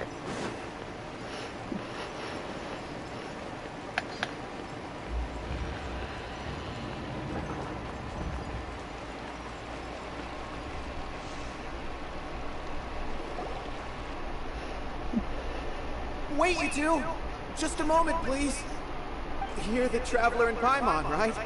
I thought you two looked familiar. People have been talking all about you.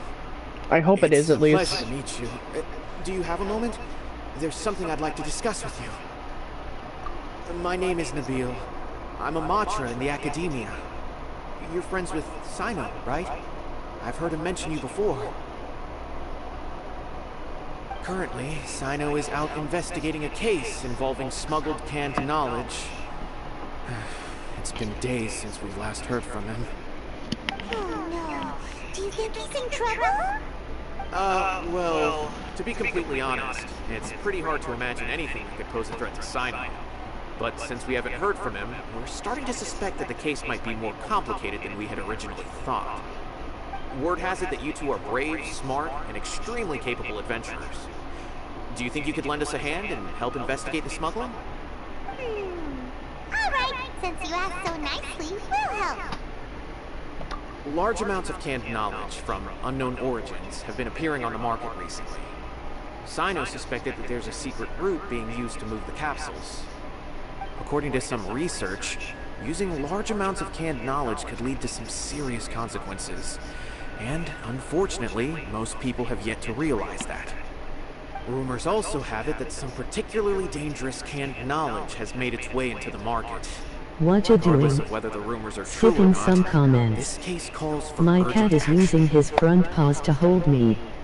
I got Eula as my 5-star. Nice. My first 5-star. Why is this looping? I just re-enter the live and this happens.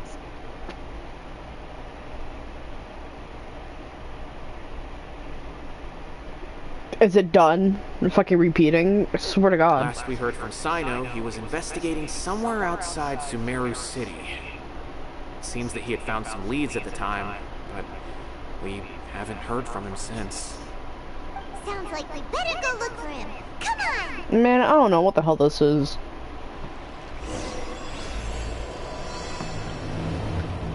This argument, chapter 1.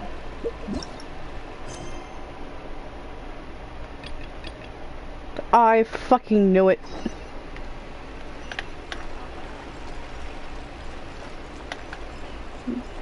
Okay, hold on. Before anything else, what has started? Because Jesus Christ, there's a lot of shit happening right now. Nothing here at all. No, because I don't like being fucking Sumeru right now because of the shit. Cancel navigation. Okay, hold on. Before fucking anything. Let me actually go to the fucking Archon page. Alright. This better be the fucking Archon quest I've been trying to do for the past, like, what, 3 weeks now?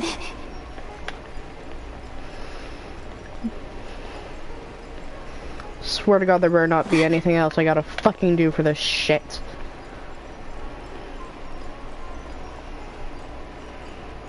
God damn it, I just want to rename Star. And then get to Fontaine. Fucking hell. I know it's not out yet, but still, shit.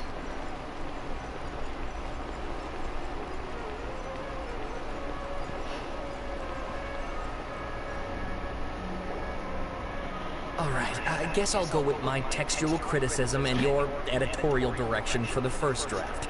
I have a feeling that the missing Kabuki Mono will end up being the main focus of this paper. If only we knew where to find that traveler. From what they say about her, this seems like the kind of thing she'd know about. Oh, you're the traveler, you say? Hey, what's with that face? Don't believe us? No, of course I believe you. Actually, I first heard about your great exploits when I was still in Inazuma. This is my first time coming face to face with you and your mysterious silver-haired companion. I couldn't believe my luck, and out of force of habit, I started, examining the evidence. Sorry. So what, for the love of... Sorry, we don't get out much, so our social skills are kind of lacking.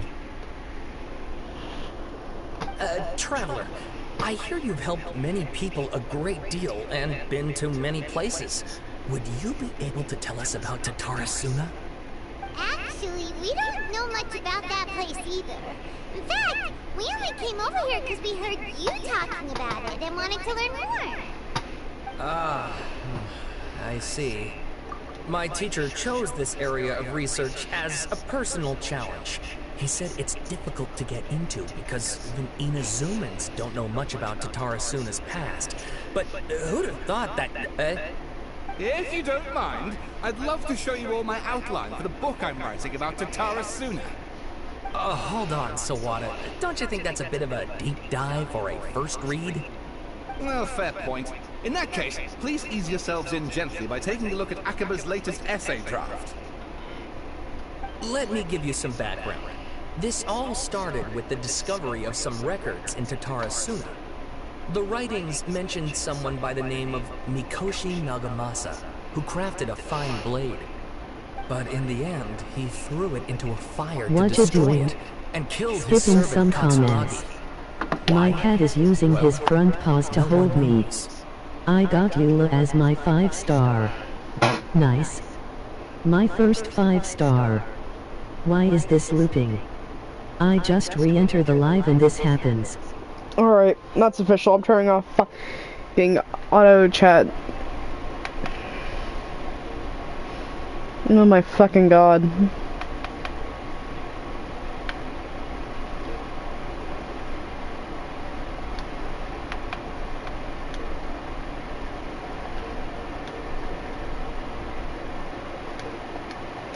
I'm turning it off.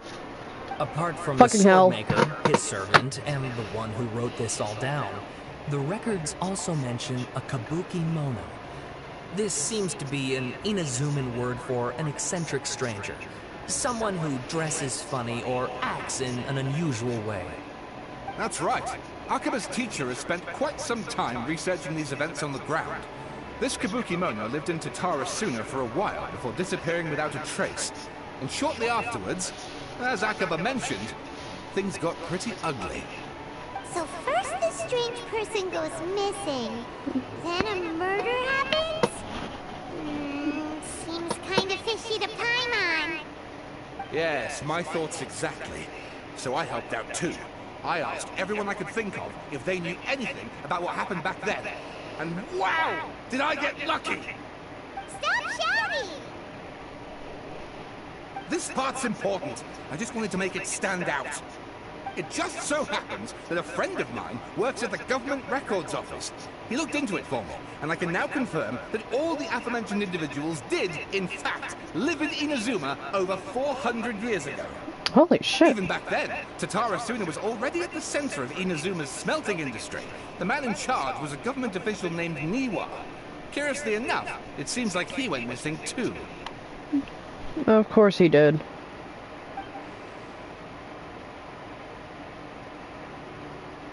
Wait, so there are 2 missing people in this story now? That's right! What's more, Niwa is a name with a lot of history to it. Have you ever heard of the great swordsmith clans of Inazuma? Oh, the swordsmiths? Yeah, like Ishin art and so on? Hold on.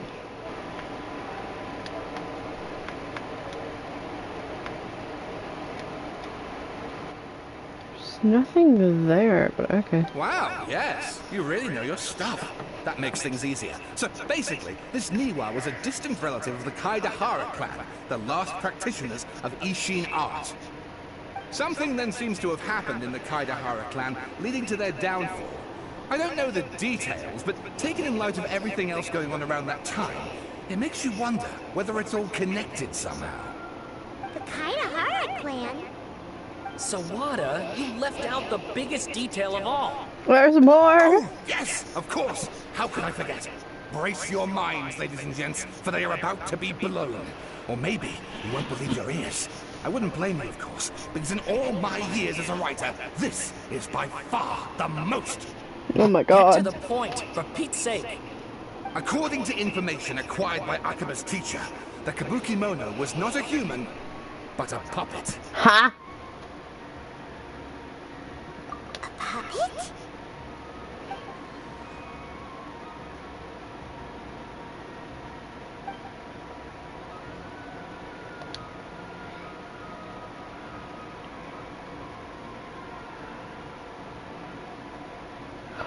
Oh, okay. So, holy shit. Yeah. Okay. Judging by the looks on your faces, you do know something after all.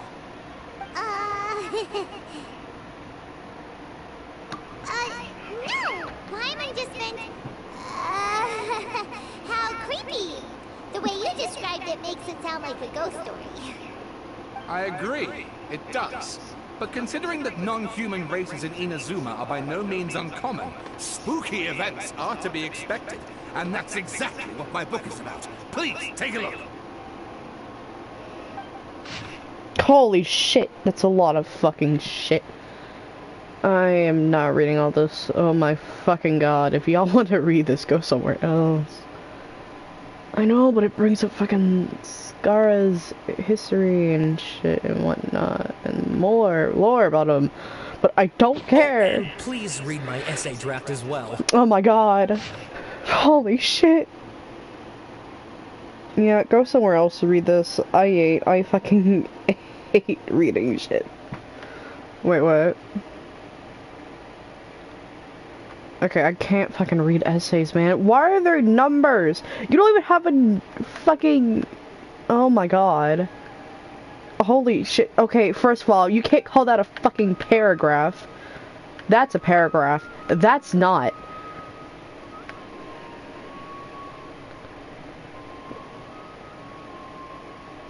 Oh my god.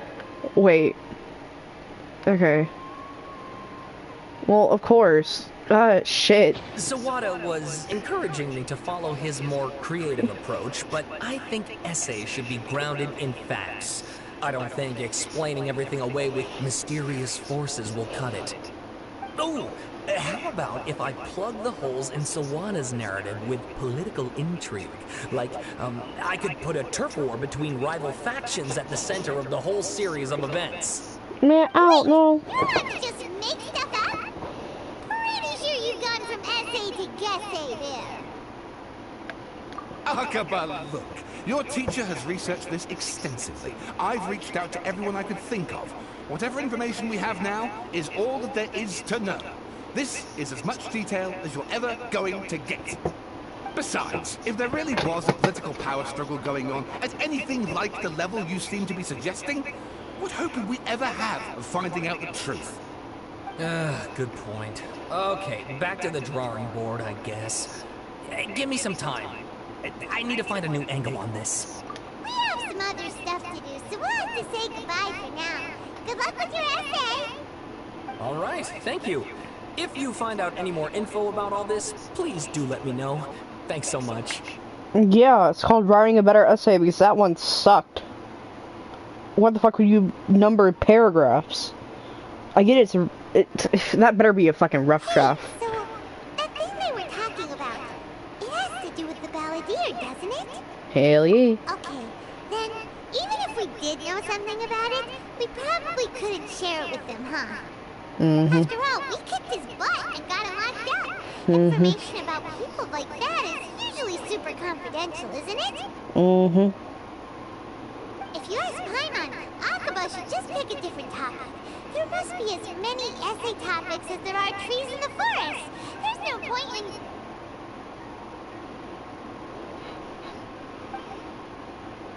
Oh, well. Hey, did you see that? He literally just went by. Over there. It looked like... There he goes. Balladeer! No, it can't have been. He got locked up. Oh, quick, let's catch up and see.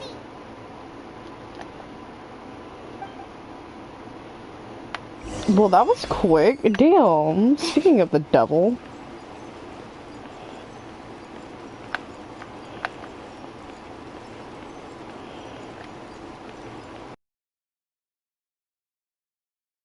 Oh, Kuni.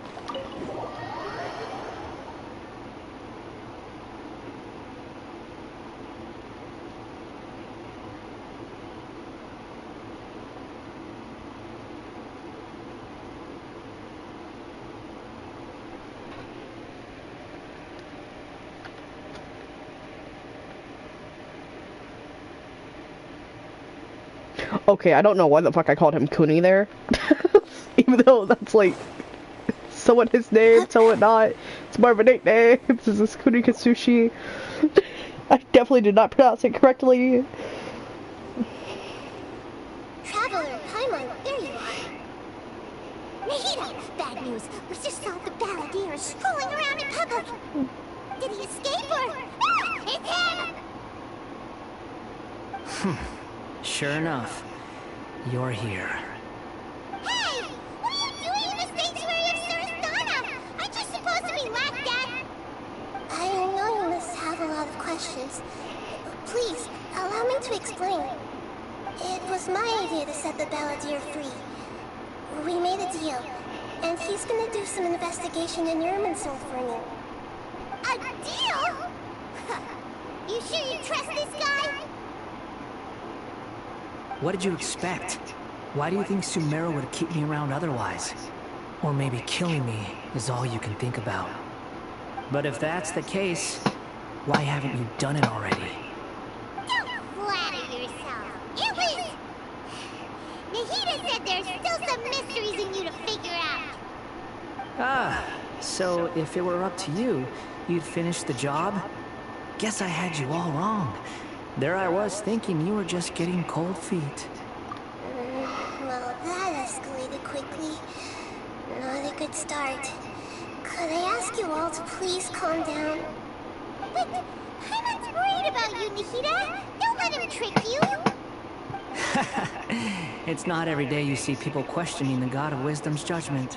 Just when you think you've seen it all.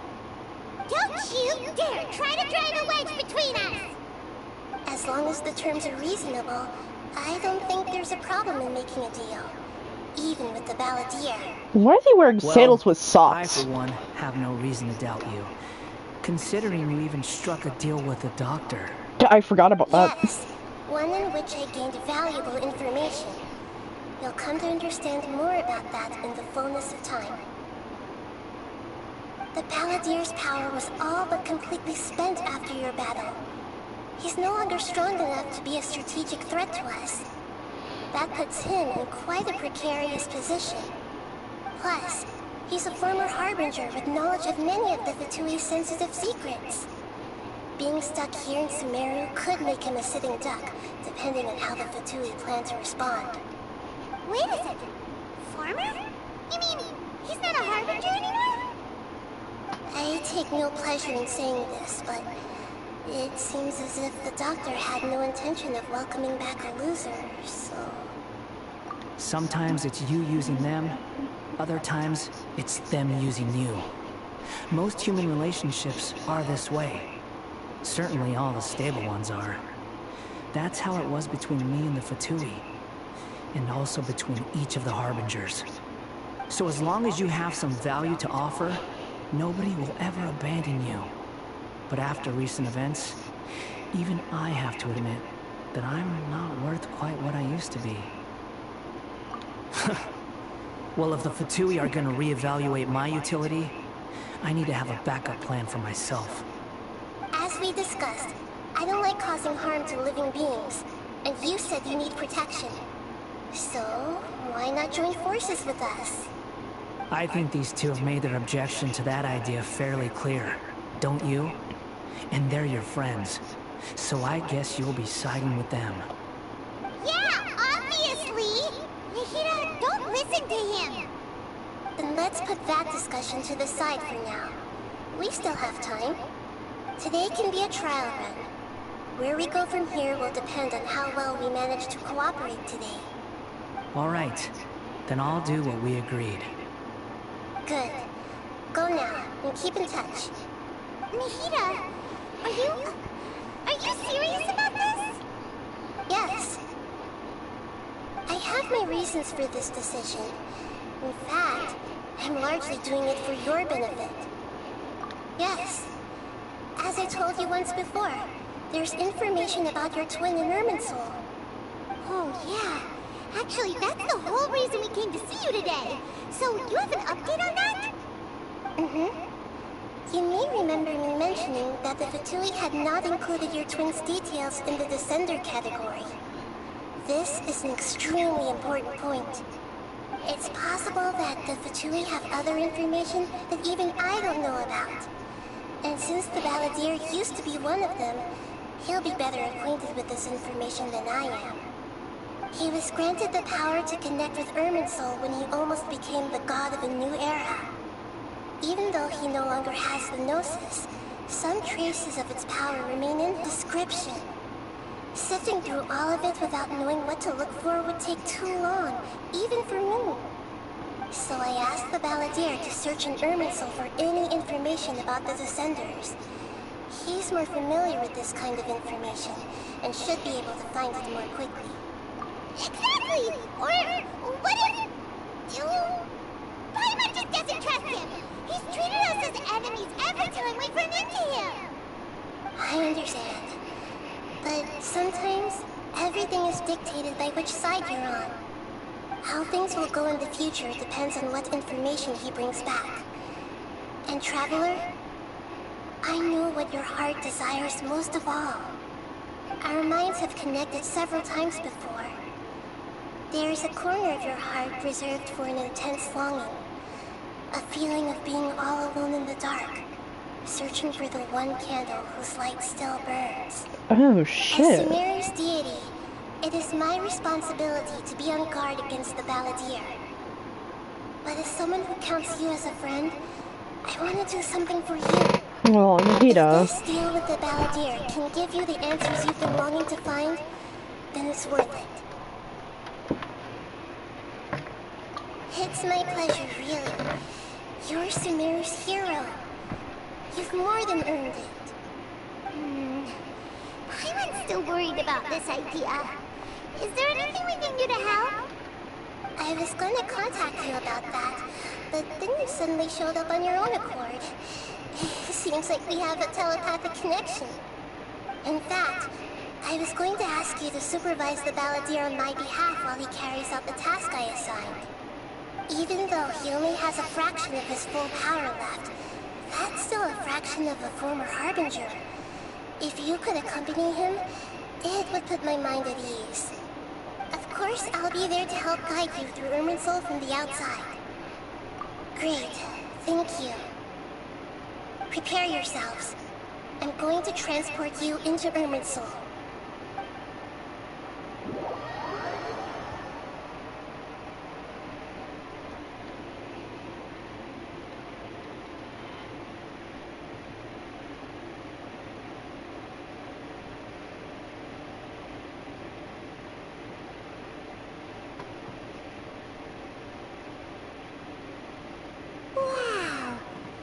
pretty different here compared to last time. Oh, shit. The colors are gentler. Guess that must be because Sumeru's at peace now.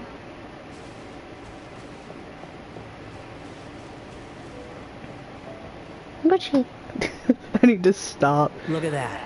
Hot on my heels. You know, you didn't have to cut your catch-up short just to keep me company. Oh, but I guess you panicked when you realized that I might enter Irminsul ahead of you. God, I need to stop calling him all these pet names, but it's so fucking funny. Shut your beak, jailbird! No way a prisoner gets to be so smart! I understand that prisoners have to put up with harassment from the guards, but right now, I'm on temporary release, so maybe you should think about backing off a little. Sounds like a successful rendezvous. I need to be quite clear about something. In a few moments, you'll be entering into the innermost region of Irminsul. It is an environment like no other, and the most important place in all of Sumeru. Unlike anywhere else, Irminsul's inner region consists exclusively of torrents of information. You must put aside your differences and be extremely careful as you navigate your way through. I know there are many grievances between you, on both sides, but it is essential that you remain calm after entry. This is as much for your own safety as anything else. Fine, let's go a truce. But only until this mission's over. Let's cut each other a little slack, shall we? We are going to be traveling together after all. Per my agreement with Lesser Lord Kusanali, I'll be at the front. It's my job to lead the way and get rid of any obstacles in our path. All you have to do is keep your pretty eyes open and try not to fall behind. You sure are confident. Paimon will give you that. You make it sound like you're even more experienced at adventuring than us. So that's where that line comes from? If there are no further objections, I suggest we get going. Or did you need some time to mentally prepare yourselves? Ugh, the snark on this guy. It's unbearable. We can start now. Irminsul access granted. Initiating connection procedure. Is this a small sapling? Oh, darn it! Come on, let's catch up with him.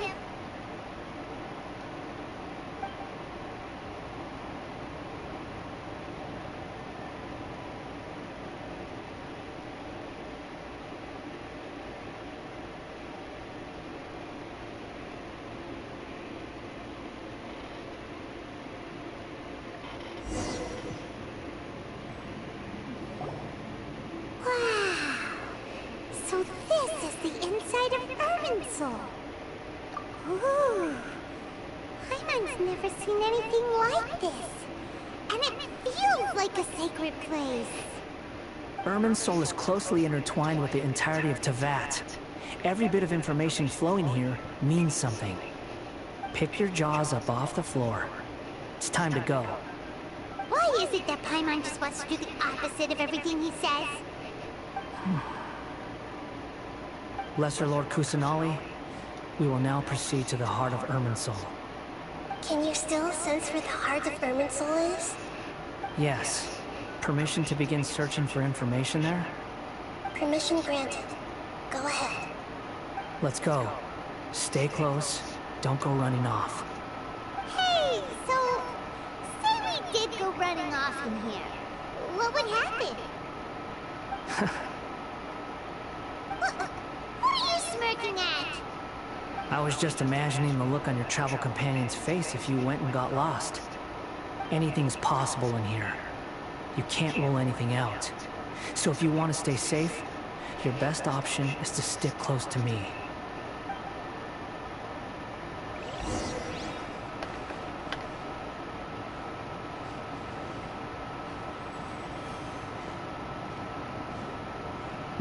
You literally have to walk through this all. Oh my god. Those are all packets of information from inside Irminsul. Be careful not to touch them. Oh, okay. My bad.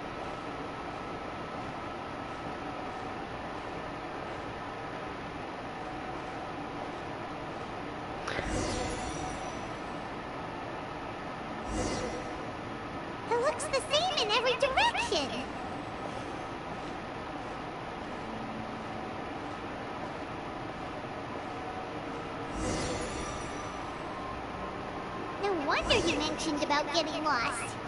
Huh. What do you know? He was actually telling the truth. Is he mocking me again? What is it this time? There's a time and a place to lie, but this definitely isn't it. So why don't you relax your guard a little?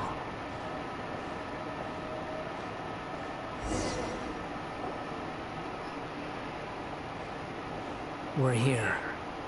What a huge tree!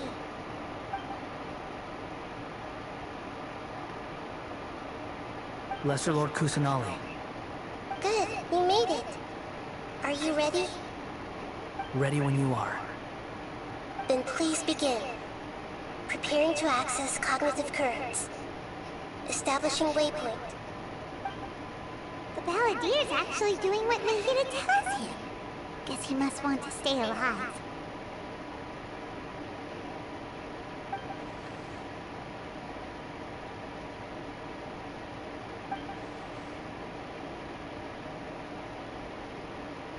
The rest is up to you. If you discover anything at all, make sure to share it with us. Will do.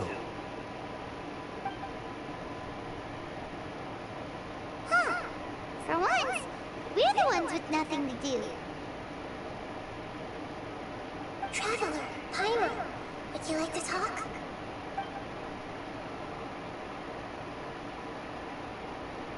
Yes, I've also invited Paimon to join.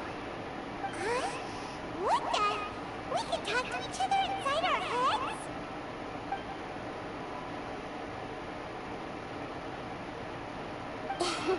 That's part of it. Plus, we're all friends. There's nothing wrong with us talking like this once in a while. Paimon's never tried this before. This is great! So, Paimon's been wanting to ask you something.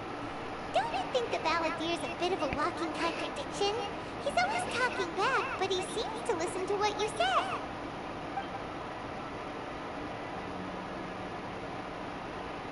As I've told you before, there are still some mysteries for him to resolve. Things that are clear as day to me, but that he has yet to understand.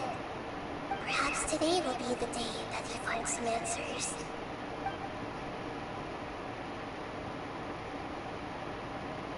Well done. Smart and attentive as always.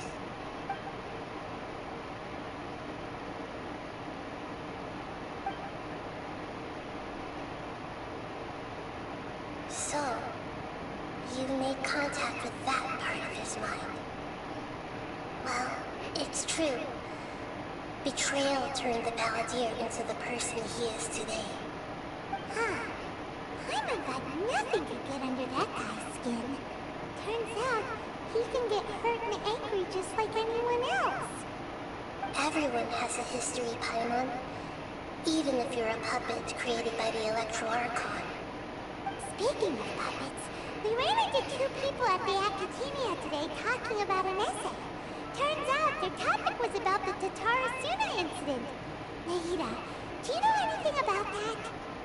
If you mean the mysterious events, the Kabuki Mono and so on, yes. I know about all of that. Really? Because from what they were saying, it sounded like lots of Tatarasuna's history is still unexplained. And most of the information we have now is just from people filling the gaps with their imagination. At least that's what they thought.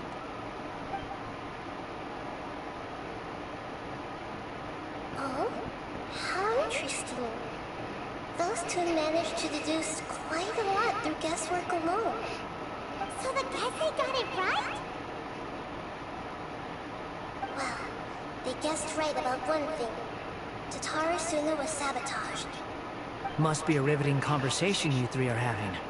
Funny how all the good ones happen when I'm not involved. What makes you think we're talking to each other? Don't insult me. You're having a private conversation without me. Obviously, I must be the topic of said conversation. Of course you do. You can't have your prisoner knowing too much. So, have you found anything yet? Still looking. Don't get your hopes up, though. You and your twin come from outside this world. It wouldn't surprise me if there was nothing on either of you in Irminsul at all. Wait! How did you know about that? Didn't Ahita tell you? It's not like we've never met before. And anyway, you're world famous. It'd be more surprising if I didn't know a few things about you. Right now, we have to keep the peace. I'm not interested in creating more misery for myself. And making cordial conversation is something I can manage. Huh?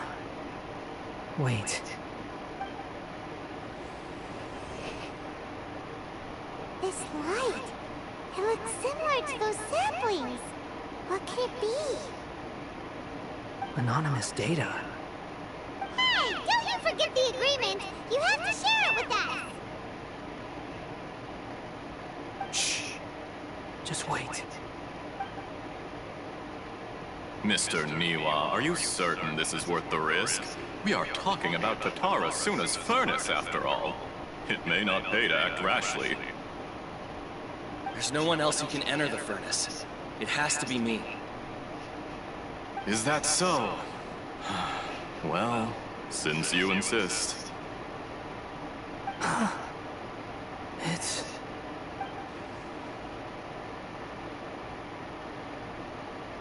Whoa!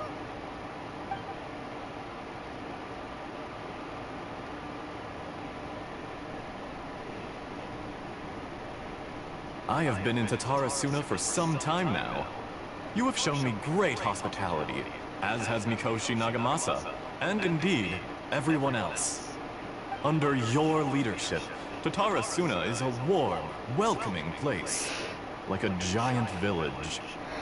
People are gainfully employed, their lives have purpose. They are motivated.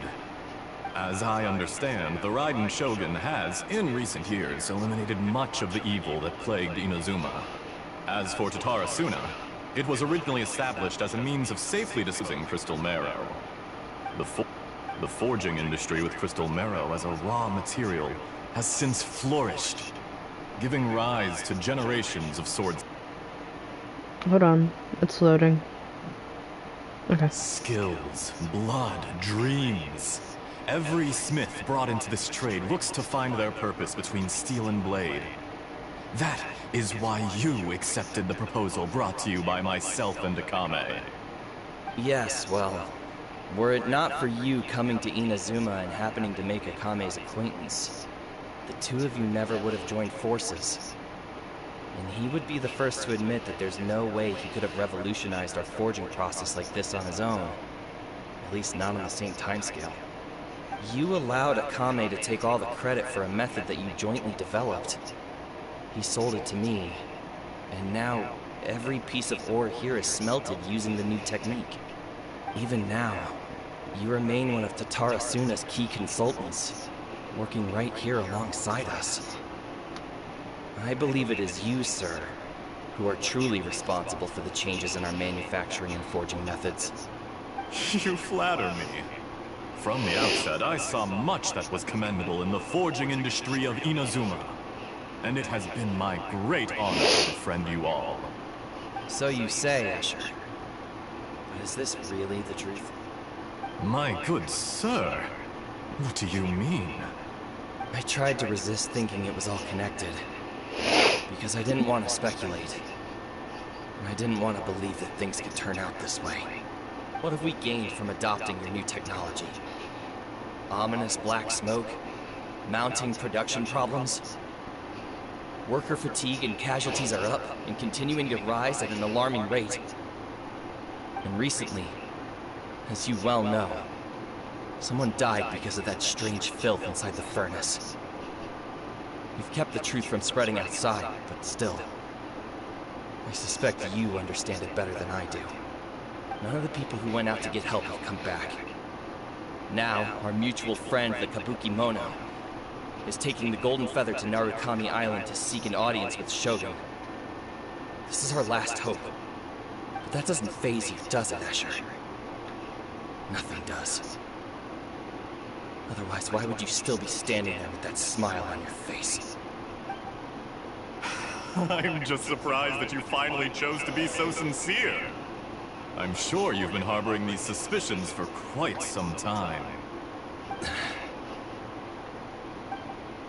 Mikoshi Nagamasa may have noticed that there was one common denominator among all these events. Namely you, Escher. But Mr. Mikoshi is more cautious than I. He does things by the book. After all, Nagamasa is the adopted son of Mikoshi Torachiyo, the yokai struck down by the Shogun's own hand. If he truly seeks to redeem his family's honor, an abundance of caution is well advised. You're well informed on the subtleties of his situation for a mechanic all the way from Fontaine. Are you sure you're not a little overqualified? Why, Mr. Niwa, are you suggesting I find a job as a diplomat? Sadly, I am so very attached to my craft. Enough, Escher. I'm here because an evil force is raging inside the furnace. And someone needs to take your new device inside the high-risk zone so we can absorb it and put an end to the problem. I'm in charge here. And I'm about to take some responsibility and head inside. Probably to my death. But what about you? What are you still doing here? Judging from the look in your eyes, you don't seem to trust me. Drop the act! We're past that now. Whoever you are, it looks like your plan to destroy Tatara Suna has worked. I just want to know what you're still doing here. What's left? Don't you have all your answers by now? Honestly, I'm just waiting for the right moment. Oh shit. A moment like this, where you finish talking and I stop you from entering the furnace. You!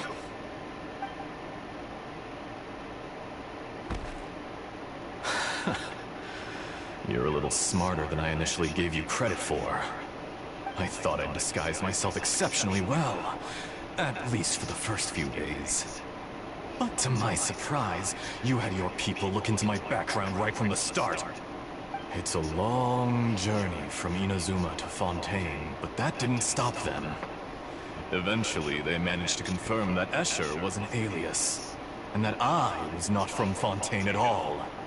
And yet, despite all of that, you still fail to realize my true identity, and what I seek in Tatara Suna.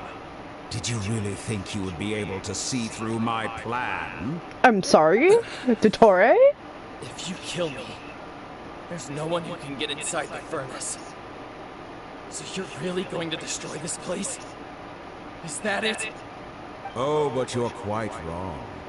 There is one other person. Some may not see him as a person, but you told him yourself. You're not a puppet. You're a human. You're just missing a heart. Whoever you're working for won't get away with this. They'll be found out. But this makes no sense. What are you really trying to accomplish by all this? Why go to all this trouble? It's no trouble at all. Patience is a virtue which I have in abundance. This is all part of a carefully controlled experiment. If you must know, I'm happy to divulge my true identity. I'm a Fatui Harbinger. Call me the Doctor. I knew what the voice sounds familiar. What do you want? Just to create a minor inconvenience for your nation. That's it. That's why you gave us your cursed technology? Just to let loose the evil energy from the crystal marrow? Look how even the righteous soul is filled with venom when faced with its demise.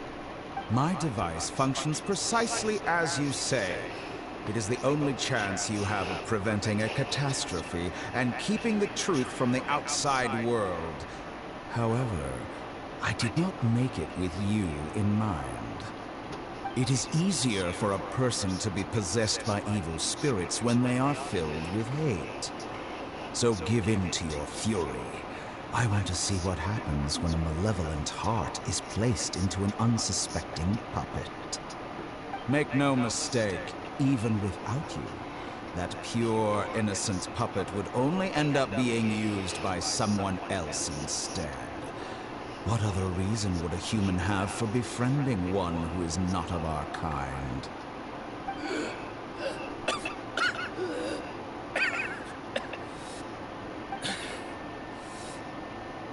If you give my heart, tell him that both Nagamasa and I see him as one of us. He has nothing to prove to anyone. Because not everyone just wants to use other people. The only ones who think like that are people like you. Oh shit. What a beautiful way to see the world. It almost makes me feel a little guilty. Then out of respect for you, I shall redefine myself. Think of me as a monster or a demon, if you wish. At least this way your death is not a consequence of your own folly turning you into an easy target. You simply lost to something more powerful than you could ever hope to defeat. I say, Mr. Miwa, let's see what happens. Will your puppet friend become a human? No, that will prove quite impossible. Mr. Miwa, already dead. What a pity.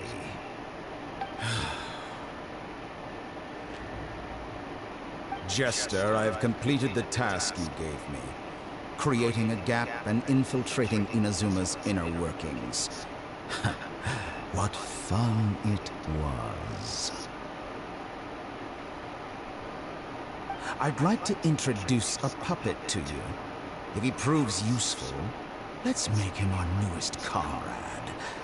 And if not, let's turn him to dust.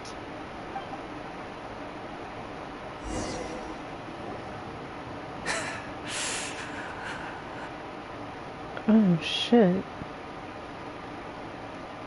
Hey, are you alright? Dottore.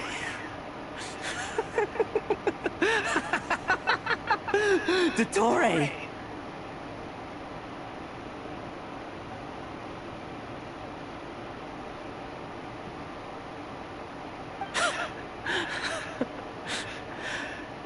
Good. Good. Was that the doctor? Did he turn into a mechanic from Fontaine? But why do we see things from his perspective? When I touched the doctor to confirm whether he'd eliminated all his segments, I read this memory in his mind. You have to admit, it must be the truth. Maybe so, but it means nothing. Does it? But this memory shows that Niwa didn't betray you. He never meant for you to be the one to take the device into the furnace. You know very well what that means. Even more so than I.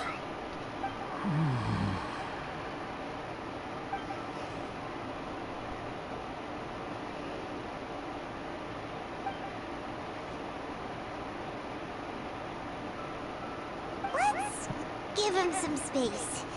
He looks really mad. Paimon doesn't want to be anywhere near him right now. We need to give him some time to process his emotions. Paimon's still confused about the Tatarasuna incident. So, the doctor was behind it, but why has that gotten him so worked up?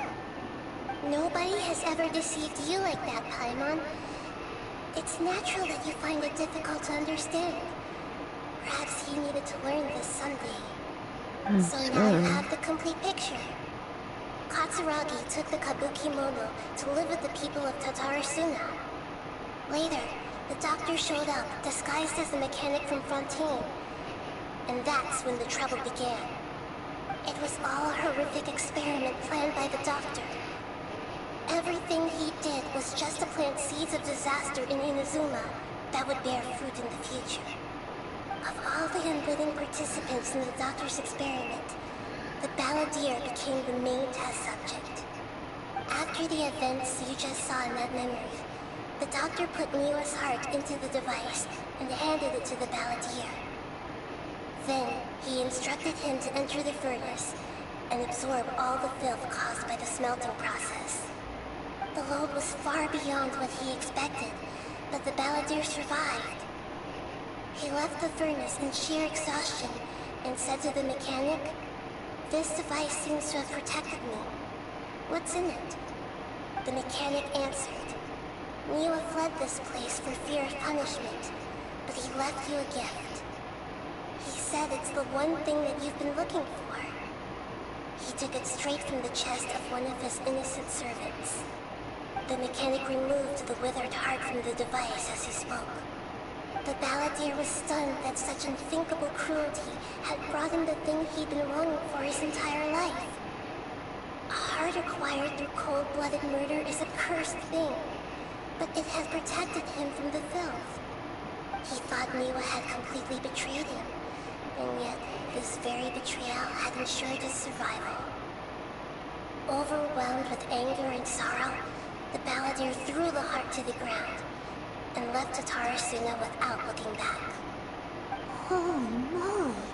So the doctor killed an innocent man and pinned everything on the victim? That's terrible.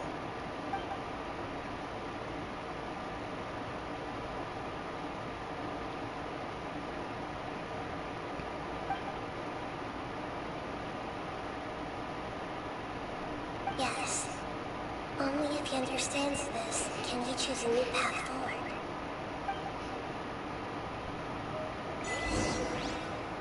Dottore, you brazen-faced... Niwa didn't run from justice. You killed him. Oh, Scara.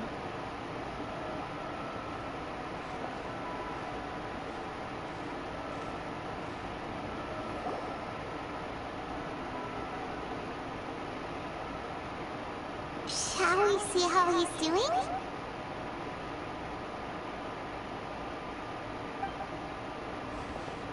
Hey, you alright? That's a scary expression.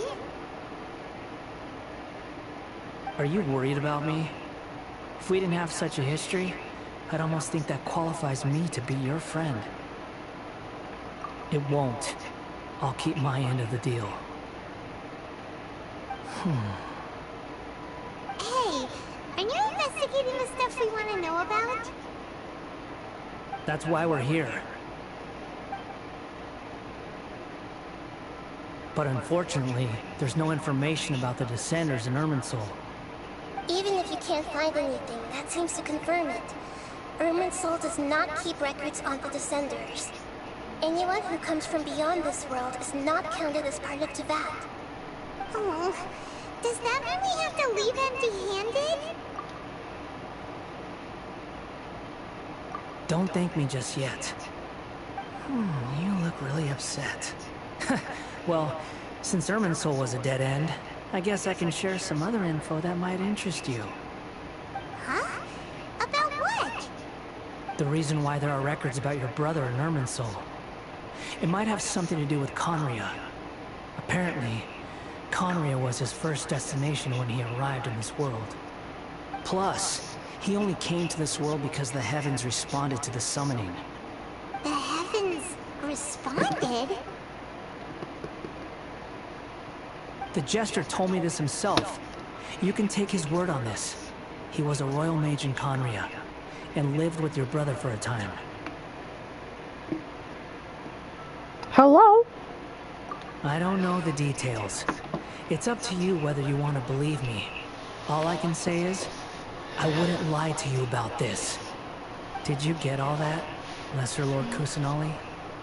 Yes. Oh my god. Astonishing news. Does this info count towards my mission? It wasn't from Irminsul, but was it valuable? Very valuable. Good. In that case, I'll take some time for myself now. Huh? What have you done? Lesser Lord Kusanali was right. My power's all but completely spent. Even if I use all of the divine power left in me, I can't sustain his shield for very long. I shared a secret with you, and now you owe me. So in return, I'd like you to answer a question for me. Give me your hand.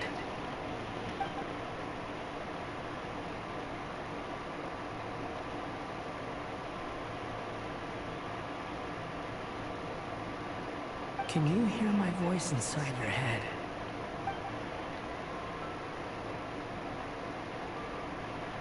No, I can't do anything like that anymore. At most, all I can do is exchange a few words with you. So tell me, in this world, is it possible to change the past?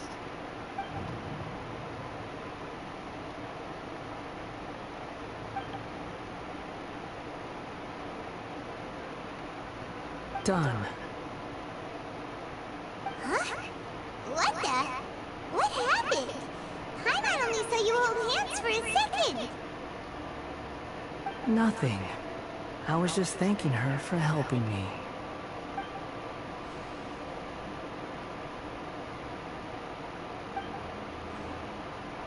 So long. I suggest you get yourselves out of here quickly. Where are you going? Hey, hold up! Didn't you say not to go running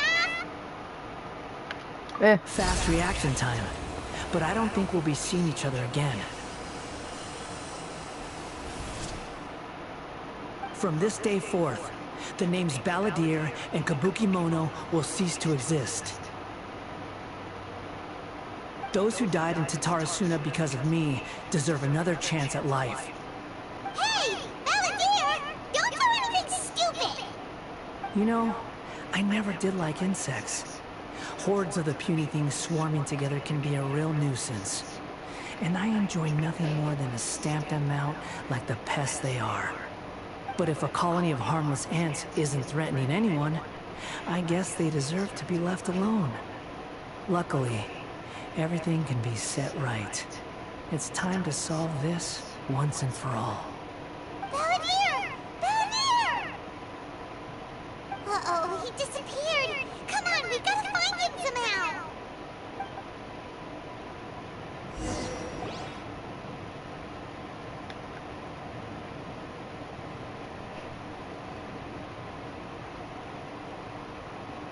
Oh no, he's really gone. Oh, can you hear me? Nihida! Traveler, Paimon, Balladeer, what happened just now? I was suddenly cut off by some kind of power. It was the Balladeer's fault. He shut you out.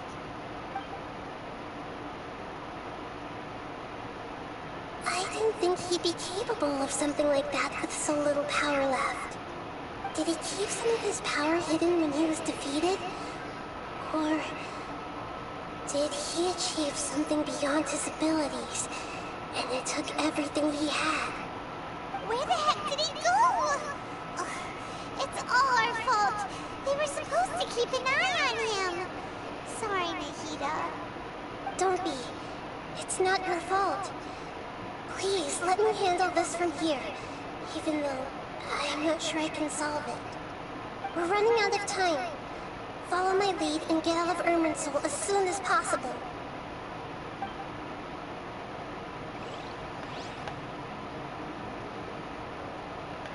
Can't really do that because I'm stuck.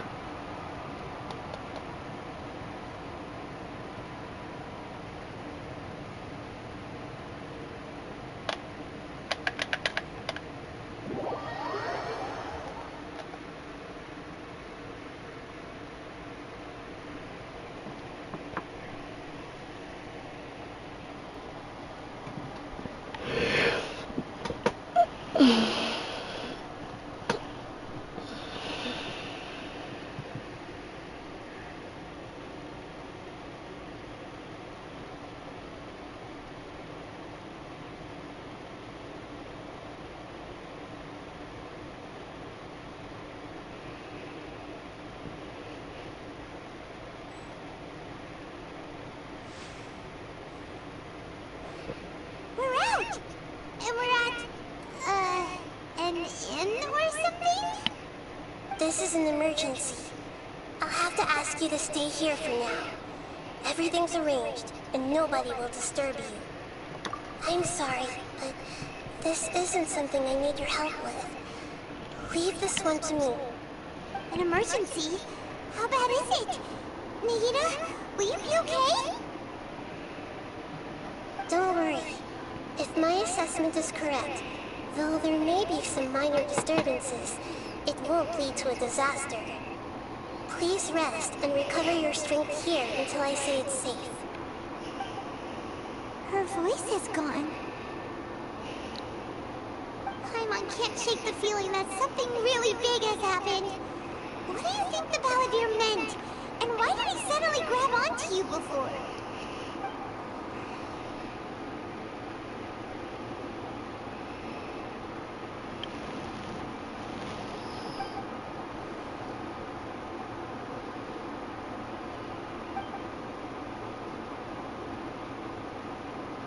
He wants to change the past? But surely that's impossible! Right! You can't just rewrite history! All that stuff happened already in real life! Actually, that's already happened. It's like... Dumbass. Imagine Paimon drank all the water in this inn. Even if no one was there to see it, Paimon would sure as heck remember drinking it! So... why does Paimon still have a bad feeling about this? Paimon can't help but feel scared about what he might do. Oh, Paimon's so confused. Huh? Sorry, Paimon accidentally... It's the Balladeer's fault for causing Paimon all this mental stress. But erasing yourself from history? It's unthinkable! Is that really possible in Irminsul? Uh-oh. Paimon's head is overheating from trying to understand what he's up to. And it's still not working. Paimon's had it with that little brat. He's been nothing but trouble ever since we met him. There's no way he'll actually succeed, right? Otherwise, won't everyone who's connected to him be affected too?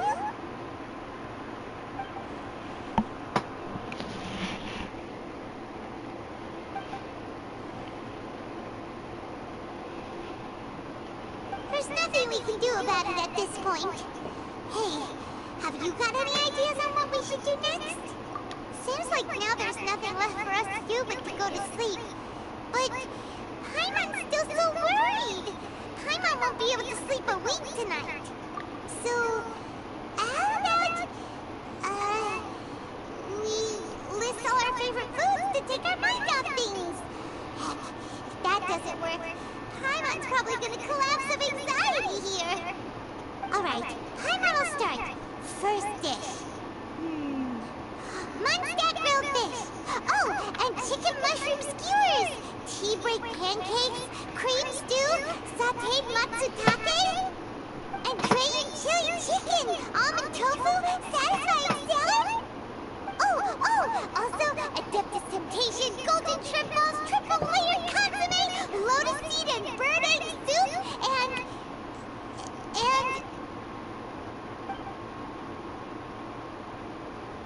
Anyone else got annoyed by hearing her? Oh god.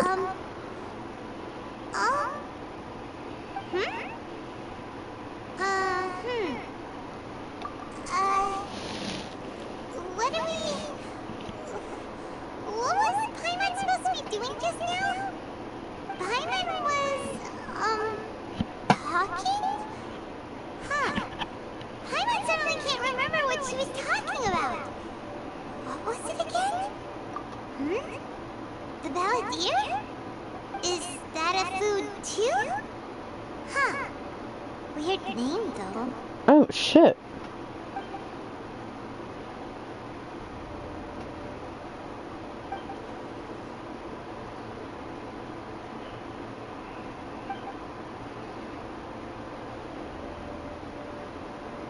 What's wrong? Your eyes are like saucers. Was it something Paimon said? So, the Balladeer. Is that someone's name? 'Cause it sounds like a nickname or something.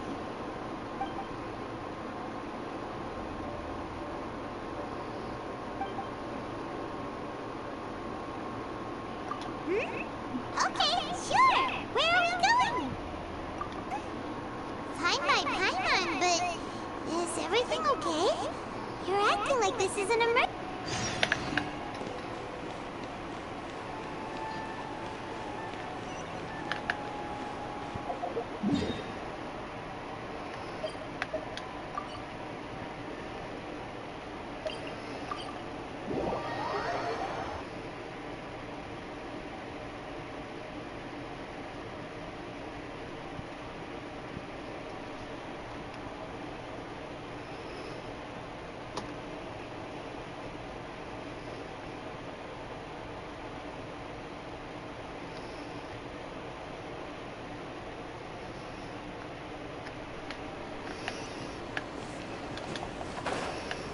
God, I thought we were done with going to Inazuma for today.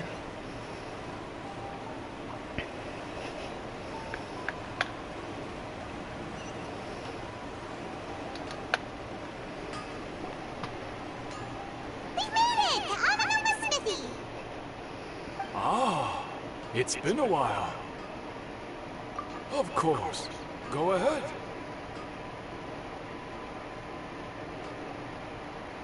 Oh.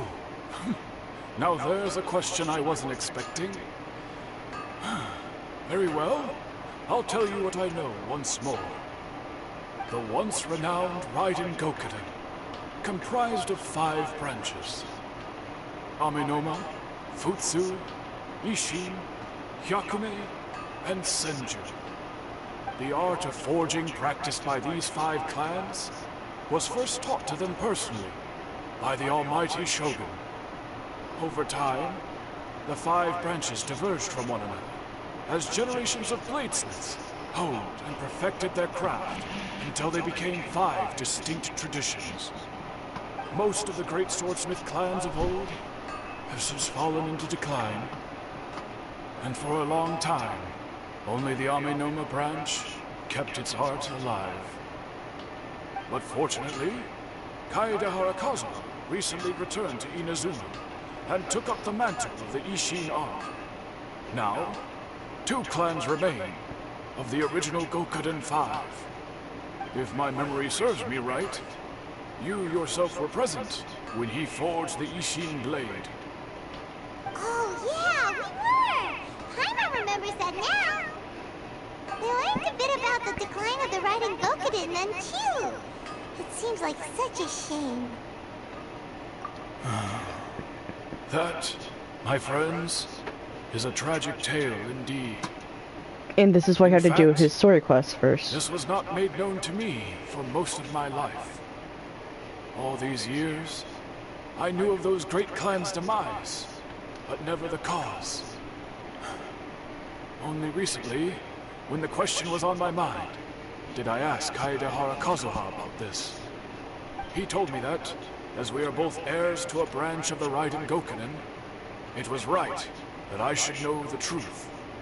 There is no harm in telling you, but I must warn you.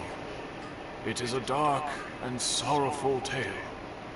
The Raiden Gokuden were the targets of a murderous rampage by a vengeful bladesmith. Vengeful? Why? 400 years ago, so I'm told, there was a catastrophic malfunction in Tatarasuna's furnace. One brave swordsmith heard the commotion and chose not to flee, but he rushed to the scene, hoping to prevent a disaster. Tatarasuna was home to a state-of-the-art forging and smelting operation in that day, and overseeing it was the armory officer. His surname was Niwa, though he had family ties to the Kaedehara clan. Knowing that they had just one chance to save countless lives, Mr. Niwa and the swordsmith leaped together into the furnace. The furnace quickly stabilized, but neither of them made it out.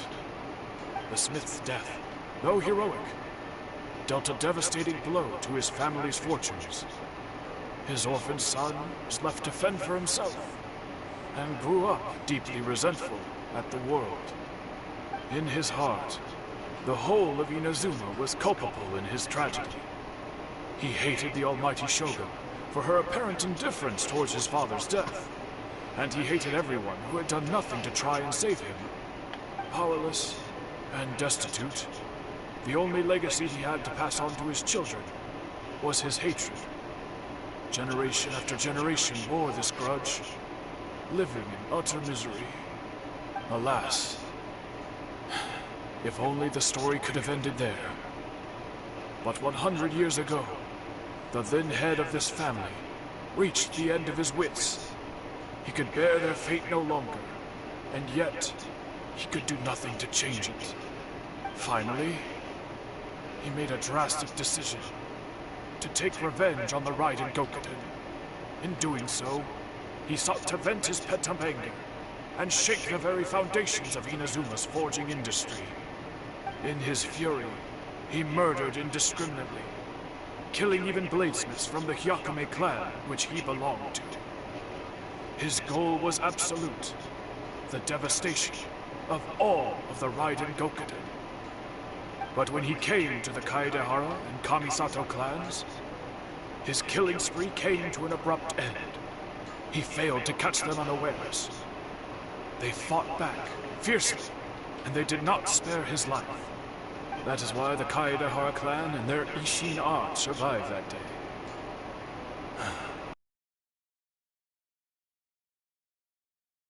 Circumstances?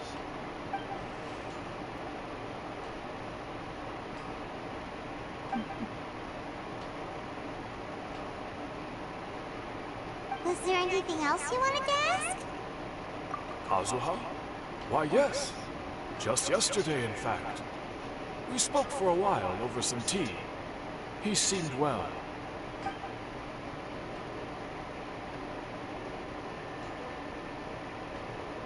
My pleasure. Don't tell Paimon. There are other places you want to visit too, right? Your expression says it all. You can't hide anything from Paimon. On to the next stop. Lead the way, traveler. Paimon will be right behind you.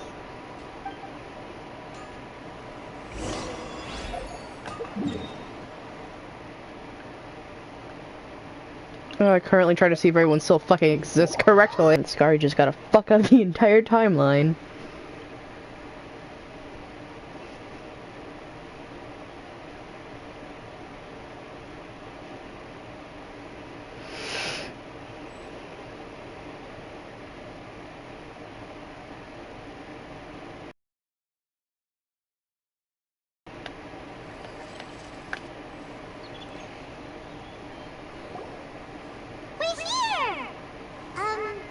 This is the Yashiro Commission's headquarters, so...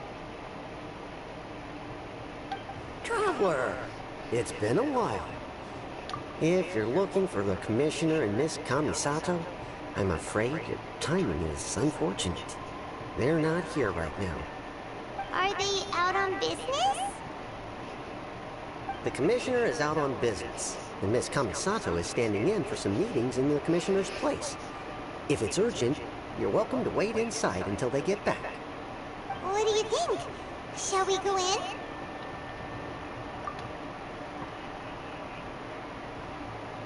If it were anyone else, I couldn't allow it. But seeing as you're so close with the Commissioner and Miss Kamisato, I think it should be okay. We'll be heading in then. Thanks!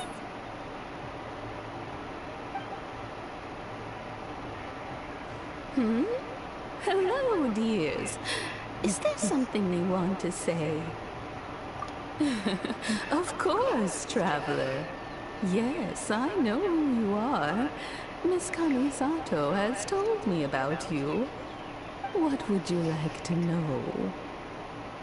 Oh, they're both very well indeed. Lately, Miss Kamisato has been rather busy attending all kinds of meetings and occasionally paying visits to some local organizations on the Commissioner's behalf. As for the Commissioner himself, Well, you know, busy as ever. That much hasn't changed.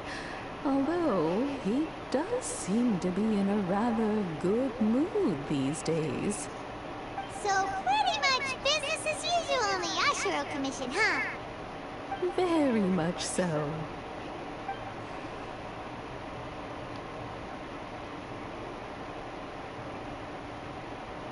Hold on.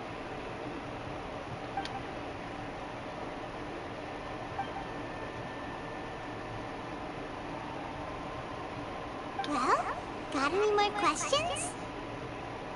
You're very welcome. In fact, I would love nothing more than for you to come and visit more often. But I'm sure you must be far too busy to have time for that. Miss Kamisato talks about you all the time. She seems so thrilled to have you as a friend, and she's always saying how talented you are and how much she admires you. Gay. I must say, many things in Inazuma seem to have taken a turn for the better since you arrived here. So you're not just Miss Kamisato's knight in shining armor, you know. You're a hero to us all. Stop, because that's the gayest shit I've ever read. Alright, goodbye for now. Where are we going next? Great! Goodbye, ma'am! Don't worry, we'll see ourselves out. All right then. Take care now. Hope to see you soon. Oh, are you two leaving already? Yep, everything's taken care of now. Don't worry. Very well. Safe travels. Goodbye.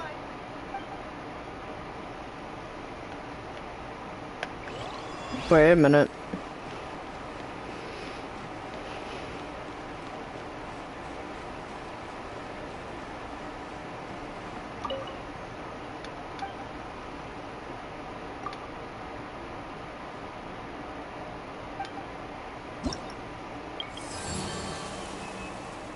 Nothing new. Okay.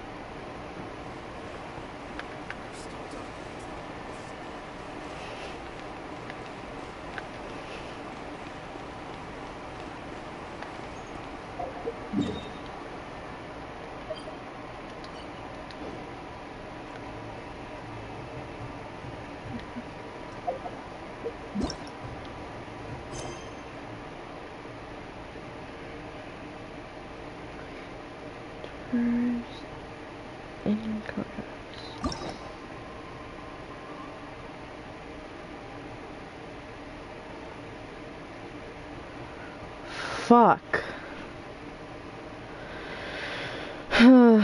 Okay, well, we gotta do Ito's story quest next. Great. That's absolutely beautiful. Yay. And this is why we get told to do story quests after story quests after fucking story quests. God. Alright, y'all. I hope you all have had a wonderful time here, along with a wonderful day and or night. YouTube has really pissed me off more than anything else in the fucking world, especially right now, how it keeps